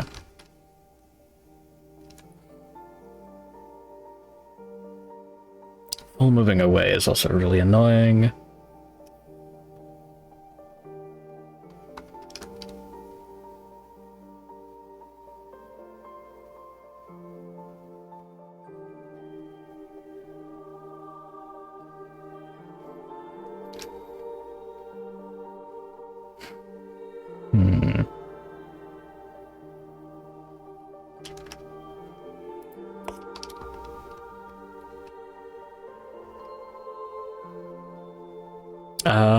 Doesn't full move. No, he just moves until he hits it. Okay.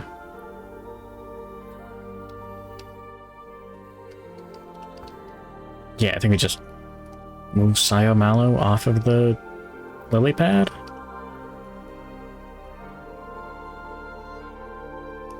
Like 5 spaces over here.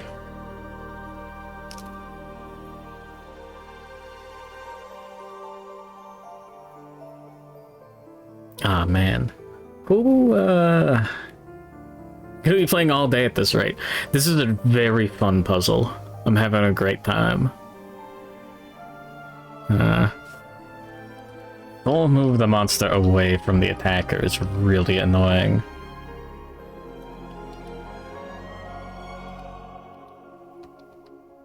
Oh yeah, the monster should have performed gaseous bloat at the end of the round. Or the monster's turn. I think we take Mr. Sticky. And to try to hit from the blind spot. We do have that +1 speed token until the end of the round. Right? Or... No, we encourage... No, I'm stupid. We encouraged during the Survivor's round. Not during the Survivor's turn, and last round. Let's put Mr. Sticky there. Of dashing. And then we spend our movement and our action to go there. We can... Yeah, 2 damage to 3 locations. We'll be fine. Unless we roll waste 3 times. Alright. Blind spot, +1 accuracy. 5 plus to hit. It would have been better to go with Nova first. Well, whatever. 1 hit. Festering Spindly Toe. We're bouncing for 15... 17 strength. Oh, that's a lot. Alright, crit. You snap a brittle toenail. Iridescent spores lodged beneath sparkle through the air. Gain 3 insanity and 1 random Frogdog resource. Yeah, oh yeah, also... I actually have sleep and food inside of me, so this is great. I'll just do like 25% chance for each of these guys to get their thing. 60. Sayomalo gets Eproctophilia. Not who I wanted to get it. I was hoping for one of the guys with 3 disorders, whatever. The monster, resources, insanity, okay. Well, now what? There's only 10 cards left. There goes that. We don't know what the next card is going to be. It could be any of these.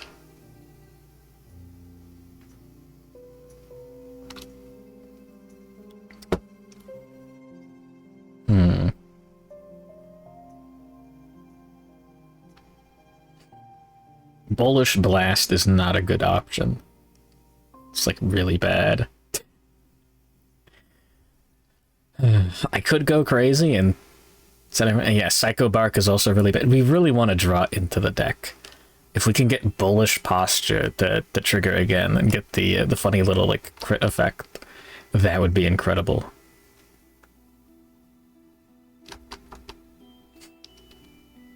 Does BB-Mon need to... I think he benefits from leaping. I think we go for it. Sayo still has a dash and a surge. So he could surge to look at the Rawhide Headband. Top 2 afterwards. Nova still has an act and can do something. If Mr. Sticky gets a stink token and becomes the target, we can just block and... Oh yeah, end of the act, we get the -1 accuracy token from the Kyrus. Okay. I don't think I've forgotten to get extra knockback. Maybe I did. Don't tell anyone. Alright, we'll take BB-Mon's act. We'll yump into the blind spot.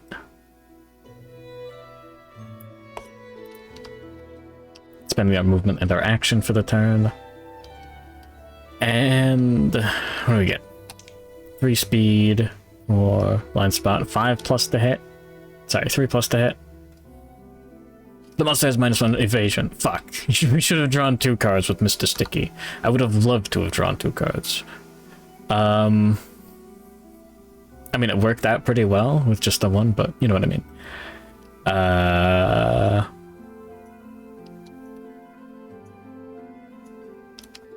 +3 accuracy, yeah, 2+ to hit. There's the trap card. Carbuncle Cough. All survivors are doomed. All at once, the carbuncles screw their eyes shut and start to gag.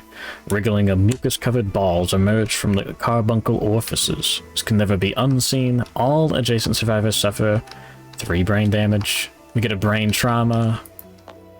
Don't have enough to say. Ah, no! Clarity. Lose all your survival, gain that much insanity, and gain a round disorder. And if you already have 3 disorders, you die.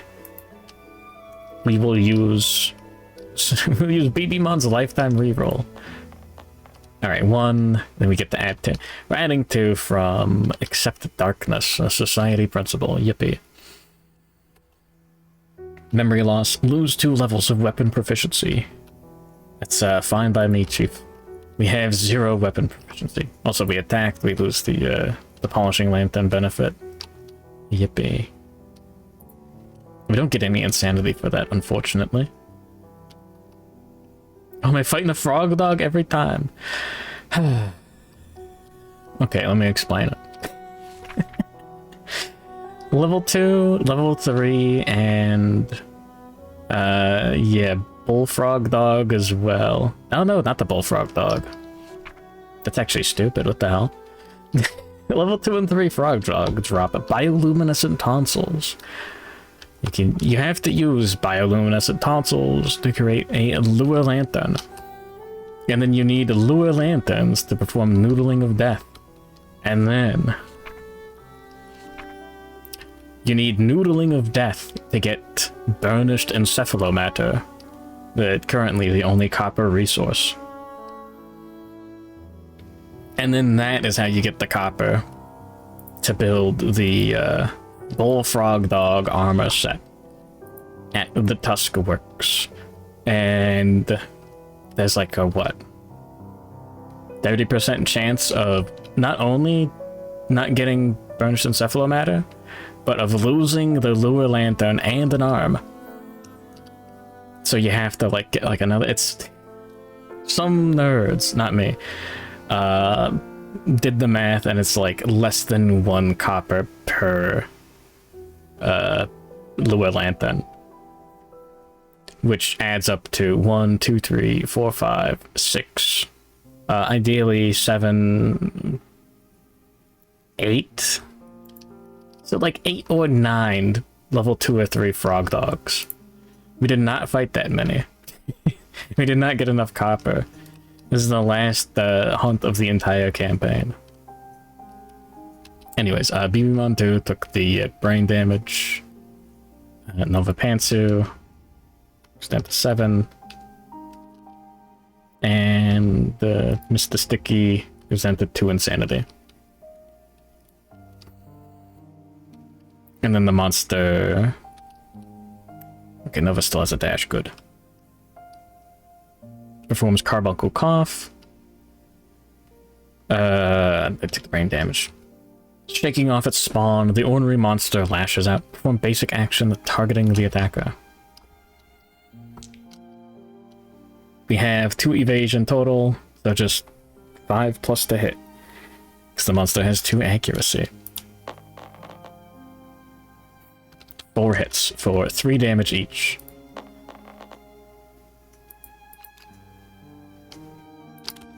One more. Alright. Oh, that's bad. Well, take 3 to the body. And 3 to the waist.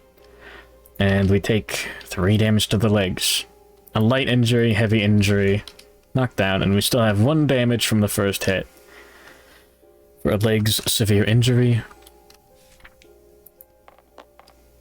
For dismembered leg. Lose a leg, -2 permanent movement. You can no longer dash. This injury is permanent and can be recorded twice. Survivor with 2 dismembered legs has lost both of their legs and must retire at the end of the next showdown or settlement phase. Gain a bleeding token. Cool.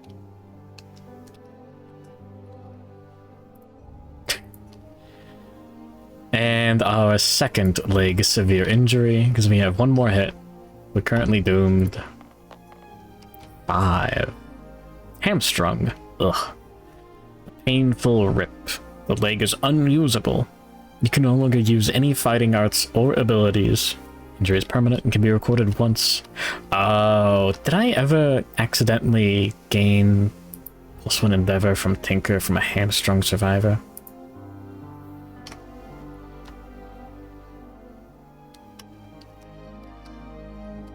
I never thought about that. Anyways, get a bleed token. Tinker is an ability. It would be shut off by that. Wrong box. There we go. Alright, well, he didn't die. Yippee!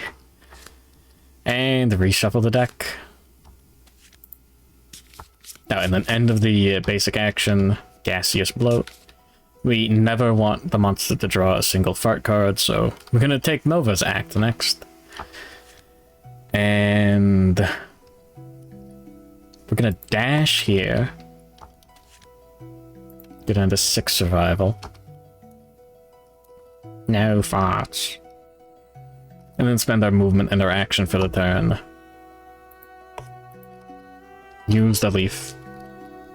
3 speed. 6, 5. -1 evasion, 4 plus to hit. 3 hits. Don't fuck me. Yes, we're good.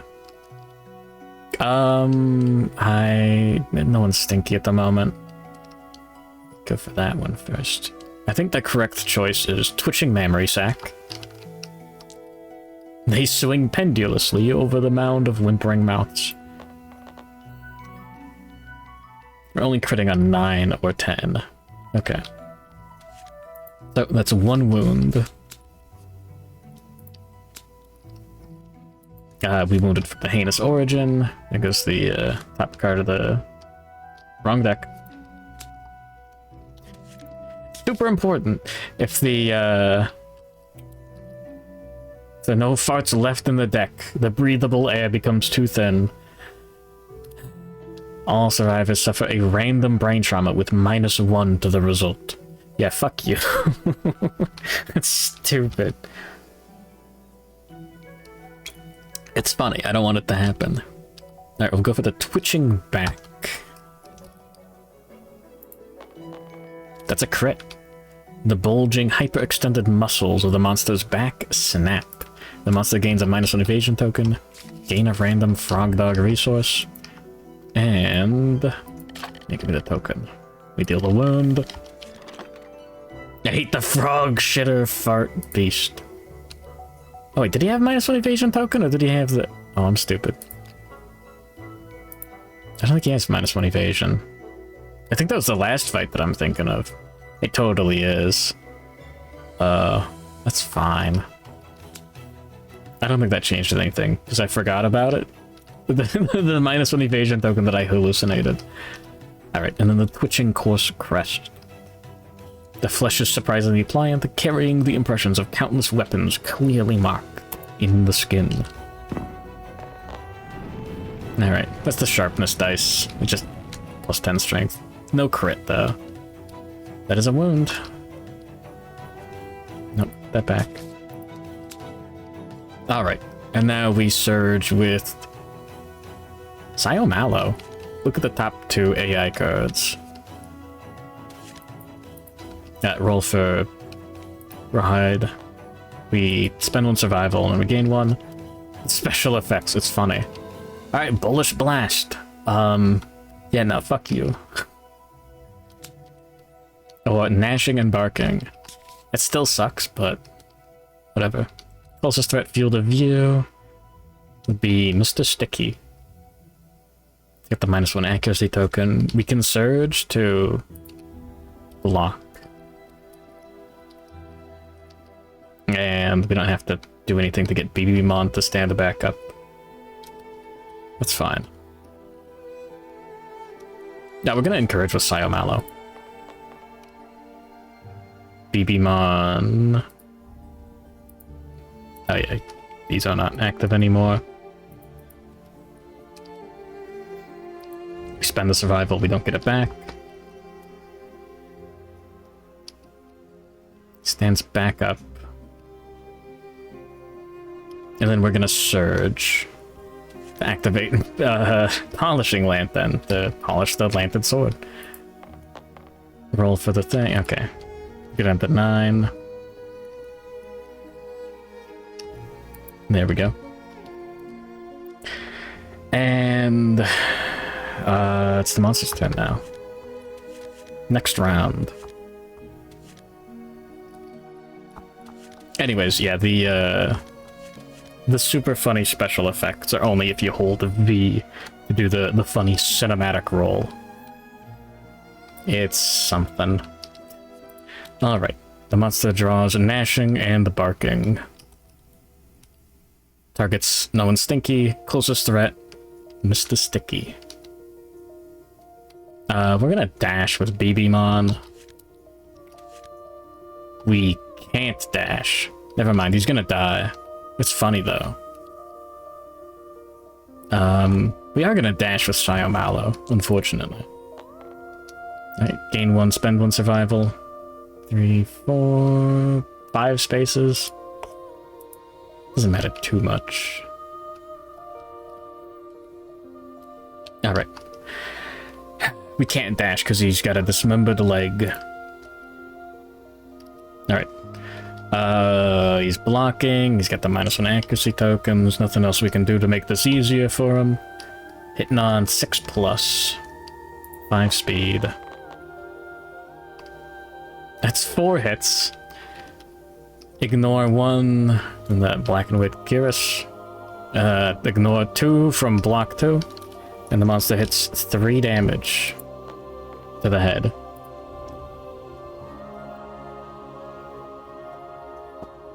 Yeah, I'll just take it. Sure. Okay. We could dodge it. And then intimidate survivors. The monster's eyes bulge with exertion. Oh, if I was smarter, I would have dashed with Mr. Sticky. Put him like here, and then the monster would like walk to him, and then you wouldn't be in the... whatever. I'm gonna save that survival. The monster's eyes bulge with exertion. It barks madly. Roll 1d10 for each survivor in the facing. Babymon 2 suffers 3 brain damage. That's a brain trauma. 1 was 2 memory loss. He's good. He's good. Nothing happens. He doesn't have anything to forget. Alright, and then Mr. Sticky, before he intimidates, we'll just dash. And go 1, 2, 3, 4, 5 spaces. Dark Souls dodge roll out of the way. Sorry. There we go. He only has 2 insanity. And he already ticked off his, like, insane brain injury box. Alright. We take Sayo's act first. Oh yeah, indigestion. Yippee. 1 card. Only double sphincter.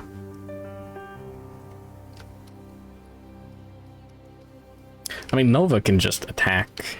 He's got so much armor to soak up the trap card. And anything else. I still think we take Sayo's act first. Frogdog. No, you know what? No, we already dashed with Sayo. Show me the top card. Reflex, leap, and gaseous bloat. That's annoying.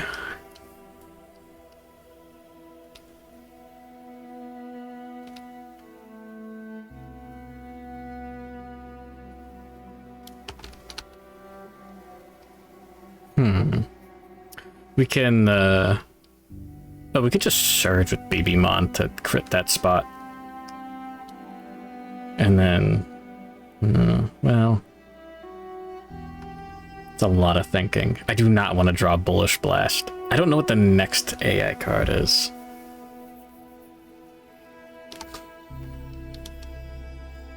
Okay,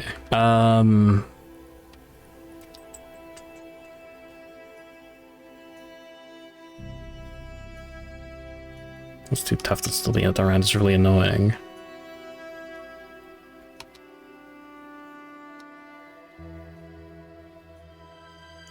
I think we'd surge to attack with Mr. Sticky. He's got 13 strength. No, it's not enough. No sharp. Bullish Blast. More like blast out my ass. What do you think's going on in the card? This shit sucks. What do we do? We have 4, no armor, 6, 8. Have 20 strength. Not 20 toughness. So we need to roll 12. Sayo would be rolling, you'd be drawing hit locations that could be super dense. How much strength on Babymon? 3, 11. I think that counts as like an attack. I don't think you'd be able to surge and attack with the thing.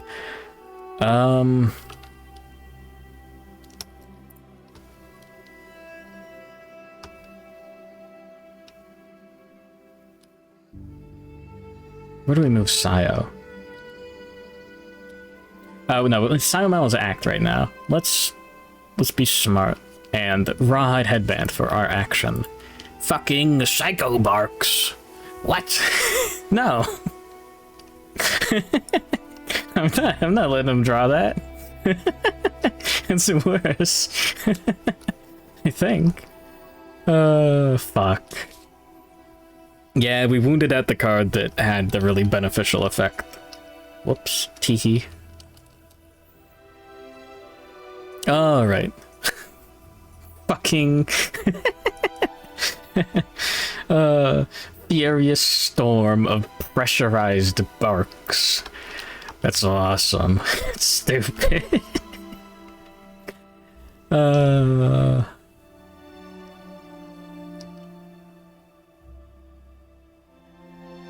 We could go here with Sayo. Yeah, it's safe. Including Sayo Mallow. You're the greatest hero so far.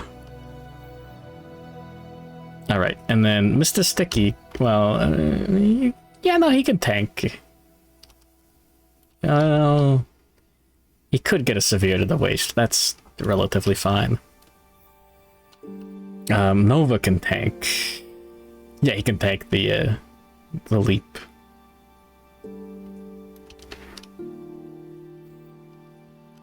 If the monster leaps. I mean, we could just let the monster draw this, actually. It's not too bad.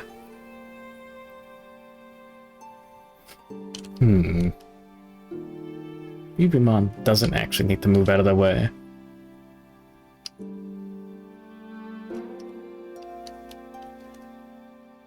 How mad would it be if they kept releasing fart monsters and nothing else? I think I'd be done with the game.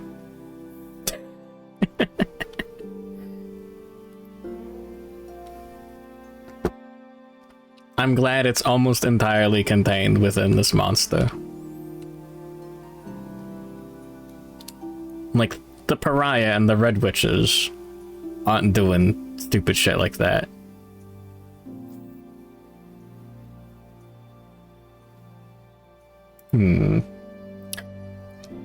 Does the Pariah have a hit him in the dick location?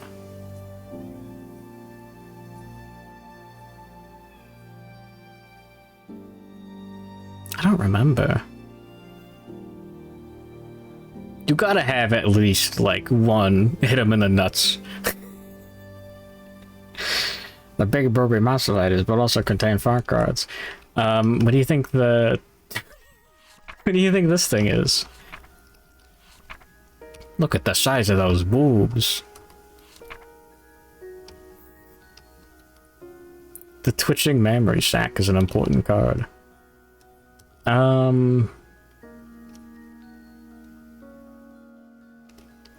Yeah, I think we go crazy. I think we go stupid. We take BB Monzac. We can go... Did I give him the minus movement? Yeah. We can go 3 spaces. 1, 2, 3. Neither of these are great. I think we just go here.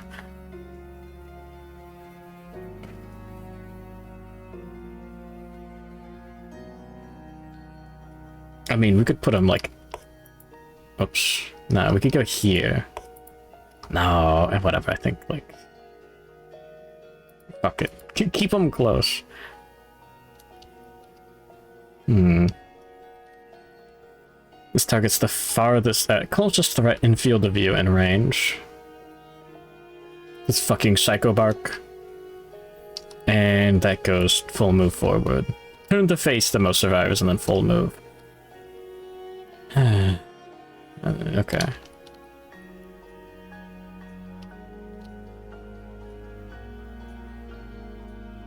Alright. He'll move, and then he'll spend his action for the turn to archive a Founding Stone. Spend your action, sling the stone from anywhere on the board. Archive this card for 1 automatic hit that inflicts a critical wound. Hit the Festering Dome. Crit. The monster's carbuncles erupt with jets of stinking water. The monster is knocked down, but gains +2 toughness until the end of the round.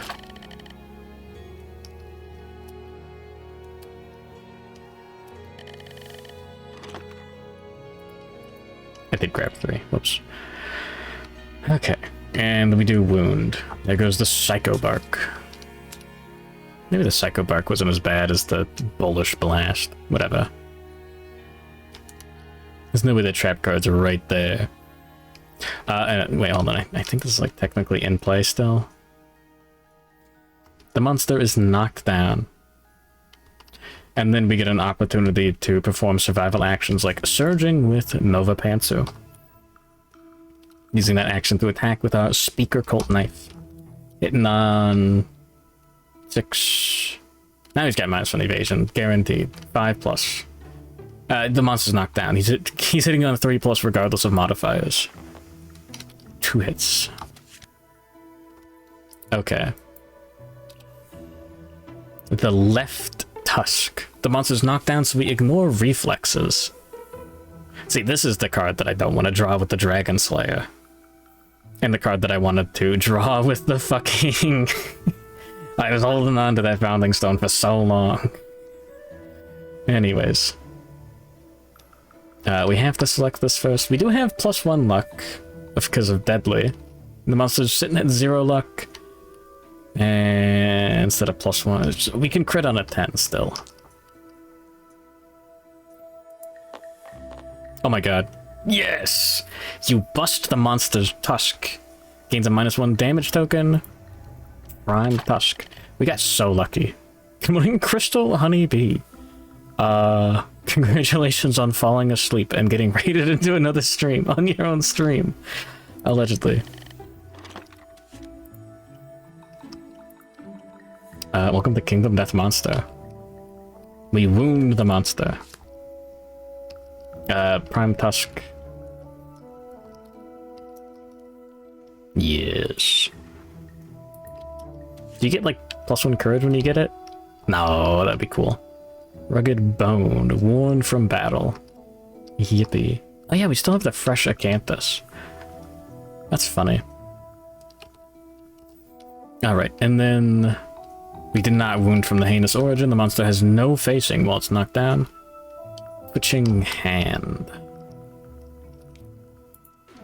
Yippee. Oh, that's really lucky. 2 crits. The monster has no more cards left in its AI deck. The monster's knobbly fingers seize uncontrollably, forming outrageous, evocative gestures. All survivors gain 3 insanity and a random Frogdog resource. Cool.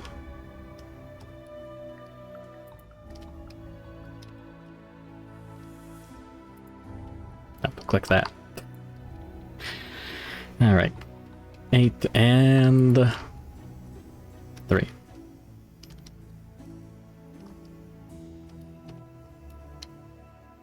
That was that. Gain the resource. End of the attack, the monster gets back up. Faces any direction, doesn't really matter. Sure, this way.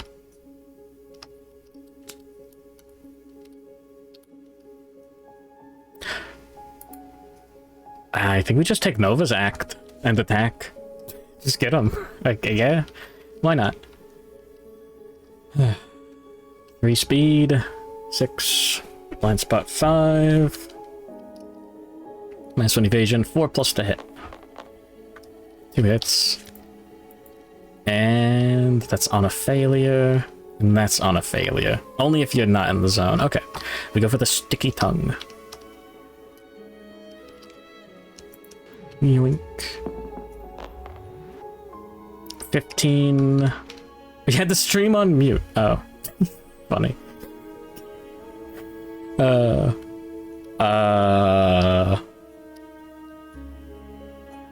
Good morning. I got nothing else.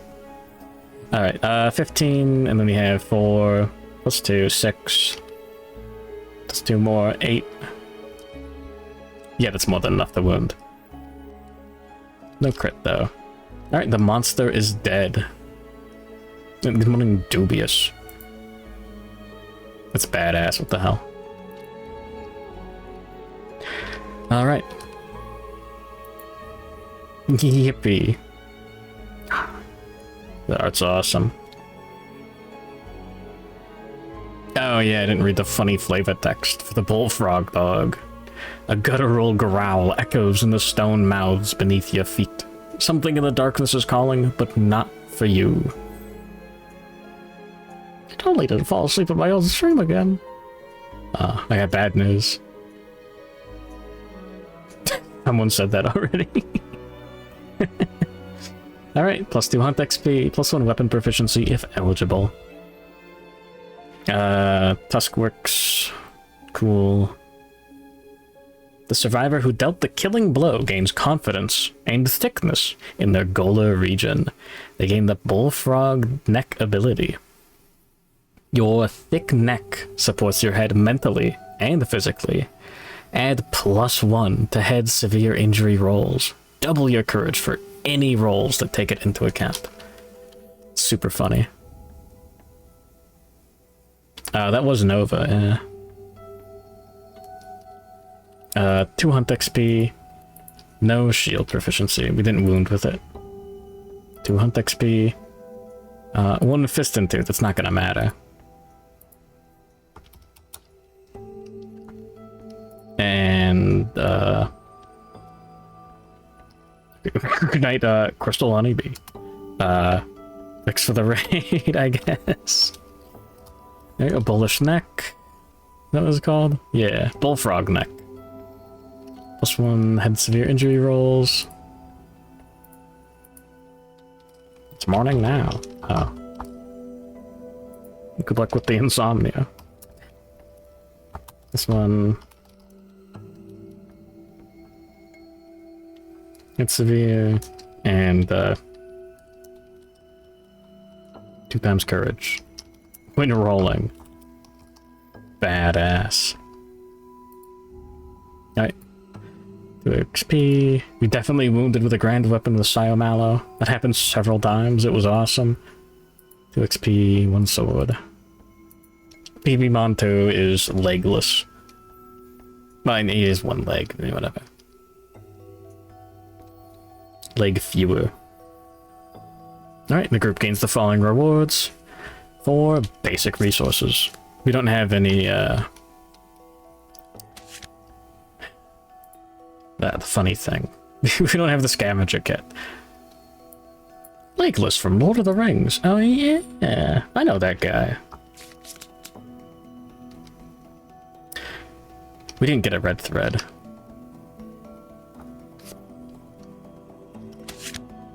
Alright, paw. 1 hide. Wiry crest is a hide. Sure. Organ is probably more useful. Bone. More hide. Another bone. Another bone. Is perfect a cool keyword? It depends. Barber Surgeon uses perfect resources.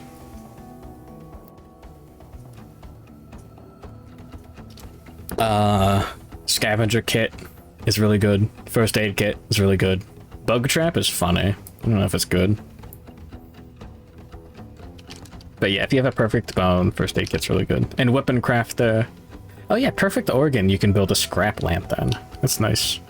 And Zanbato is perfect bone. So like, I don't know. You can look at those later. Yeah, like year 1. Yeah, just use it to craft. Whatever gets you to the next year. Even like the first couple of years, like, I think innovating might be a little bit more important than a single perfect resource. I bet you ran a perfect bone, alright. Sure. Why not? He's talking about penis. Just have someone carry all the gathering equipment. I was really thinking about it, but we really want someone to carry the... yeah, we just never got around to it. I guess we technically keep the bleed tokens and stuff for a little bit. And then we get a black lichen. Yes. And another prime tusk. That is really cool that you can get them both if you're lucky during the showdown. And then Goler sack. Yippee. The ever-expanding sack continues to growl. Wait, hold on. Do you not get that from the crit location of the sack? Why is there 2 of them?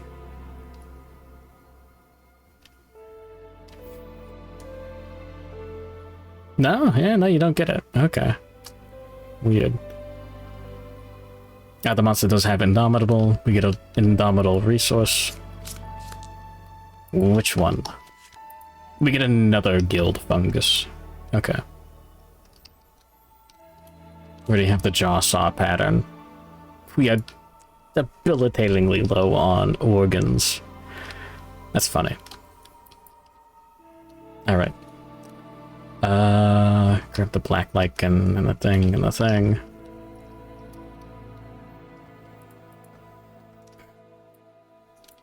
It's a bone. Not gonna be anything. An organ. And let me move those down. We get the tusk works. Okay.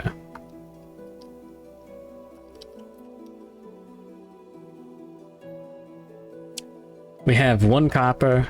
We definitely have scrap. It's easily accessible. We have a prime tusk. We have a spindly paw. Yeah, we could build the halberd. Or we could build the mace. Or we could build the shield. Or the lantern. Probably not the lantern. Bullfrog bauble? Wait, hold on. That doesn't use anything crazy. I don't think we have an aqueous eye anymore. No we do. Eye, a molar, and a hide. That's funny. I don't really want to build any of the armor. Anyways. Send that thing to the shelf. We're done with it. We only have 1 more year in the campaign. It's... let's see. It is now Lantern Year 20. What's the settlement event from last year? Oh, gathering emissions. Okay. That's great. Our settlement event for this year is... Skull Eater. Okay. Randomly choose a returning survivor. 2d10. We've like 25%. 49. Nova Panther. Marrow Hunger. He's a little too confident in his neck. Yeah, there's a hard time limit. In that, whether we win or lose the Gold Smoke Knight fight, we end the campaign. So I'm just gonna do that now. Like, today. And then I'm gonna eat some leftover Chinese food.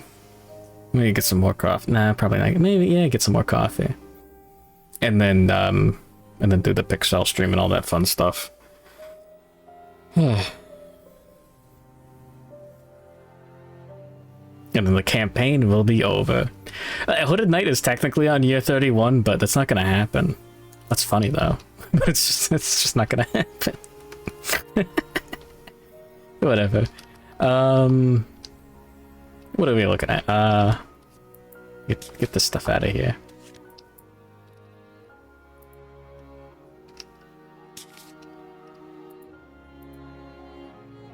Rip Hooded Knight. Yeah, that event sucks. Man, we never got a Twilight Knight guy going. You know what? Let's go to contents. I will handle that in a sec. Yeah, Hooded Knight is really funny, but also kind of cool. Whatever, roll high enough. Survivor with the highest hunt XP. The returning survivor with the highest hunt XP. Gets a Twilight Sword, and it's cursed, so they can't get rid of it. They just always have this guy sitting in their gear grid. I mean, there's like 1 way, maybe 2 ways to get rid of cursed gear. No affinities. It gets better the more proficiency you have.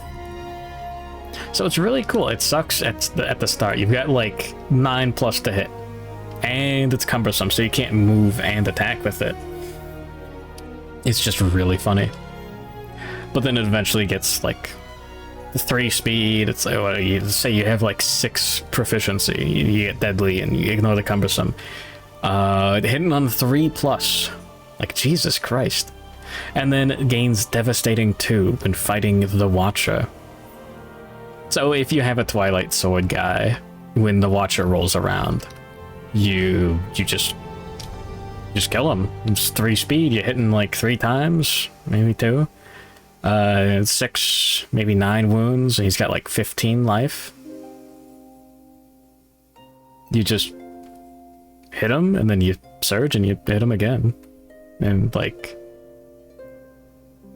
as long as everything doesn't go too poorly, you just kill him. It's funny.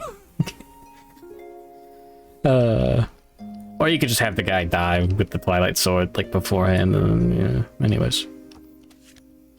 And also it sucks because if you hit Mastery with Twilight Sword, you just cheese it, man. You can give someone else the Twilight Sword. I don't know if they allowed to select Twilight proficiency.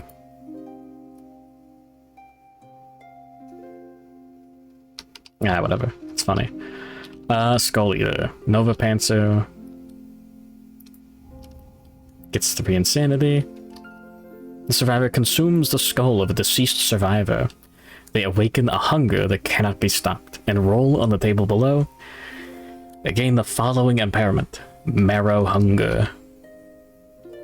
When Murder or Skull Eater settlement events are drawn, the survivor is nominated. I am so looking forward to Gambler's Chest coming out. And then we draw the Ark Survivor version of this. We're taking Cannibalism. We're going to get Marrowism. It's going to be awesome. Don't worry about it, babe. Oh no! The other survivors redirect the Skull Eater's hunger. They may spend 2 endeavors to replace the Marrow Hunger impairment with the binge eating disorder. If they don't, add the murder settlement event to the timeline next year. Oh no, what am I gonna do? I can't have murder show up next year. I'm good. Yeah. We don't gain abilities with that. We have Hamstrung. How many died to the Frogdog? No one. We crushed it. Good morning, Corpse_channel. I can't wait to get Homicidalism too. I wish I could show off the art like super easy. I mean, I could look it up somewhere. But John No Society is the poster child for Homicidalism. He's in all the art. It's awesome. Also, it's like stupid good. I'm gonna play with Ark Survivors like once, and then I'm gonna be done with them, like forever. I think. Oh yeah, I was gonna look up Hamstrung. Convert all of your emotes to John Homicidalism. I think his full name is Homer Side. Severe injuries. Hamstrung. No longer use any fighting arts or abilities. Yeah. I don't think we get the bonus endeavor. So we get 1 from BB-Mon, 2 from Sio, 2 from Nova, and 2 from Mr. Sticky. Ah, we never got Improbable Survivor to trigger. We're totally gonna do it. It's gonna be so funny. Yeah, Sio did a good job in not dying. I got a bunch of extra resources. 1 organ here. Hide / organ. Organ. Another bone. Another bone. Another hide. And then it's just fresh acanthus. So what can we build? What do we do?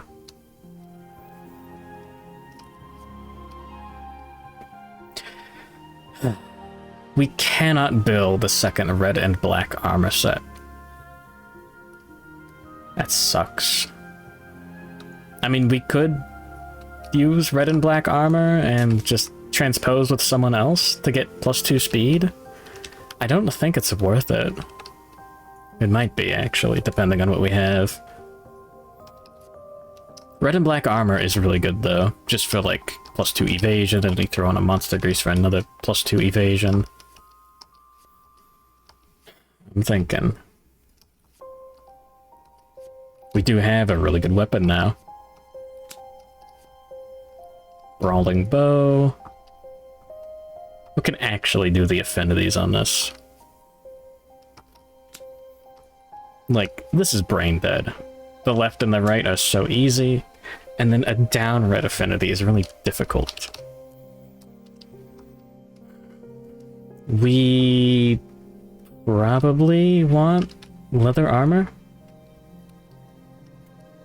We drew for random disorder like a couple years ago. We managed to draw.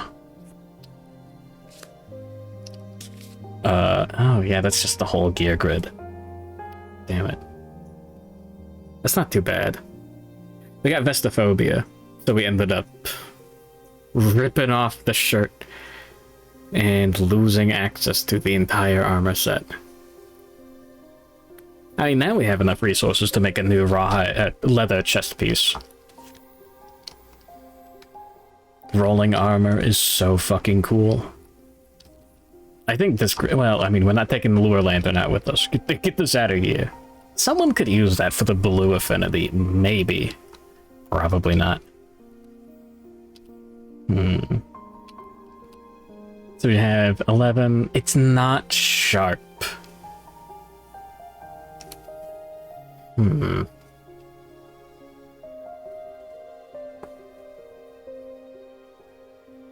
don't think that's good. Okay, hold on.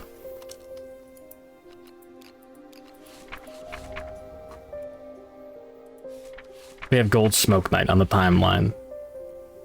There he is, Luigi.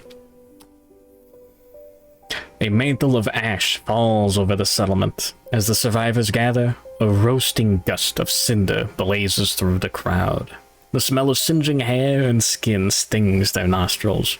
A flash of light splits the darkness, illuminating the approaching shape of an enormous knight holding a massive, ornate maul. Great plumes of inky smoke pour from every gap of the knight's golden armor. The golden smoke knight speaks in an unknown language, a hollow metallic voice echoing from its armor. It stands at ease, awaiting its challengers. Yippee. 27 toughness. The Watcher has toughness equal to the current Lantern year on the timeline, so you can fight him at like 20 toughness. If you're really stupid and you wait too long, you can fight him at 25 toughness. This knight sounds hollow? Wait, hold on, say that again. Anyways. The Watcher has the whole retinue gimmick so that you can get extra strength, and it's like the settlement helping you fight, and it's cool and stuff. So he's got like 14 toughness. This guy doesn't have a gimmick like that, he's just got 27 toughness. Get fucked. Good luck, buddy. We're not rolling... Yeah, 13. We're not rolling 14 on a D10. We'd only be wounding on crits. So, there goes the bow. That was a fun idea for a second. Oh yeah, we got 2 omens. That doesn't do anything for us. We don't have a third omen. We can have a mere Navi. Where's the, Yeah, Metamorphosis Festival gets added to the next year. That's funny.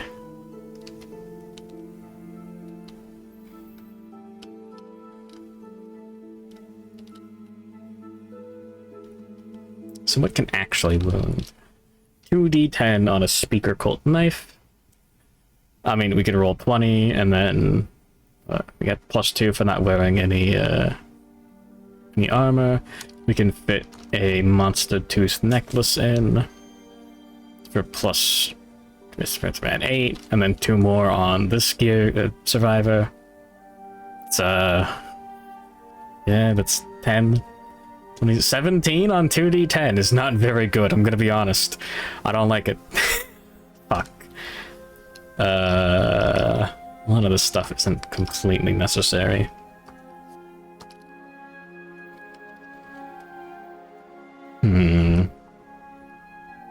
Well...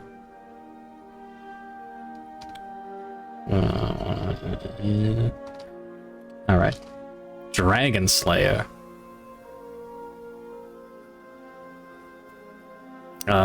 What's the best strength we can get on this?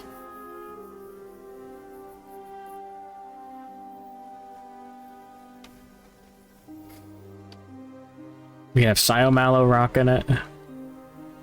It's funny, he doesn't have any particular benefit. He does have all that accuracy. Right now, you'd have 10 strength. You'd have to roll 17 or higher. God damn it.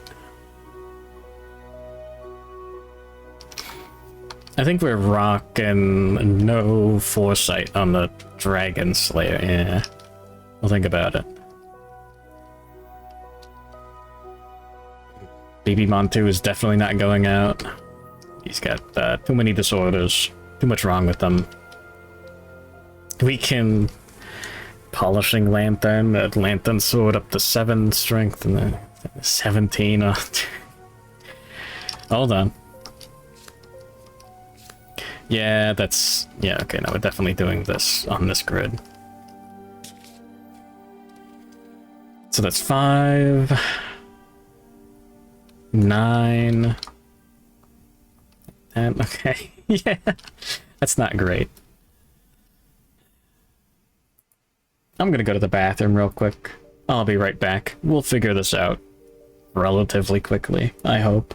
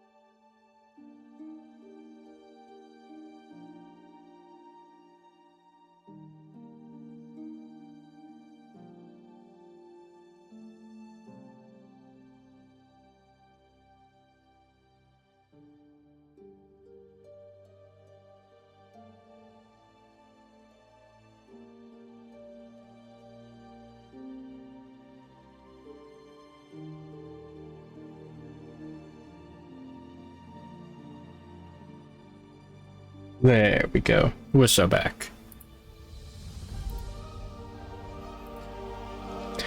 Alright, how bad could it possibly be?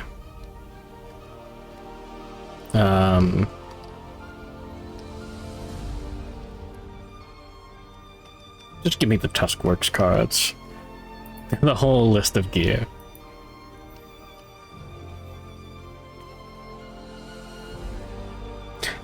The shield looks so good. Only one arm at all locations. When you spend an action and a movement simultaneously, perform Deflect 1 for free. That's awesome. It's a little too late for it, but it's cool. Whatever. Bullfrog Bobble. If insane, spend X armor from one of your hit locations, select a knockdown survivor, they stand and add X armor to a hit location. That's really cool. It's really good, actually. Bullfrog Boots. Heavy weapon, +1 movement. Heavy weapons, +1 accuracy. 1 armor to all locations for each heavy weapon in your gear grid.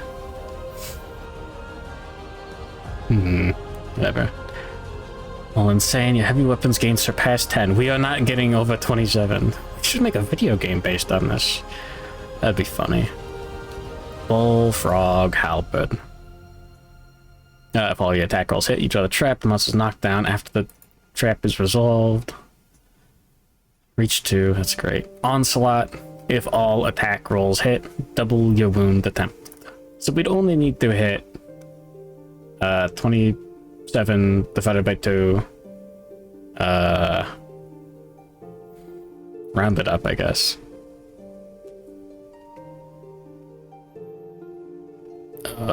14. It should not have taken that long to calculate. We'll need to hit 14 total in order to actually wound with the halberd. Yeah, the mace might do it, but it has less accuracy. Is this like... Yeah, it doesn't matter what weapon type it is. We're not getting proficiency. The helmet, +7 insanity. Yeah, whatever, who cares? We do not have enough resources for the scimitar. Onslaught and sharp would be pretty good. I think we gotta do the mace. If we could make the lantern and the mace, that would do it. I think we can. How many AI cards on this guy? He's got 18. It's not good. I gotta wake up for the Pixel stream. Damn it. Schmidtmar! Yeah. Yeah, Heavy Frog Lantern is just useless unless we're abusing it with an onslaught weapon. Copper. Prime Tusk. Spindly Paw. I think what we do is we take Mallow. Someone else is getting that.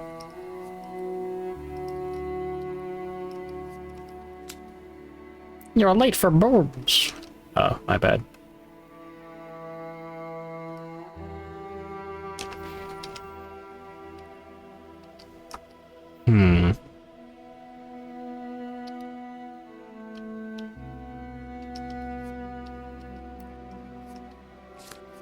Oh, I'm thinking.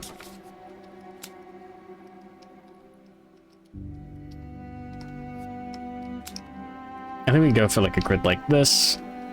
2 accuracy on Mallow.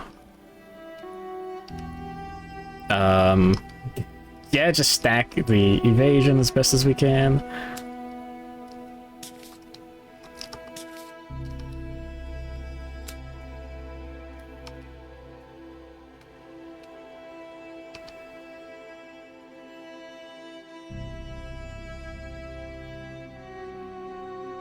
Yeah. And we do the polishing lantern. No, we wouldn't get the monster tooth necklace active.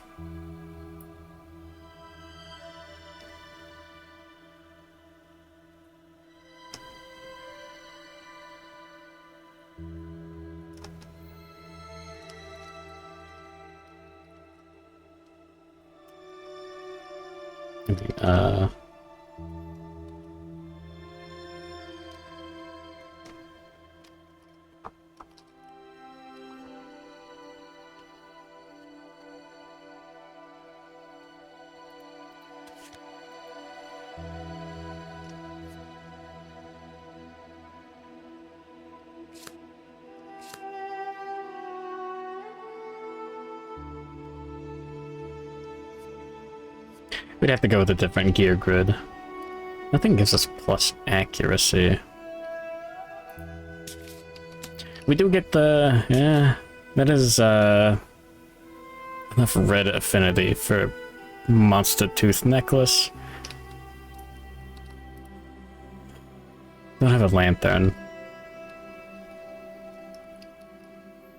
Just put on whatever.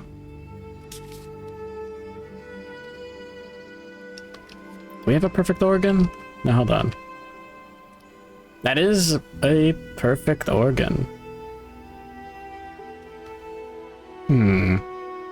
Yeah. We could make that, that scrap lantern. +1 accuracy.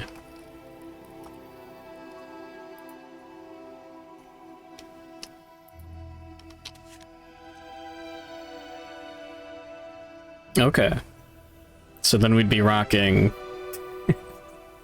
if it's Mallow. 2, 3 blind spot, 4 accuracy. And then we do synchronized strike. Yeah. Or re-rolling missed attacks once. Hitting on 4+, we get a 30% chance to... 49% chance to hit with both. It's not great. It's funny. It's really funny.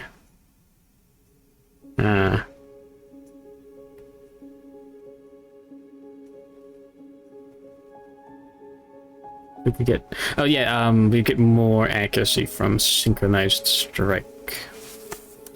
Oh, that's right. We have 8 endeavors right now. I didn't grab them yet.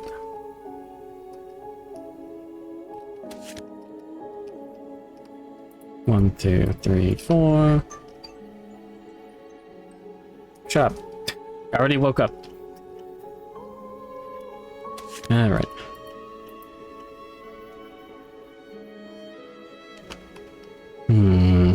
Well. Yeah. It's the most juiced we can make that. We're going to spend 4 endeavors on giving everyone synchronized strike. Now, all of these survivors can go out now. I don't know about inversion. It's a bit weak. Otherworldly luck. -1 luck. Yeah.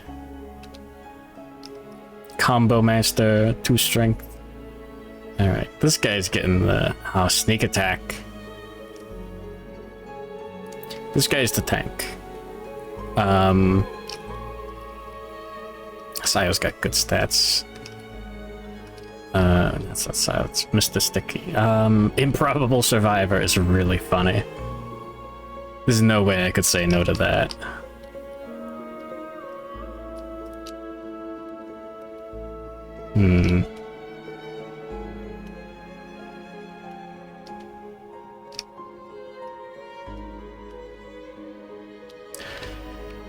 Would the red cloak be worth it? We need someone with extra space in their gear grid that can take 1,000,000 bleed tokens. And then we need someone who can wear the entire red and black armor set and actually make use of +2 speed to attack for massive damage. Yeah, I don't think that's gonna happen. I think we just put the first aid kit in this grid and a little bit of grease. Hold on, wait a minute. Green charm. No, that would be hilarious.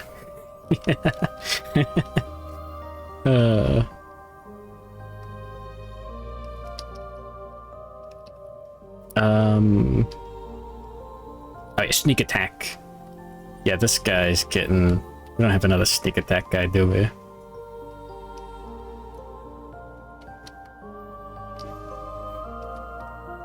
As much as I want speaker cult knife... No, we don't have any other sharp weapons. Oh,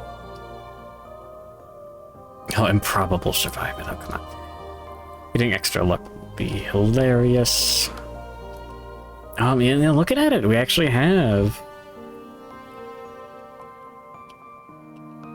We have 3 weapons that can work.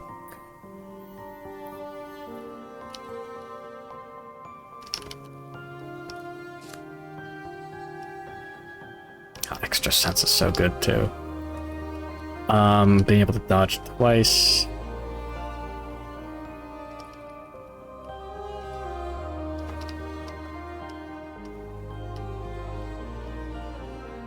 We haven't built this, nor this yet.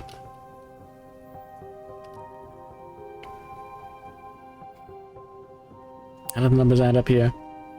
9, 10. We can get 14 strength with sneak attack, which goes all the way to wounding on... Oh, I gotta drink water. 13 plus on 2d10. 12 after synchronized strike. That's less than 50%. It's funny. We do have a perfect bone. Why is the font different on that? Am I insane?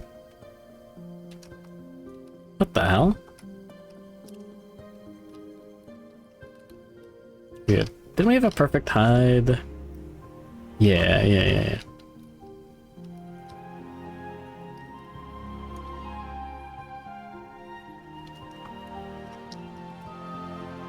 We could build a red charm. I don't think we do.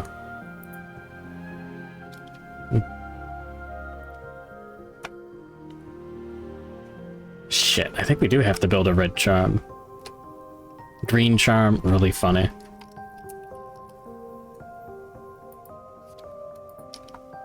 We don't have a lantern in that grid yet, damn it. I think red charm might actually be good. When you attempt to wound, instead roll a d10. 1 to 5 fail, 6 to 10 wound. That's weird.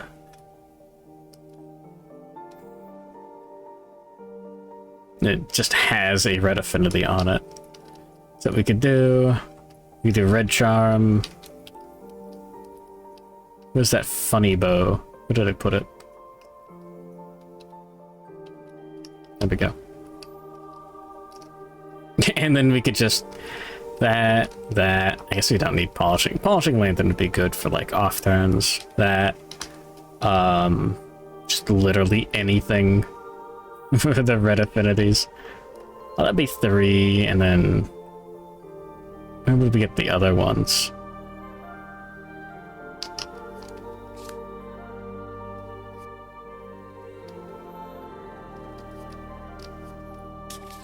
Just do that with a rawhide set, and then 3,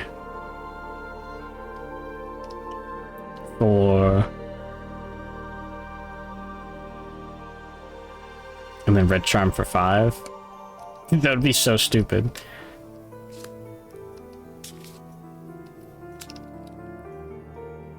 No, that's missing the rawhide boot.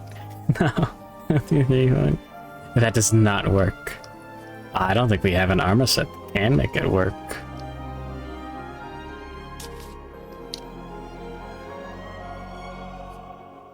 I mean, no, maybe. We probably wouldn't use the speaker colt knife for that. That's 4, and then there's no lantern. So we wouldn't be able to depart. Damn it.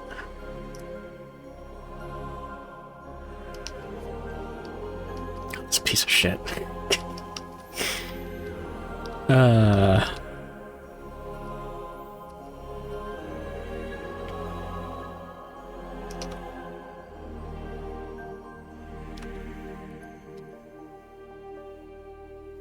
Build a scrap dagger just for the affinities.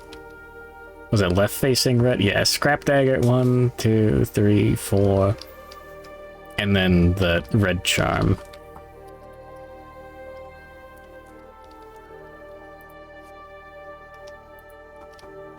There we go. There's a chance that we lose an arm during the showdown.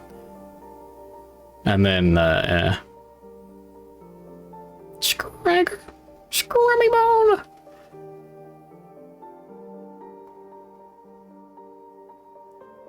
One of the dumbest grids possible. Perfect.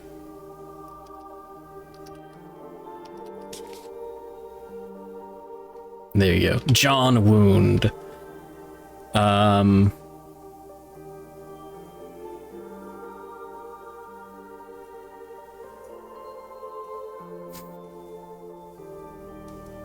I want to do that though.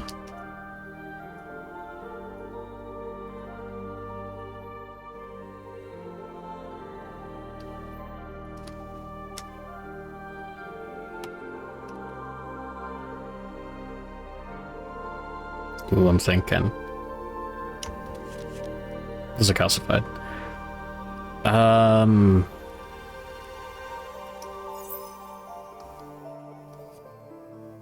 That's so stupid. If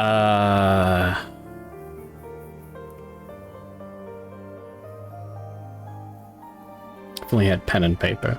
So there's 50% chance to wound. Say we have... I really want Mr. Sticky in this. I don't think so.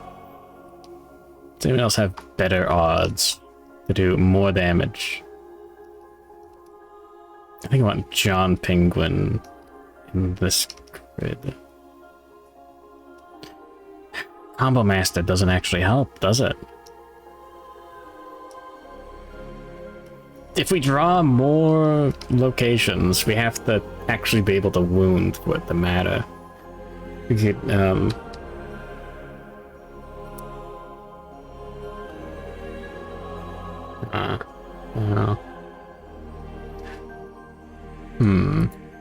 Google, show me odds for 2d10. There we go. 2d10 probability curve. Yeah. Yeah, let's go.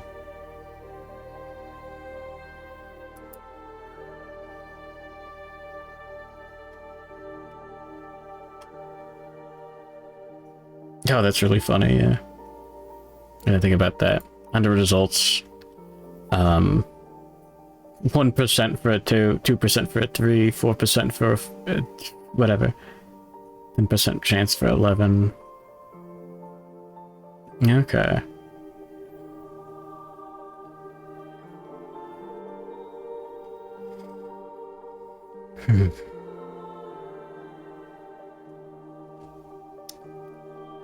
Huh.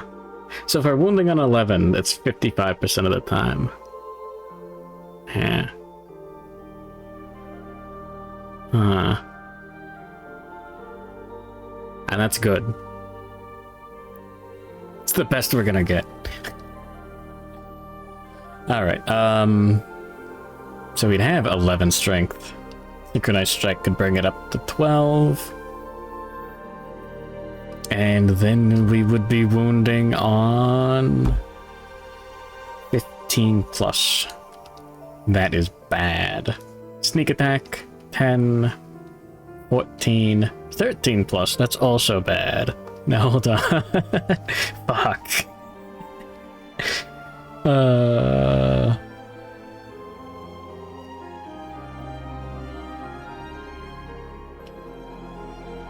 We got 14, yeah, 13 plus the wound. Sorry. Hit 27. Wait, hold on. Yeah, sneak attack, plus 4, 5, 14, 15 after synchronized strike. 12 plus the wound. That's 45%. That's what we're doing, I think. 1, 2, 3, 4, 5. Get green charm. Get some real easy, free survivability. It's not gonna get us there, but it's funny. What about our funny dagger?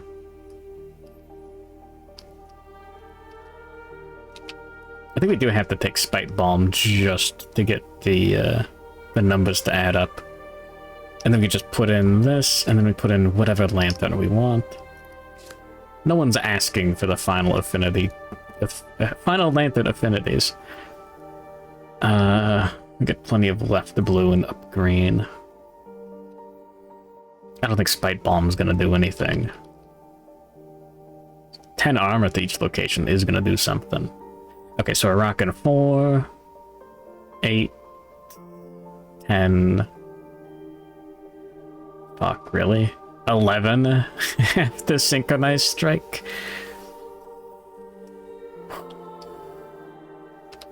Wow, beans. Really should have done lantern research and gotten up to level 3. Whoops.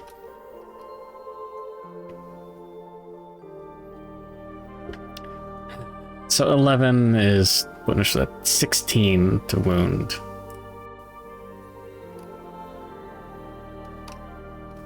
I think what we do instead is...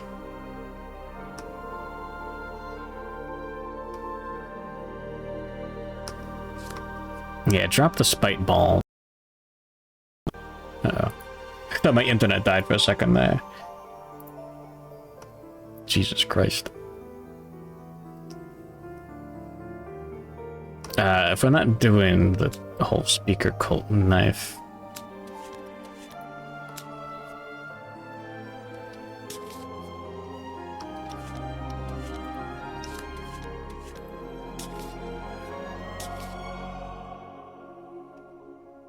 do we even want the whole rolling armor set? I mean, it's a lot of armor. Like, +2 to each location is really good. You could put the Frogdoggles here. What I want to do is I want to put a luck charm in this grid. Oh my god, we don't have a luck charm anymore. We had to archive it to something. That's really funny. Now we're putting on 10... the knife in the grid to actually use it, by the way. It's flammable too, it's funny. 10, 9, 8 plus.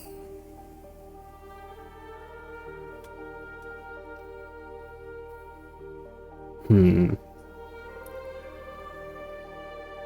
either get 2 armor or we get 2 evasion. That's funny.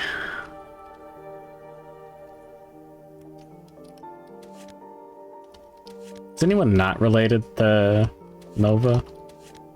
Male survivor, female. Yeah, Neon Walker. Not related. Cool. We could get a milestone done right now. I have a love juice. That would be funny. Yeah, I'm looking at it. I think it's really stupid, but I think Red Charm is actually one of our best options.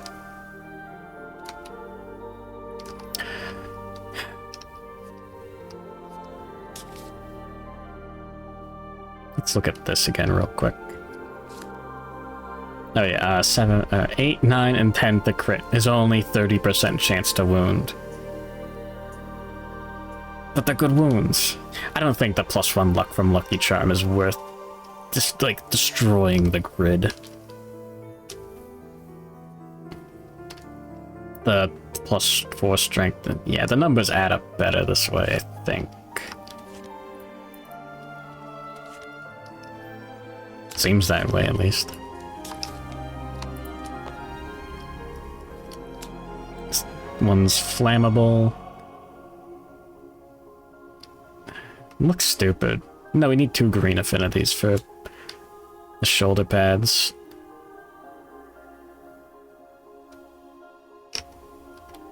There we go, and then we need a lantern.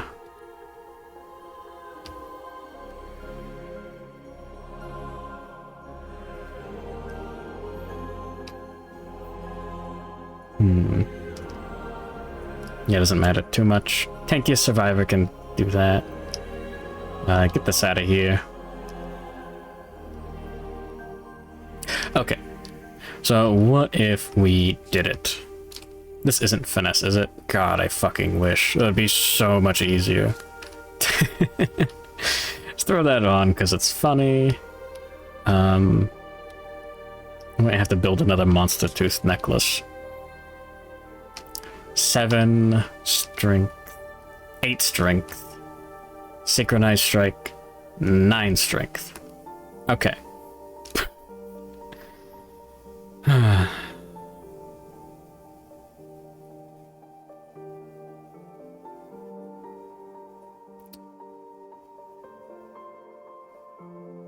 To hit 14.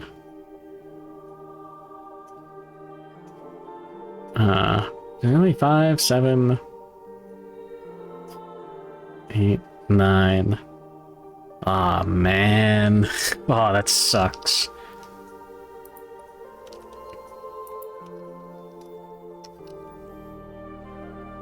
It kind of works.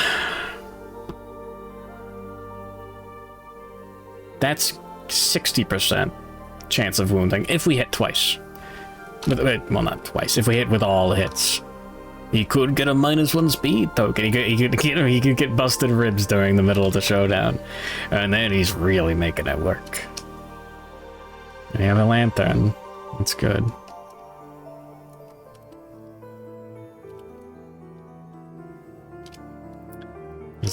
Okay. And what can our strongest warrior do? Man, the idea of Dragon Slayer not being good is so sad. 14, 15 to wound is 12 plus. It's almost there. It's devastating. It's super not worth it. I'm doing it anyways. Cool. He gets to be the tank. And maybe someone else gets this. Yeah, put on Sayo, give him more survivability.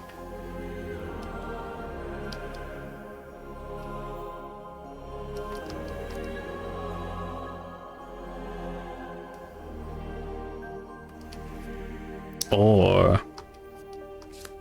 give him the Frogdoggles and a fucking fecal salve.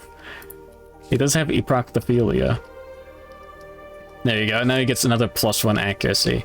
Oh boy, he's activating. He's got, yeah, he's hitting on 8, 7, 6 for his stats. Frogdoggles. 5, blind spot 4, synchronized strike 3 plus re-rolling misses once. That's overkill. He did. I mean, he's losing the evasion on the rawhide vest. I think he, well, what am I gonna do, man? What am I gonna fucking do? Ah, jeez.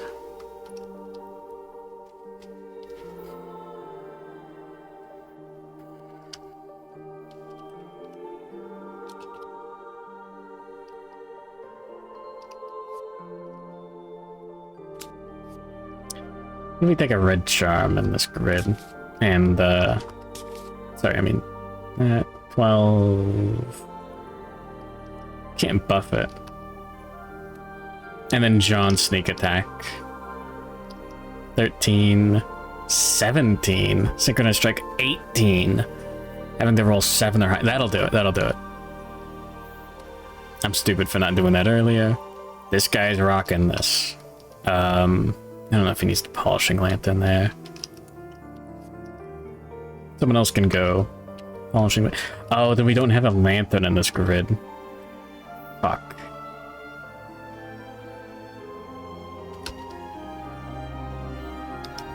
Maybe we don't take Saya. We take someone with 1 accuracy and 2 strength. This fucking guy, motion sickness. Mr. Sticky. Everyone else is not great. I mean, Mint gets the... what's wrong with Mint again? Just nothing incredible. Only 1 strength, 1 evasion. Okay. 5, 7... 9... Synchronized strike, 10. Yeah, that's 14? We can't use fecal salve and frog doggles. It just doesn't work. We do not have the space for it. Maybe on a grid like that. Does it work?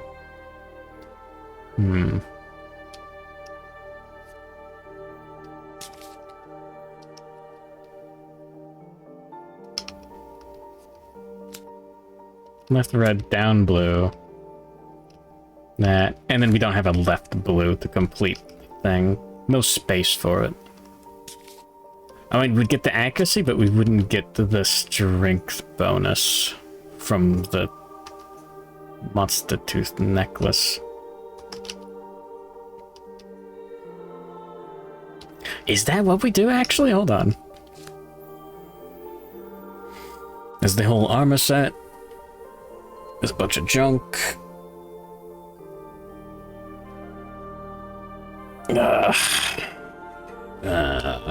So...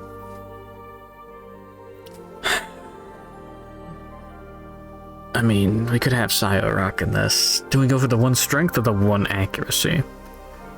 I think I'm a gambling man. I think I'd go for the 1 strength.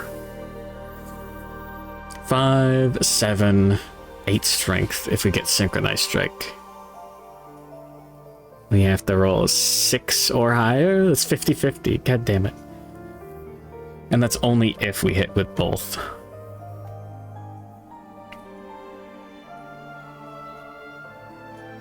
That's with the +1 strength. Ah, fuck. 8 or higher, is it 8 or higher? I mean, fuck. 8 strength. If you roll 6 to get 14 to double it to 28. Ooh, that sucks.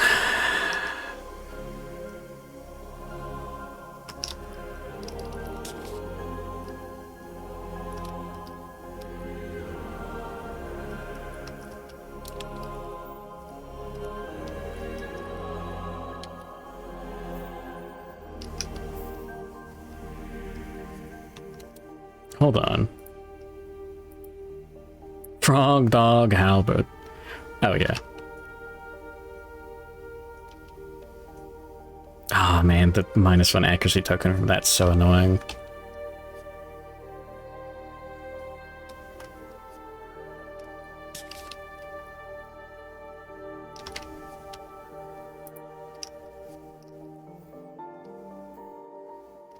That.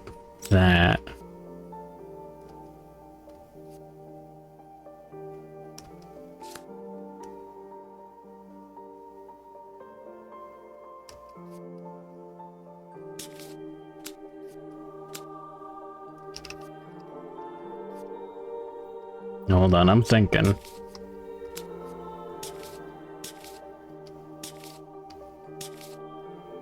How the fuck?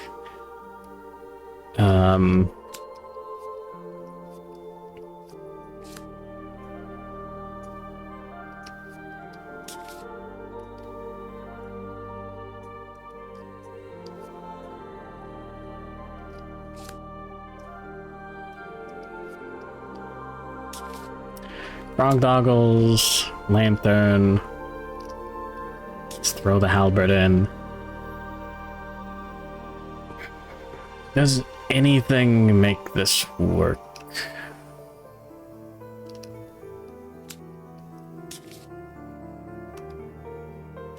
We have a lantern.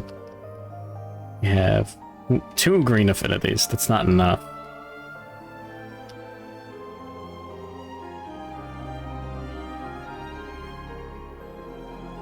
I don't think that works.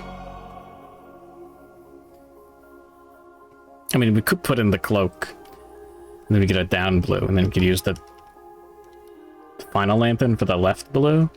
But then, like, what are we doing? What is this grid doing? Maybe go with the sneak attack guy and the bullfrog halberd?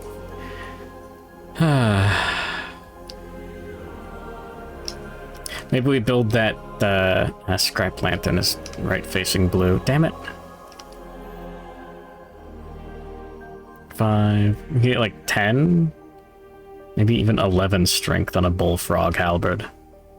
Yeah?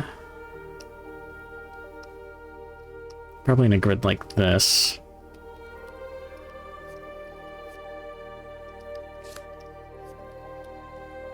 Zero bonus accuracy. Just do that. It's great, man. Guy with 3 armor.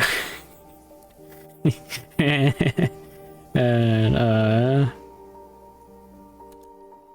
5, 16, 11. I mean, he's doing it sometimes.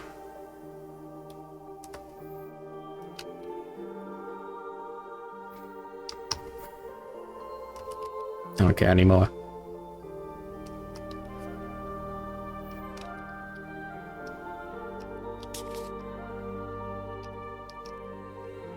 I don't know if we're gonna even make this. No one can make it work without, like, the armor set.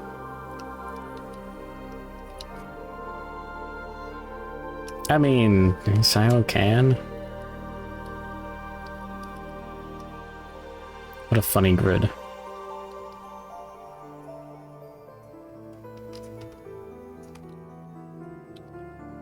If only we had someone who could actually, like, get there. Combo Master isn't helping. Yeah, extra sense is good, especially when we're so low on everything.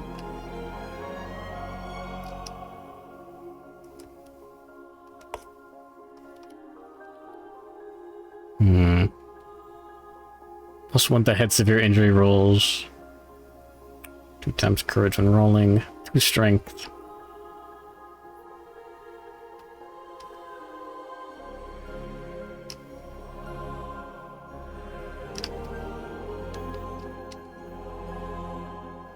Maybe make the strongest warrior known to man in this grid.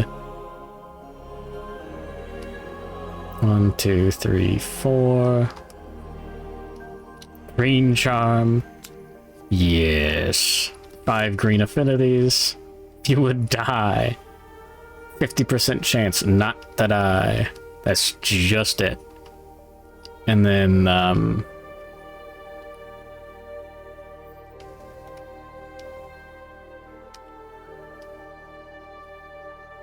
what else was I putting here? It's great odds. 50% of the time, it works every time. I think we're making red charm. Like, it's too funny. No, we need stinky gear if we're taking Sio. Now we're not taking Sio.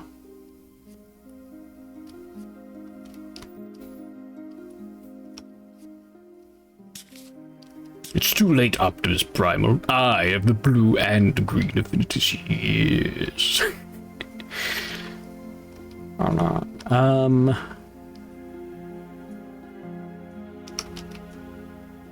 Just like whatever, man. Oh yeah, I wanted the grease. We don't even have a monster grease right now. We lost our last one.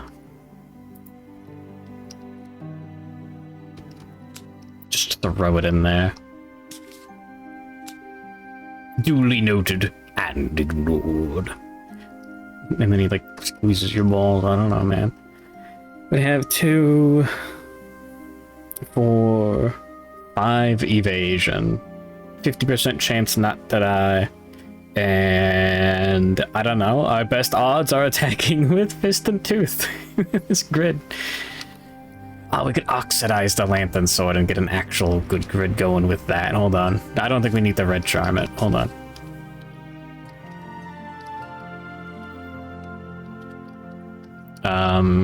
Plenty of these. It goes there. I'm just throwing cards everywhere. Is there other polishing lantern? If this is oxidized, it has 5 strength, 9, 11, 12, and then, I don't know. This guy? 14. He has to roll 13 or higher to actually wound. Dude, I think I'm just going for... I think I'm just gonna go for the stupid build. Let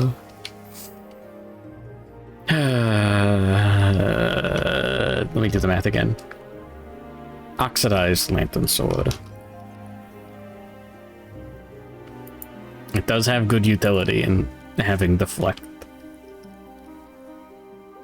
Doesn't have early iron, I don't care. We're just not gonna roll ones. 5, 9, 11, 13, 14 strength after synchronized strike. That's funny. It's not great. It's really not great. This gets devastating. You're still wounding the monster when we do this. Yeah, it's really funny. Yeah. Okay, I'm building a red charm. It's going to happen. 1 perfect bone. Send it back to storage.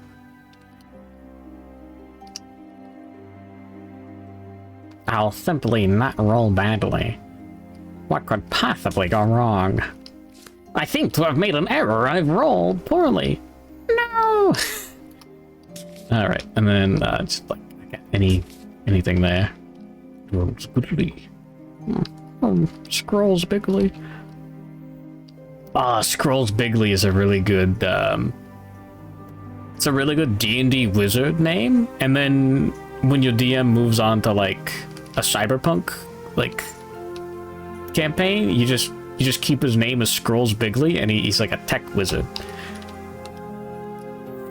Because he's scrolling on his computer. Think about it.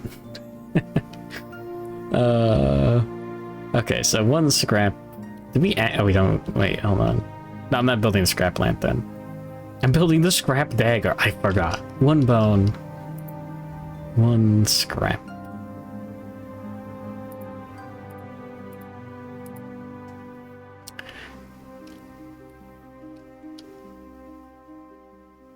Do we just have a broken lantern? I don't think we do.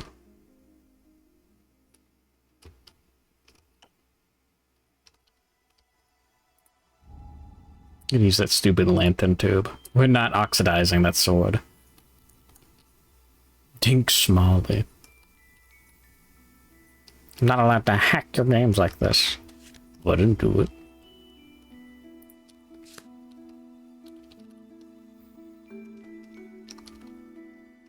I'm lying. There we go. P and green is the druid. I don't trust that guy, I'm gonna be honest. Well, there's 5 red affinities. We do have the range 2 isn't the best, but it's better than nothing. Barbtua. Don't say that. Yeah, all these polishing lanterns are now useless because lantern sword just isn't getting there. Wait, hold on. No, lantern sword. No. 5 strength. And sharp. Whatever, man. Are these really gonna be our grids? I do it, man. Thanks, Bart. You always know what to say.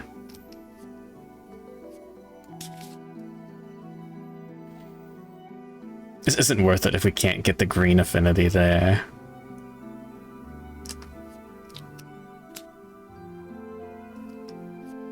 One, two.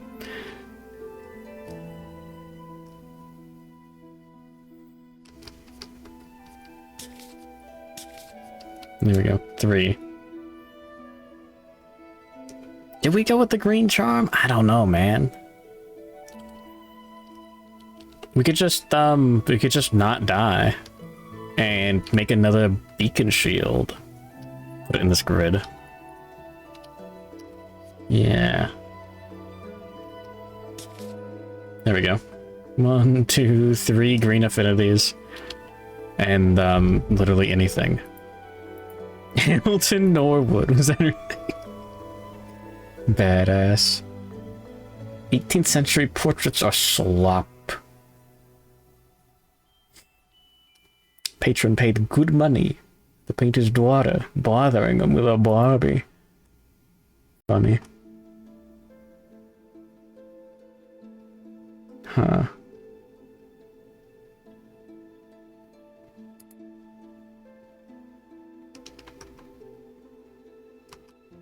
Hucked was ironically funny. Yeah, sure, man.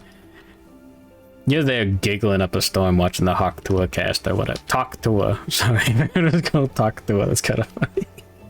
Because it's dumb. Fuck. 5 evasion, extra sense. We can dodge twice, and we can block 2. Do we have the resources to oxidize a beacon shield?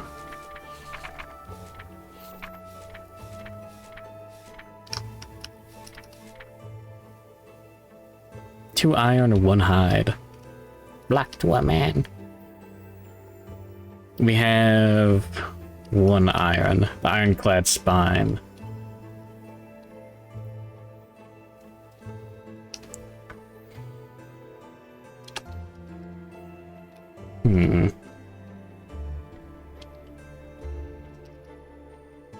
That's it.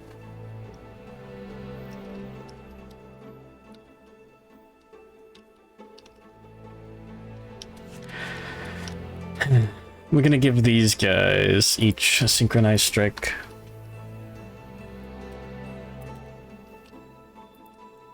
It's no longer Lantern yet 29.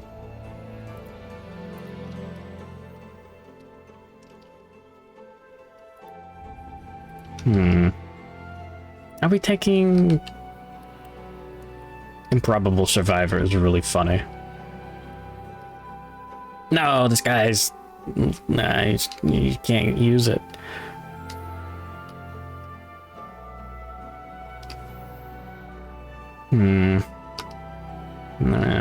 Maybe... like this?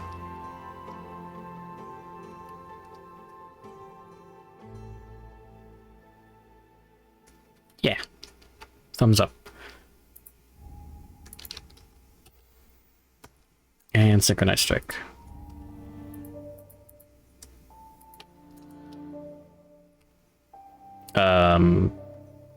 This guy has aproctophilia. God damn it. Good thing we have 1 more space in the grid.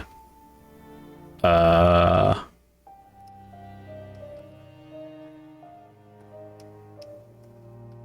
think I'm just gonna use these 2 and make this monster grease.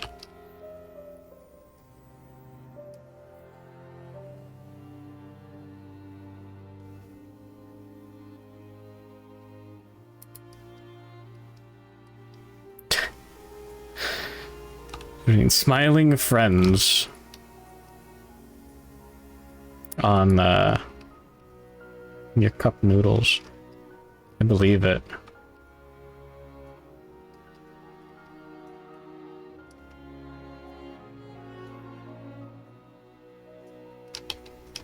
I think at this point I just want to make another monster grease just for 1 evasion. and satisfy this pervert's eproctophilia. Is there anything else that we even do? Like, is that it?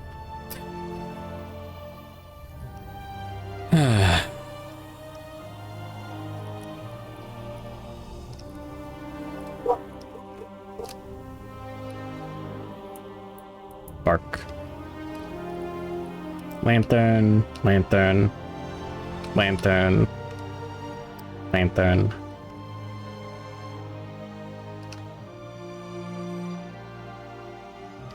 What's the point of breaking up this gear grid? I think there was one. The green charm is so fucking funny. Yeah, we couldn't get Grease active and black and red Greaves active.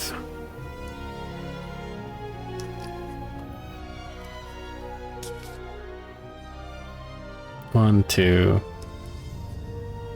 three. No, I mean, we could. Can we get...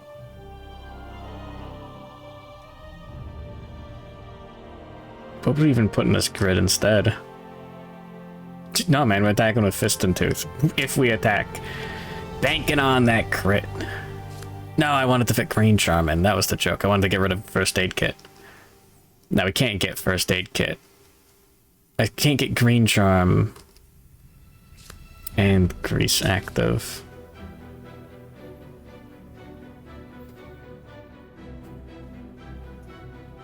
Yeah, we have a down, and a right open. There is no feasible way.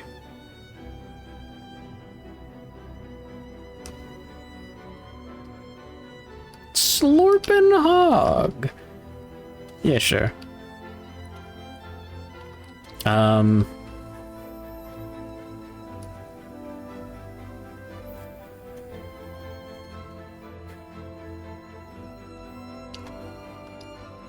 We can give Nova otherworldly luck on Sculpture. We're just gonna roll high enough. Okay, good.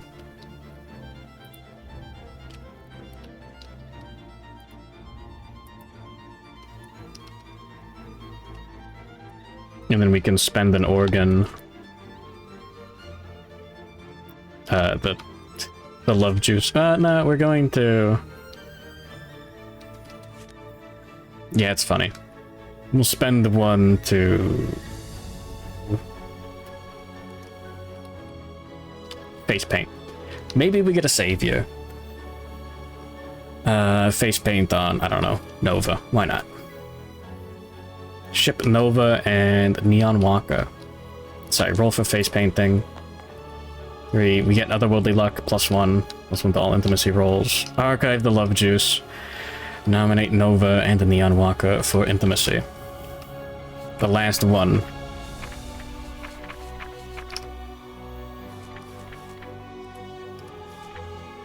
What is this now?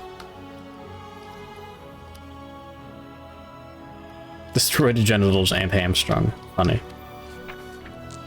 Alright, roll 2. Pick the lowest. Damn it. 3, +3, 6. Just +1 population. Hey, check this out. Where is it? There we go. Giant's Strain. When a survivor with the marrow hunger impairment as a child from intimacy. Ardent splinters of bone gnaw into the survivor's brain, halting their pituitary function. The deviation is passed to their offspring. Permanently add the Giant's Blood Fighting Art to your Fighting Art deck. The survivor's newborn child gains the Giant's Blood Fighting Art. The final sex. It's the last sex on the harbor.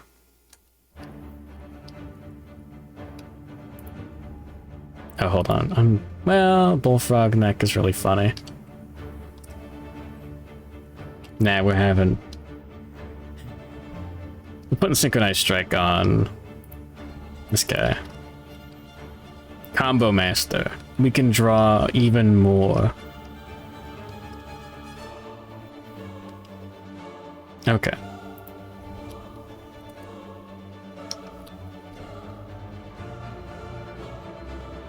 Sorry, Mallet doesn't have sneak attack, damn it.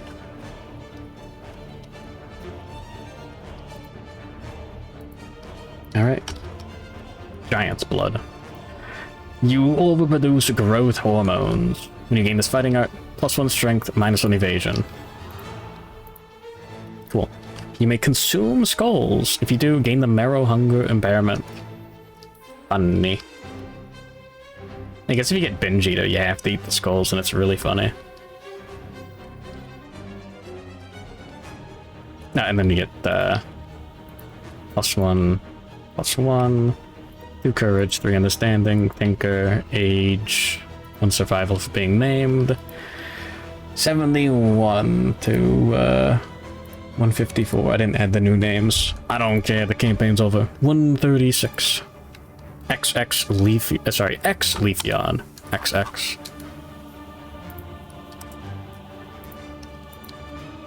Even, male, odd, female. Alright. Giant woman. Alright, roll for age. 14, that's a random fighting art. It's transcended masochist. There's sneak attack.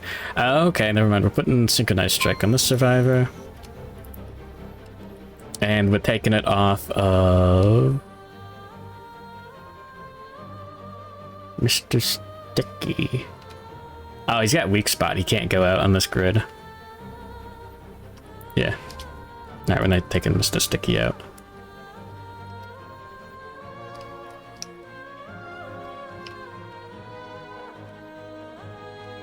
Uh-oh.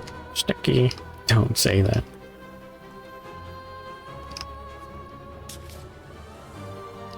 Yeah. No green charm. Sad.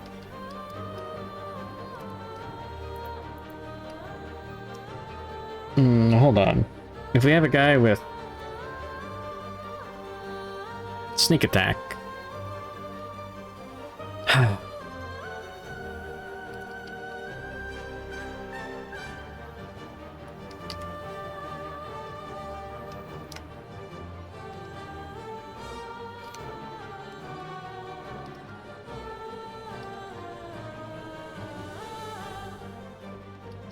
Yeah, fuck it. That guy's stronger.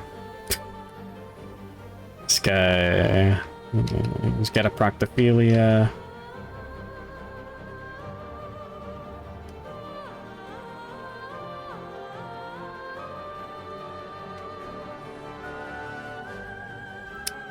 Fuck. That's so much thinking.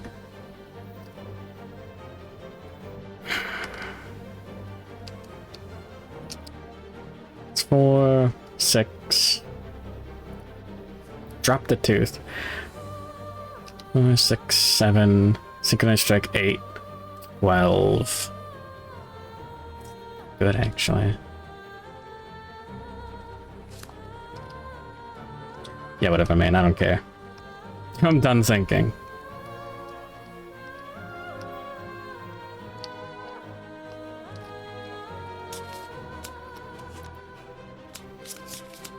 Okay. And then insight milestone on the giant blood guy. 5. Gain 1 endeavor. Adolf hit elections in Namibia. The politician. The financier.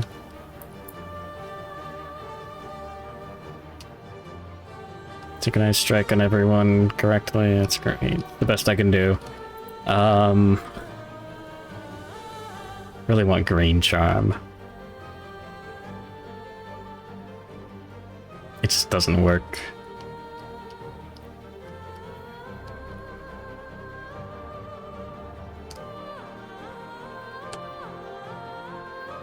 If we use the guild fungus instead of the lantern tube, we could oxidize the sword and end up with worse stats. Yeah, okay, whatever, man. There's nothing else to use any of these resources on.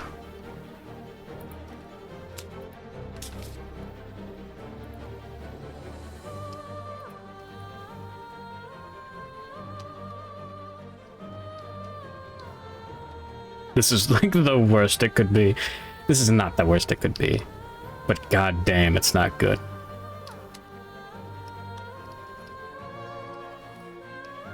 At least we have one guy who can tank. We're having to spend every single drop of resources that prop up our weak weapons.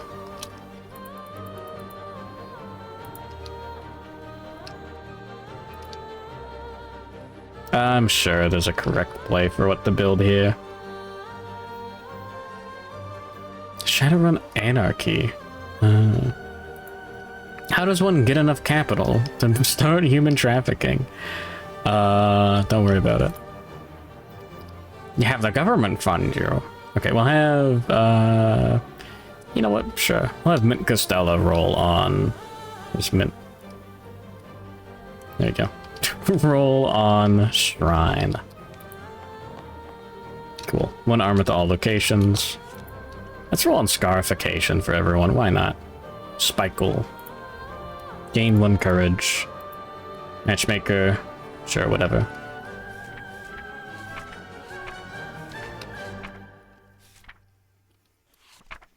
Bold. 7. 1 endeavor. We have a good chance of getting something good. Scarification. Get tough. Nice.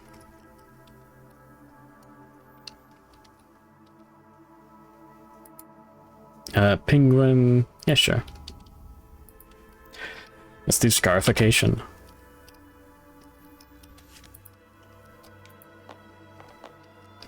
We get...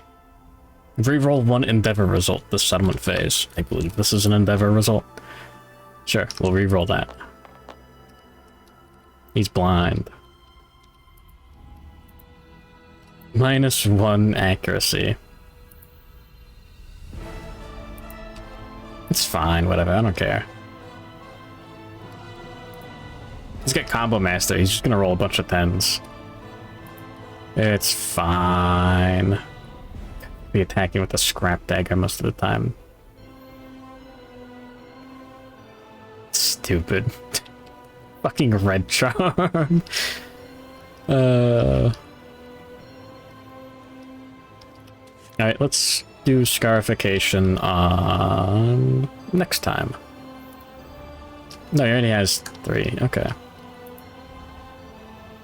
Leafeon. You know what? No, let's not. I got Jimmy. Let's roll face painting, battle paint with Mint Costello.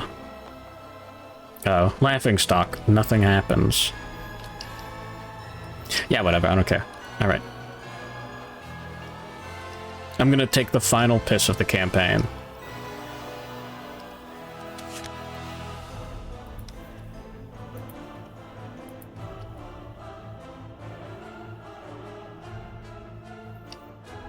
Yeah, whatever. We could give someone +1 courage, +1 understanding. A random disorder, I don't care, man.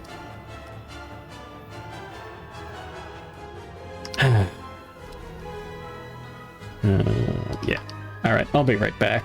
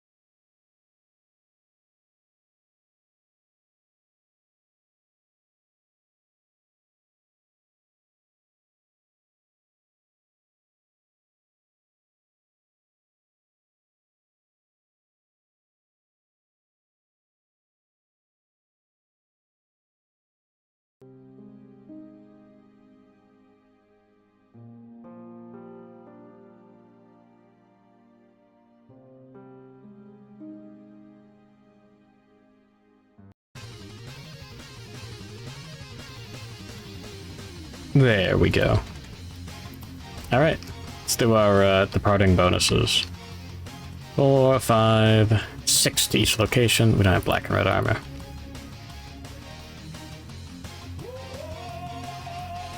Ah, man, you know what? Could we have gotten leather armor on one of these guys and made it work? Do the math real quick. Yeah, I think so. We just do that real quick.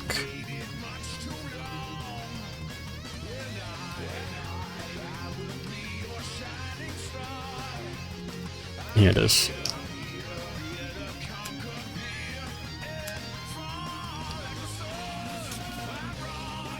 Alright, and then leather chest. Here's 1 leather, 1 bone. Oh, that does cost an endeavor.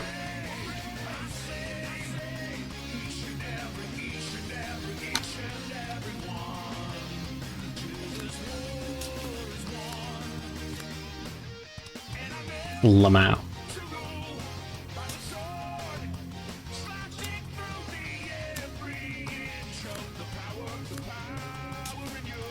Alright, what did you do, E-Ghost?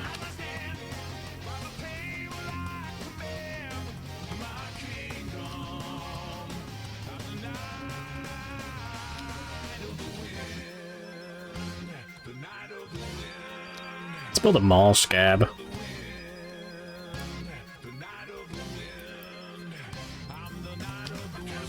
That's here. Sure. Actually, do any of those have good affinities? Sword scab, knife scab.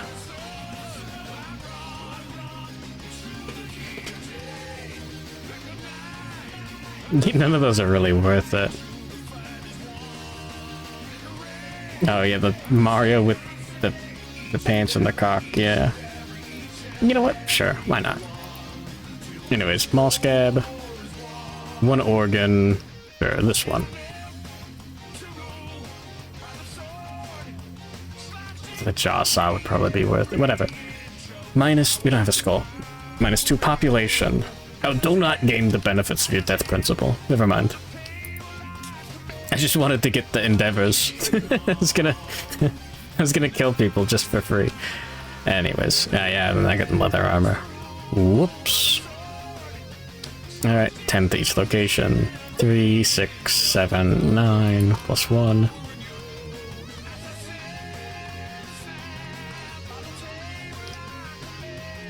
Alright, and Siomalo. 3 to each location. Sorry. Penguin, SCV. We gotta reapply those.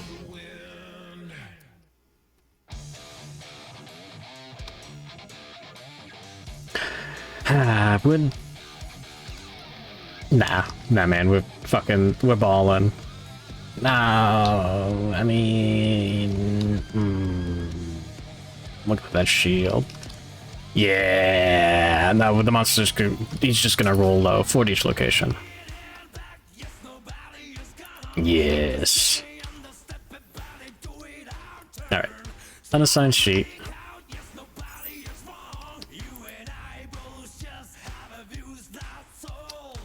No, we need a Proctophilia. I mean, we have a Proctophilia. We need to do that. Alright, 3 to each location. Alright, the monster's just gonna roll low.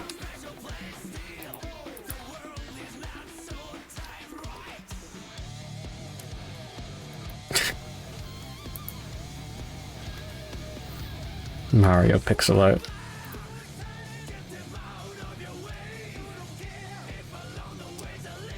Yeah, no, we're balling now.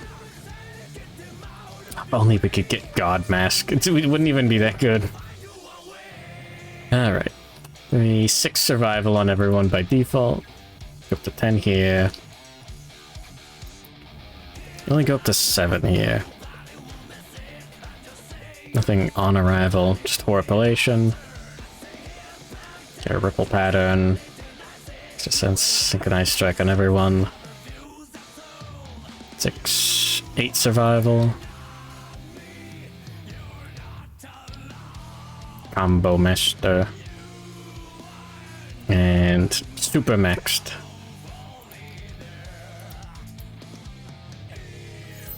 Penguin SCV. Michael. Lover Pantsu. Sorry. Leafeon. And next time is 000.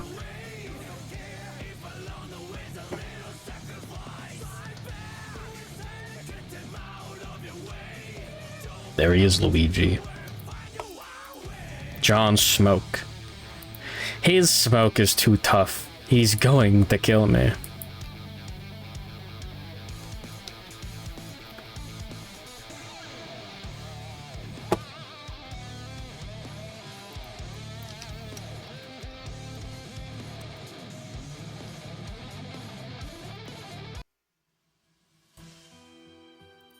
All right. Oh my god. What do you mean, dead monster? I think this guy goes first no matter what.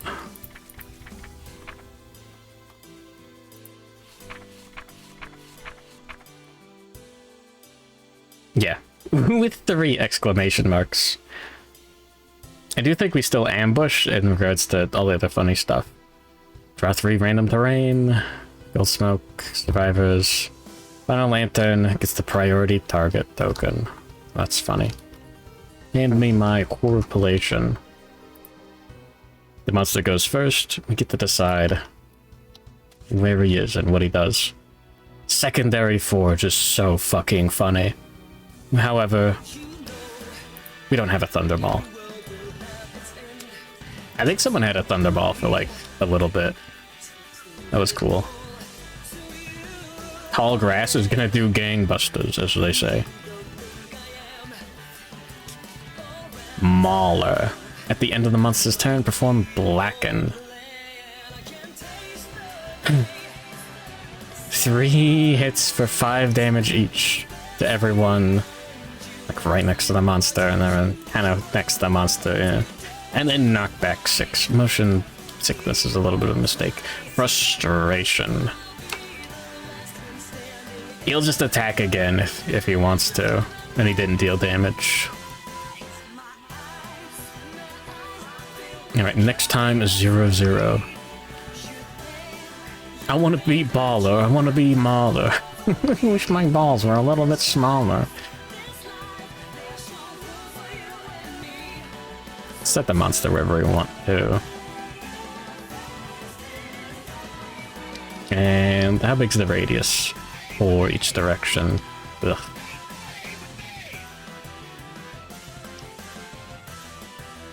Oh, sorry, this guy has the priority target token.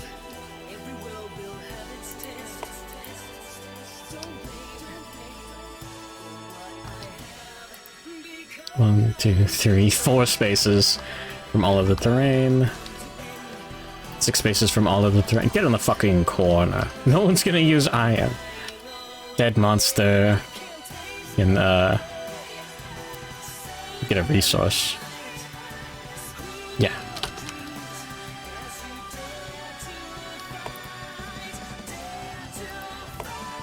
We got nothing better to do than just rush him.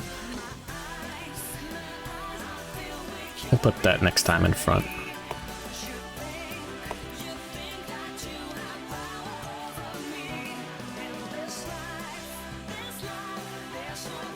Yeah. Yeah, fuck it. Alright, we ball. Flash over. Well, he's already targeted him. Okay, cool. Priority target token removed. Move and attack target. Alright. Well, Leafeon.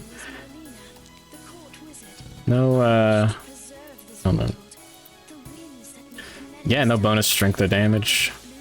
No frustration on this either. Sure, man. Why not? 2 speed, 2, 4.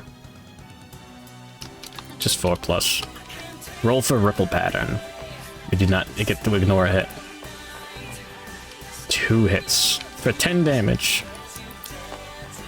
To the body and to the body. We'll spend 1 survival to dodge 1 hit to the body, and then we take 10 to the body.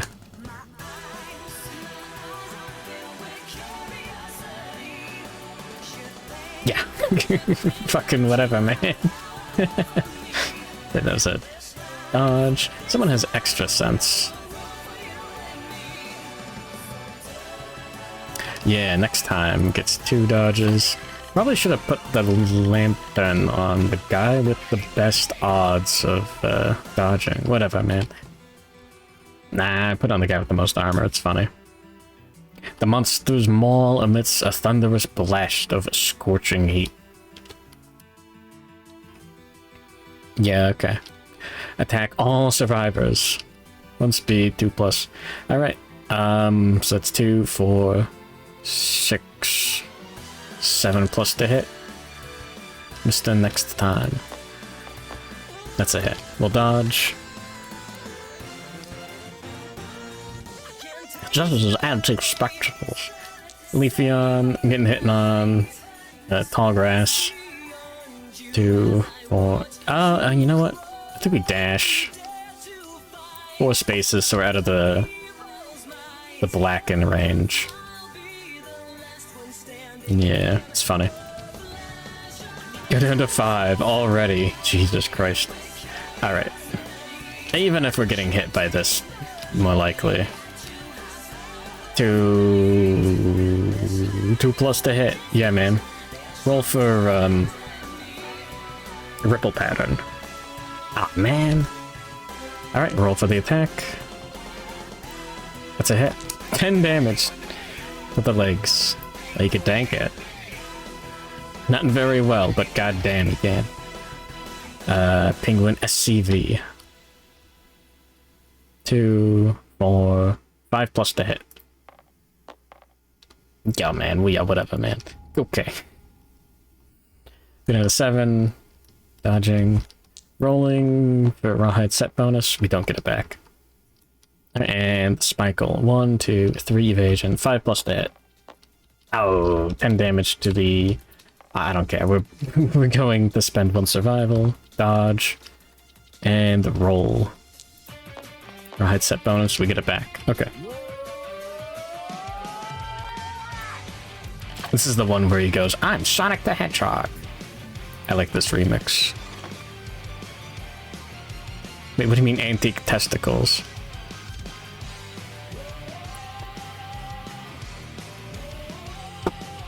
Alright. And then, wow, no one died. End of the monster's turn, perform Blacken. The knight raises its maul. All survivors in the smash zone. All survivors in the ash zone. Okay, no one. Okay, bye.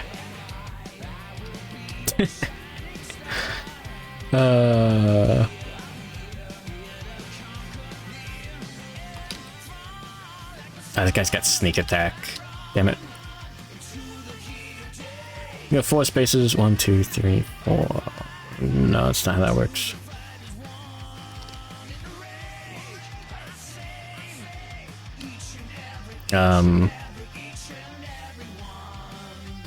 Spikle's the other sneak attack guy.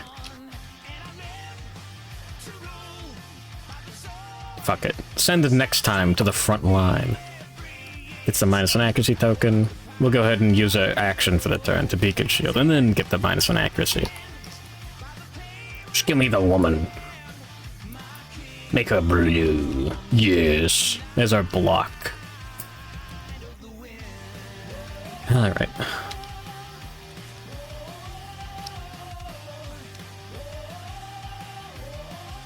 No, we put next time here. No, fuck it, we ball. Yeah, we put next time here. No, we put... Yeah. Alright, Spikle. We go here. Sorry, set the act, move there, and attack with Dragon Slayer, hitting on 6, 5, Synchronized Strike active, 4, and re-rolling any misses. 1 hit. Super dense, you piece of shit!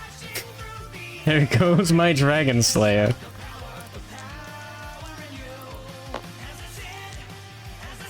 Alright.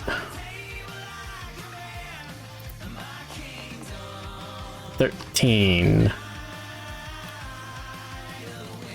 10. 14.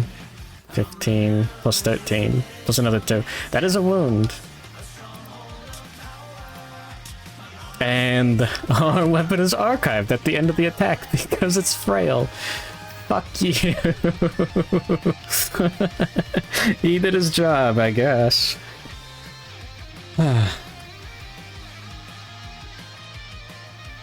Alright, let me dash out of there. Spend the survival. Roll for the refund. Nope, I don't get it.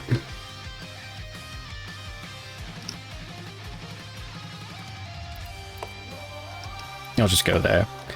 Penguin SCV. Kill him. We'll go 4 spaces.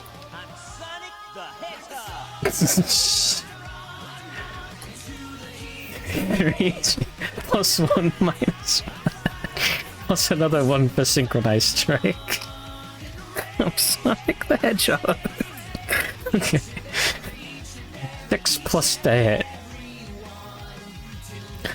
It's him!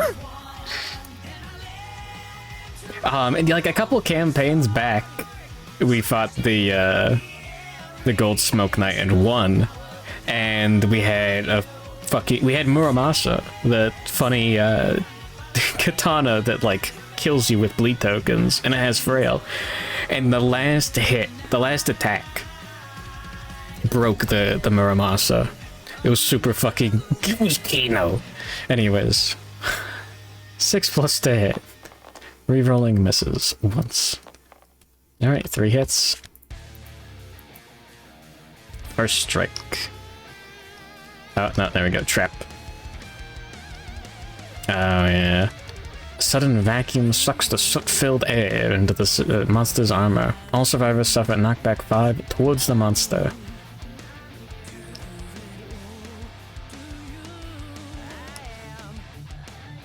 I think you get put like there, knocked down, and knocked down. There, knocked down. Suffer knockback 5. Yeah, Leafeon gets spared by rolling armor. He gets knocked down. You remember that, you're awesome. Good morning, Diabetic Cat. Welcome back. Alright. Let's attack Penguin first. 5 speed. 2, 3, 4 plus the hit. 4 hits. For 5 damage. Head, body, waist, and head. The body, waist. 1 severe to the head. Head explosion. We'll re-roll that. Lifetime re-roll. Sorry, 4 is decapitation. And it's decapitation as well.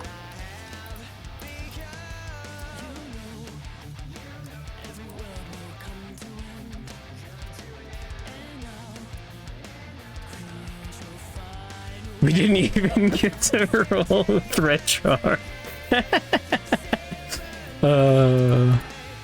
It's really funny.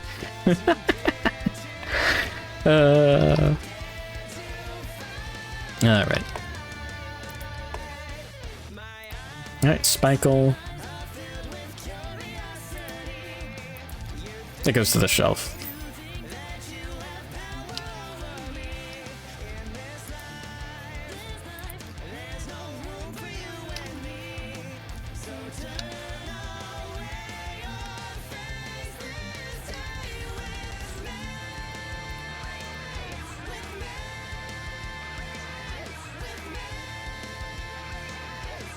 Alright.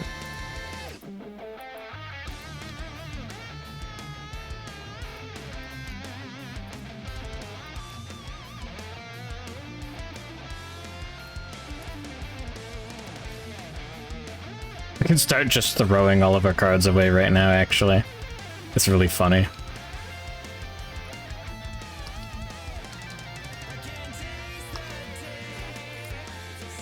Is this? Oh yeah, penguin. He's dead. Start scrapping all of these. Alright. Spike-ult, 1, 2, 3, 4 evasion. 6+ to hit. Not the survivor that attacked. So we can... We already dodged, actually. Cool.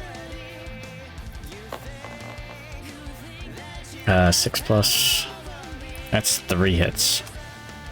5 damage to the body, and the waist.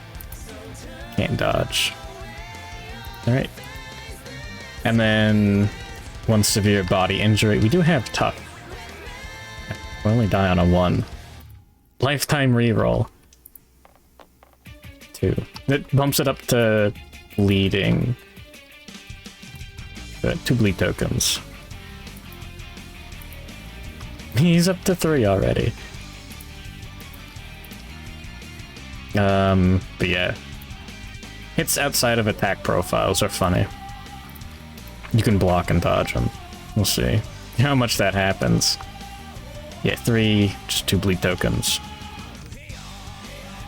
Alright, and then next time. He's blocking too. 2, 4, 5, 6, 7 evasion. A 9+ to hit. Alright. I think this, yeah. I'm gonna keep the -1 accuracy token? I don't know.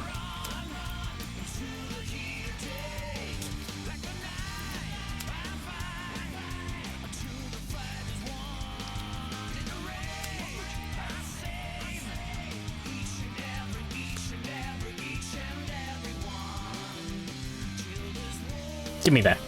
Thanks. That was really annoying. Okay. I still have Leafeon's Act.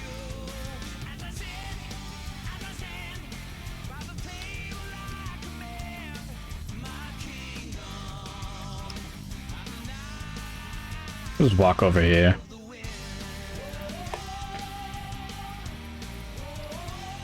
Now, we'll spend 1 survival. We'll encourage Michael. Stand back up. You can surge to Rawhide Headband. Roll for the Rawhide set bonus. Cool.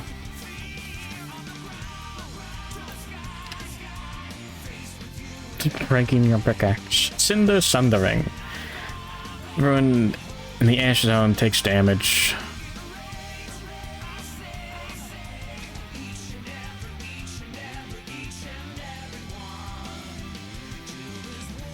Oh, 6 damage to each location.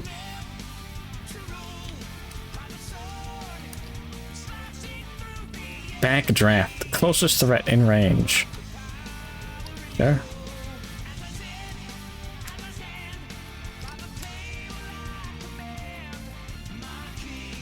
One, 2, 3, 4. There we go here.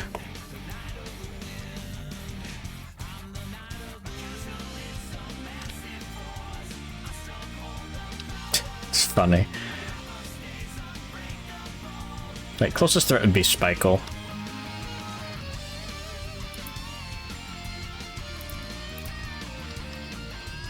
Put him back, hold on. Next time can stand up and then tank that hit. Yeah. We'll encourage encourage next time. Don't get the survival back either. Stands up. We can surge to block though. Yes.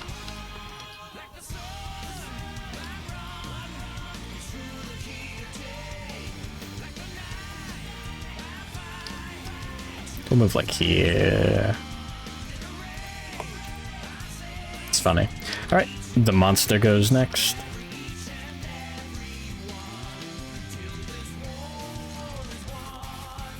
And the Jiraw's Backdraft.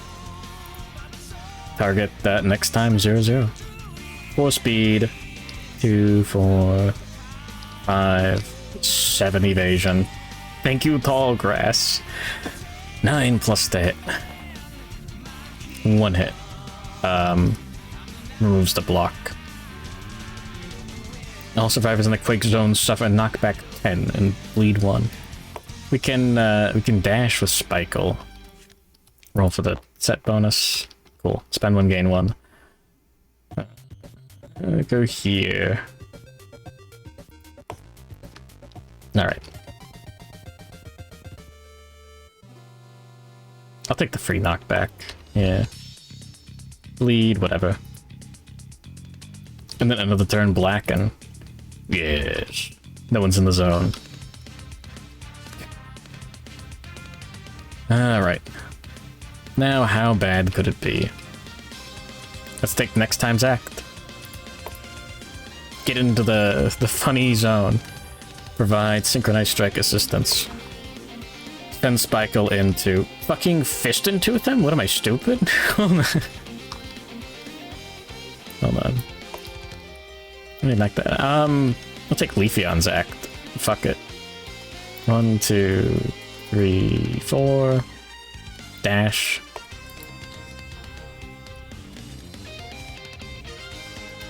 Alright.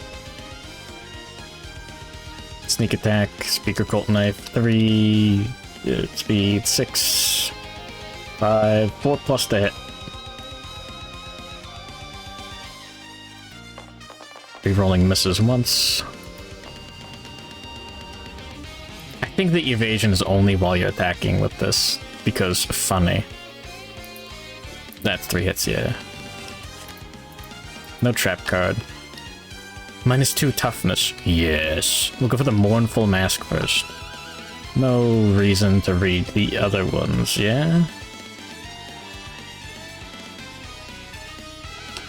Okay. The mournful mask. 8. I don't think that's enough. Okay, 4, 8, 10, 12, 14. A 22 total, that's a failure. Even with the -2 toughness at that location. And then we go for the Fuming Scrag. Ready, ball. 10. What is it, 24 total? Hold on. 4, 6, 8, 10, 14 sneak attack, 15. Okay, that would have wounded the last location. The Scrag is unharmed. A whistling moan erupts from the monster's armor, spewing black jets of choking smoke in your face. If the attacker has less than 6 understanding, yeah, roll a d10. Alright, new perspective, brain trauma. Knockdown, 1d10 insanity. End the attack. No, he suffers knockback 5. He didn't get rolling armored earlier. And now Spikle gets knocked down. Funny. Well, now we can spend 1 survival to encourage Spikle.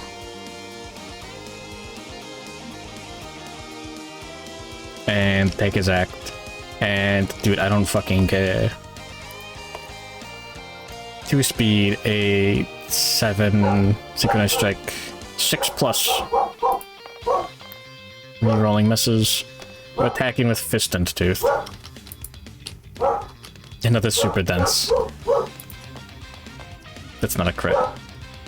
Your attack hits nothing but smoke, scattering golden embers all over your outstretched hands.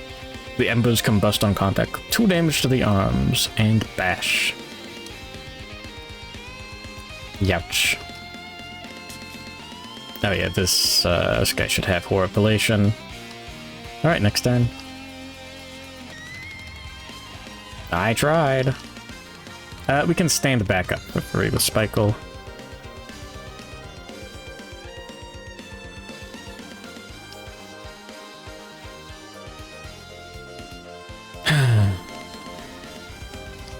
Who's funny?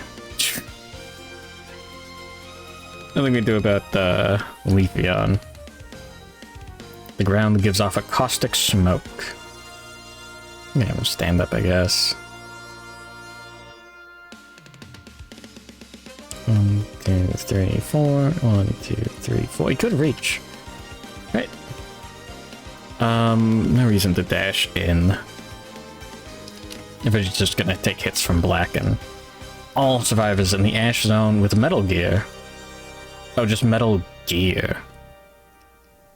1 hit for 6 damage. To each. No. Yeah, we stand them up. And we dash in. There we go. Alright, and then end of the turn. No chance to dash or anything. Blacken. Everyone's taking too much damage. 3 hits for 5 damage each. Is that effectively 36 damage if you have Metal Gear? Yes. Metal Gear. Dude, it's Gold Smoke Knight. What do you mean? Alright, 3 hits, they all get blocked. 2 get blocked, 1 gets ignored from the Curious. 3 hits. I don't know if shoulder pads ignores that. Probably not. Alright. 5 damage to the body, and waist. Alright. 2 body severe injuries. No, give me this again. Yeah.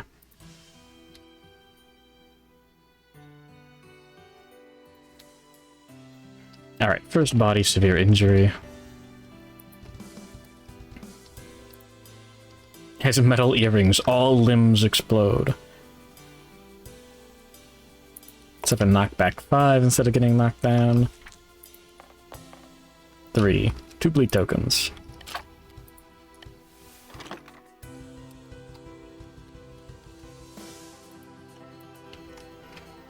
Alright. And the second severe body injury. 7. Ruptured spleen. Skip the next hunt. 2 bleed tokens. Who cares about skipping the next hunt? All permanent effects are now temporary. That's a token. Next time we're gonna gain a bleed token, we'll just do that. It'll be funny. And then, Spikle. 3 hits. Oh yeah, we could have dodged one of those. I'll just dodge the... Either one actually works, it's fine. 3 damage to the waist... Sorry, 5 damage to the waist, and body. Those are all severes. I'm gonna dodge the body one. We get the survival back. Alright, buddy. You gotta roll a 10. Alright, it's death.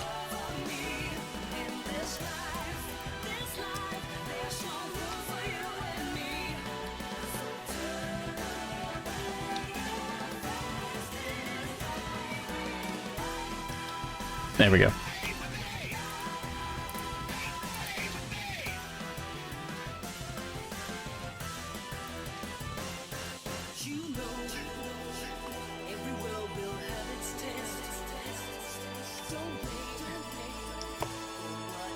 Alright, sent the shelf. Alright, it's supposed to go to the left. He should have it, and then this guy gets it.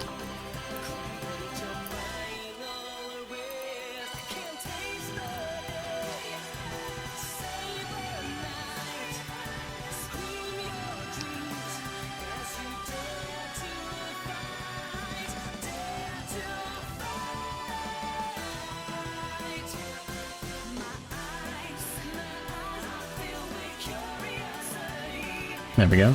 Slowly archiving everything because it's really funny.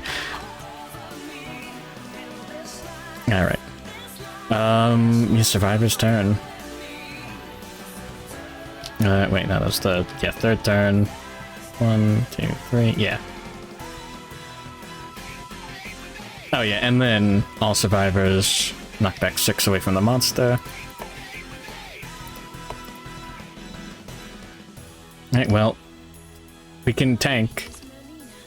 Are you winning? No. Not at all. Alright, Leafeon can not dash, actually.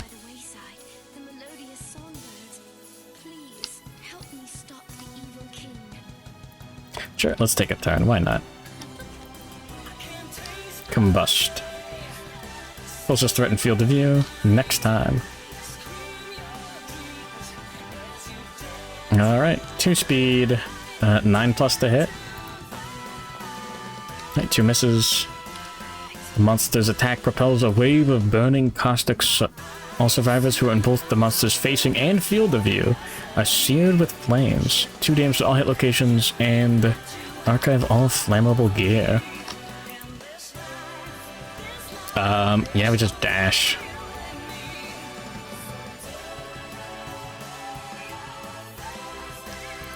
Okay.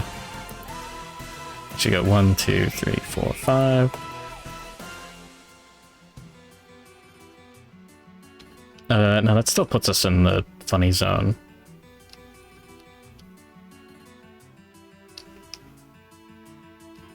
So we were here. 1, 2.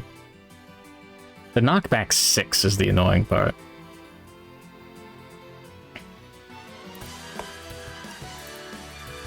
Whatever, man. Alright.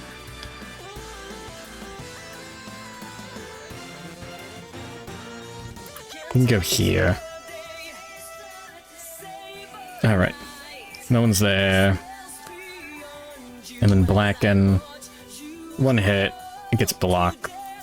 Knockback 6. Gets bumped up to like knockback 10, yeah. Alright, Survivor's turn. And that's still... No, you should have it, yeah. Take Leafeon's act first, because it's funny. We're gonna draw the trap card anyways. 3 speed, 6, 5+ to hit. 2 hits. We just have to roll 10s, that's it. Only on a wound.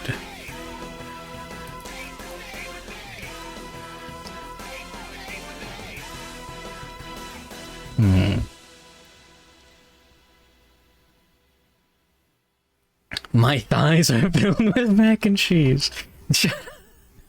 Fuming celery. I don't know what that is, I'm not French. That is definitely not a wound. Fuming bivouac. Wound attempts fail unless it's a crit. I'm rolling the sharpness dice for fun.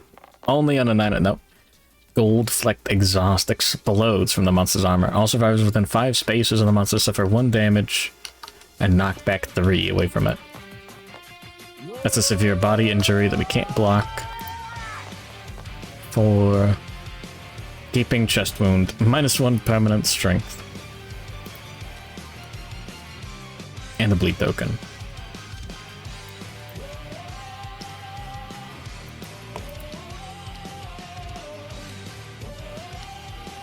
Yeah, man. And then next time 5 and block 2. All right.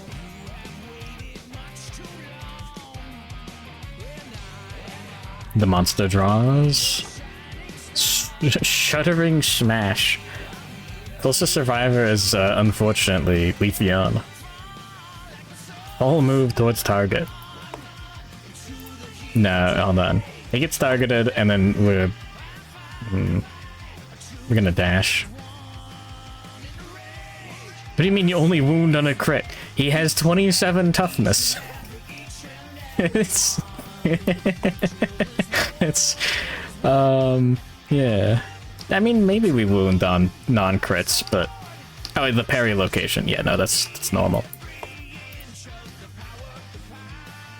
That's funny. Full move, separate attack. Each survivor in the smash zone.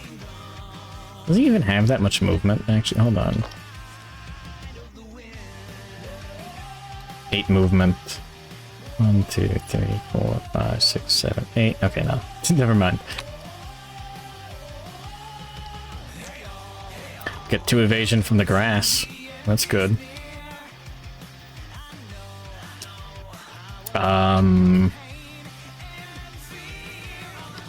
That's it? Yeah, just 4+ to hit. Roll for ripple pattern real quick. Nope. Alright, 6 speed. 1, 2, 3 hits. Okay, well, I guess we'll get lucky now of all times. Body, arms, and head. Dodge the hit to the head. Severe body injury, and 5 to the arms. Now we take 5 to the head. 5 to the arms and dodge the body. 1. Yeah, man, sure. And then blacken. 5 to the waist, arms, and legs. Severe leg injury. Death. Lifetime reroll. 8 to the legs. Broken leg. An ear-shattering crunch. Adjacent survivors suffer brain damage. -1 permanent movement. Okay. Now he's down to 3. He does get a strength token for being reduced to 0 survival.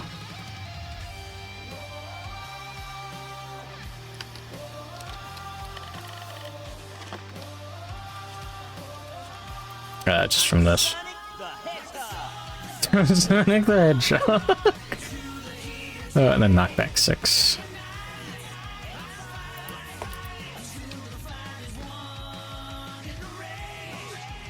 Oh yeah, he would have been knocked down by...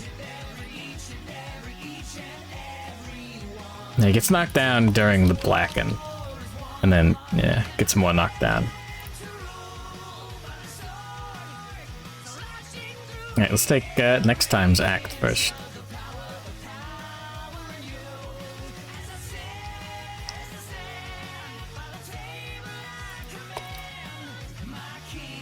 I'm gonna hit him. Beacon shield.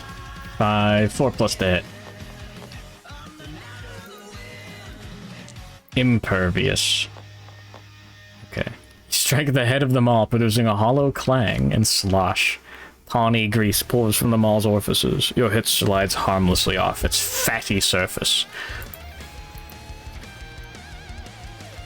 Alright, Leafeon, whatever, man. Sorry, only 3 spaces. Alright, the monster draws. Farthest threat in field of view. In range. Okay, man. 2+ to hit. 3 hits. Roll for ripple pattern. Nope. 5 damage to the head, and head. Oh boy. 1 hit. 2nd hit, severe. 8. That would be death. Hold on. No, here's what we do. Concussion, random disorder. Eproctophilia. Yeah, whatever, man. Oh yeah, we get knockbacks 5 away from the monster. Okay. Gain a bleed token. I'm going to instead suffer a head severe injury. Alright. Random disorder. Pray. May not spend survival unless insane. Okay, gain a bleed token from concussion. Alright, I'm gonna spend... I'm gonna take 4 damage to the head instead of getting that bleed token. Alright, 6.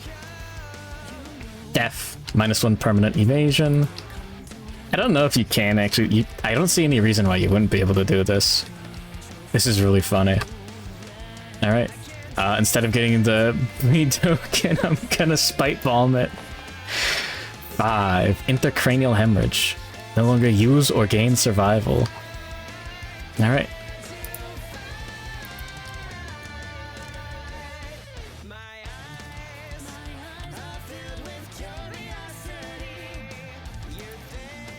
There we go, just cover up the survival part.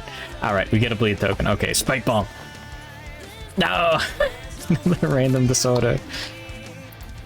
Motion sickness. Oh, that's nasty. Spite bomb. 9. Shattered jaw.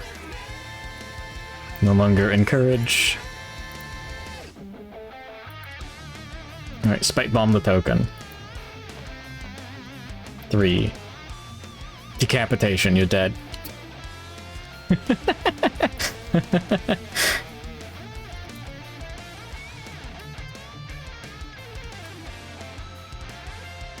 Yeah, I mean, the tokens.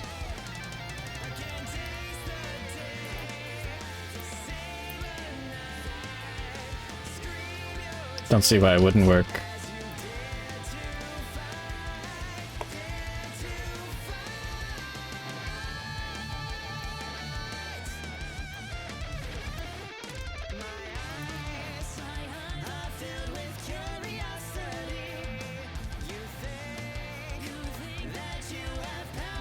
Don't tell me it crashed because it tried to archive it. Okay, good.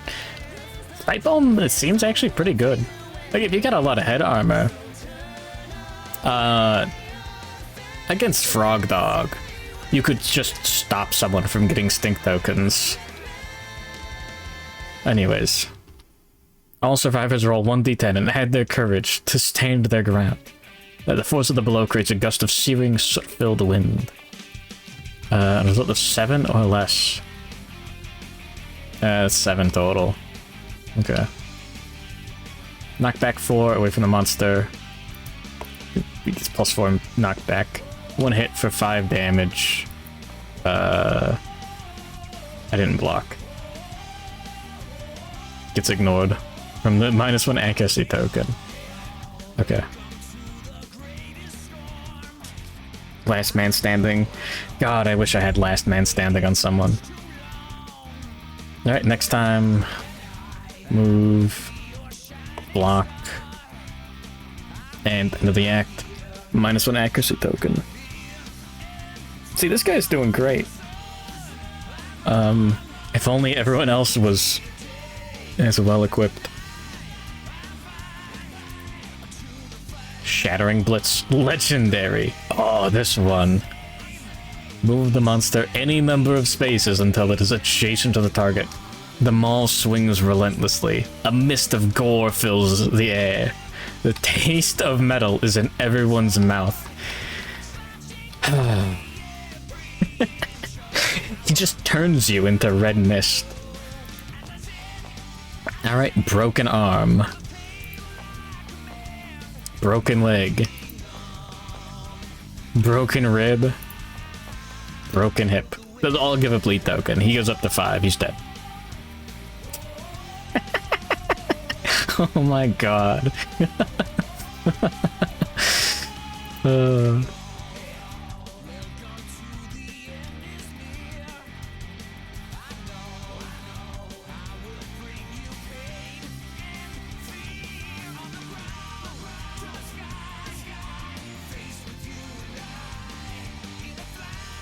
Yeah. All of the legendary AI cards are so funny. They're awesome. Alright.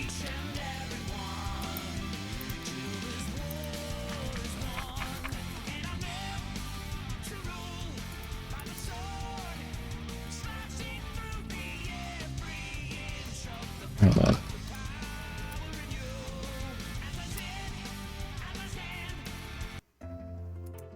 There we go. Perfect game over music. This is what we call suboptimal. Yippee. TPK. Defeat. The gold smoke knight drops the final lantern on the Watcher's corpse, bringing them all down on the remains. The explosion incinerates flesh, cloth, hair, and skin. The knight moves amongst the dead, arranging their bones and lighting the smile of each skull with a glowing ember. Game over. And guess what? Victory. The gold smoke knight collapses, its swollen gut gushing of rusty smoke. A red pall blankets the settlement. The survivors' weary eyes grow heavy and they collapse one by one. Face to face with the stone ground, they fall into a breathless slumber. Dead. Game over. So it's funny.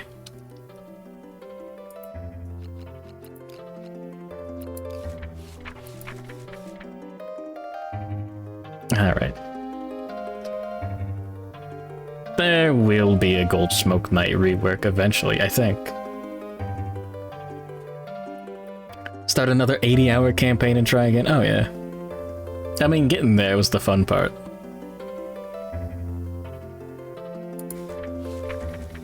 Anyways.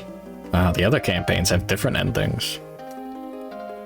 We did not get the People of the Stars ending. We just did not have a good campaign that time.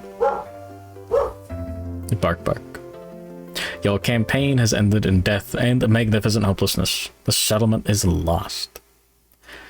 Start a new campaign, taking a settlement record sheet, filling in a box under the lost records, lost settlement section. Apply all milestone bonuses earned to your new campaign and begin the first story. Yippee! For every successive settlement you've lost, you may fill in a box and continue to earn new milestone bonuses, future campaigns. I gotta get that Chinese food. Oh yeah! I forgot. A +1 skull on the first year, and increase the survival limit by 1. That's awesome. Ocular parasites is also really funny. This is your, like... I don't know. Your cool, funny little pity bonus. All survivors gain +1 permanent accuracy. Just overall, yeah.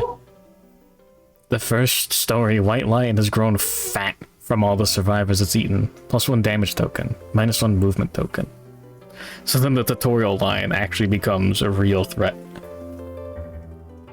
And then, bunch of acid storms. Game modes is really funny, actually. So before or after the glossary? Yeah. There we go. Custom campaigns.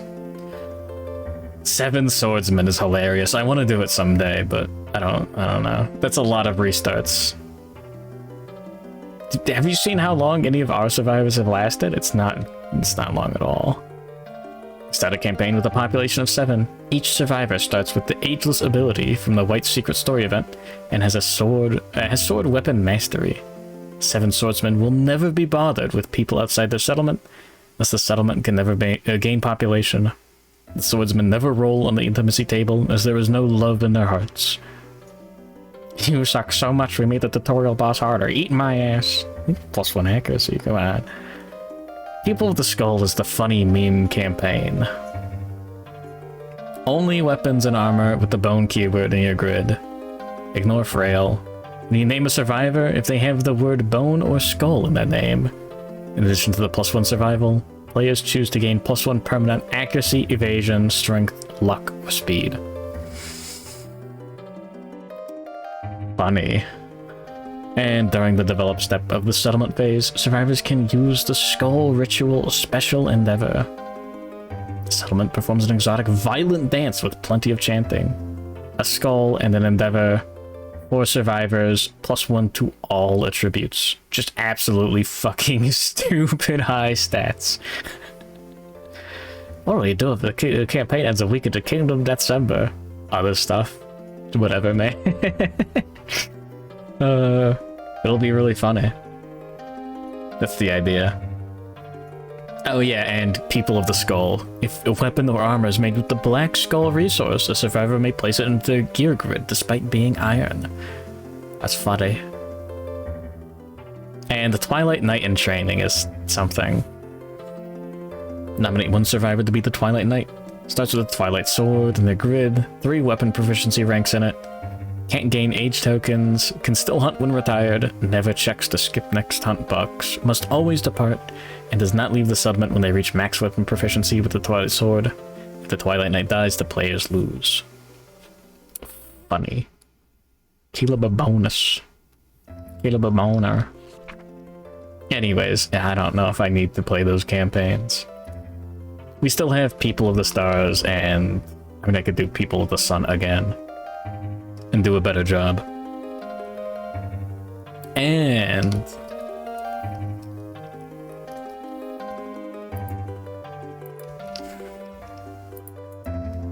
yeah, People of the Bloom also goes in the category of funny little, like, not really that good bonus campaigns. I don't think it changes that much. Yeah, settled close to the forest gate, worship the Flower Knight as a deity. Survivors cannot hunt the Flower Knight nor gain the flower addiction disorder, gain sleeping virus flower, and suffer -1 population. Year 5, 10, 15, 20. During the develop step of the settlement phase, you may trigger the Sense Memory Story event, perform a forest run, and craft a Flower God Helm and replica Flower Sword gear. All survivors are born with +1 luck, +1 permanent green affinity, -2 permanent red affinities. You only get access to the sim if you bought the physical game. No. You can buy the simulator key or whatever. It's $20 for the base game. And then all of the expansions are just... They just move the decimal over 1 on the price. So it's... yeah. It's something. I don't know.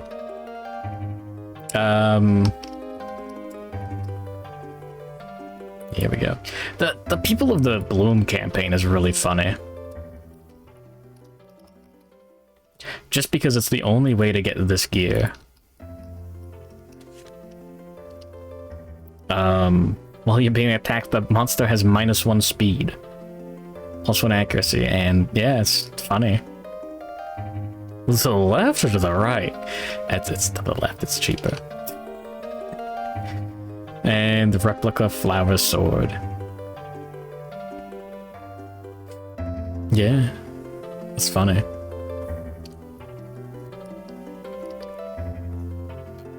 Anyways, yeah, so, if Gambler's Chest comes out on Black Friday for The Sim, I'm starting a new campaign. I'm on December 1st, and I'm gonna do People of the Dreamkeeper. That's a substantial one. That's a real-ass campaign. And if it doesn't, I'm gonna roll, like, just randomly choose between, like, 1, 2, and 3. I don't know. Just get, like, the universal cards out.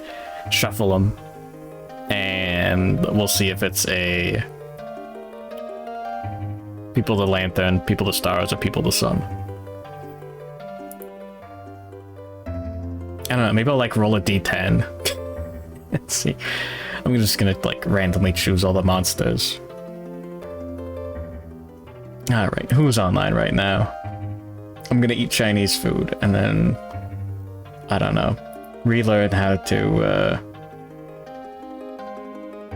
draw. It's been how many days? Oh god, I'm not supposed to be up this late.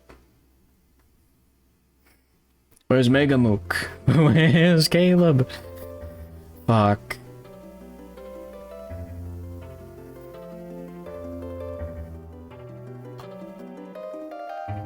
Yeah, you know what? I've been a pervert and I've been like looking at the Kingdom Death category. Sorry, I'm not gonna think. Look at a guy painting the Dragon King.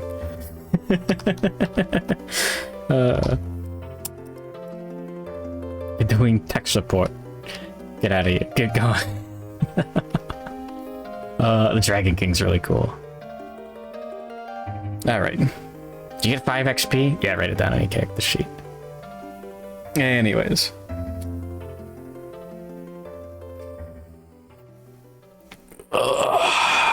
Pokemon tomorrow. It's baby games. Get some easy wins. Yeah, okay. Man, the Bullfrogdog was kind of fun. I wish I got to make the armor. Sigh.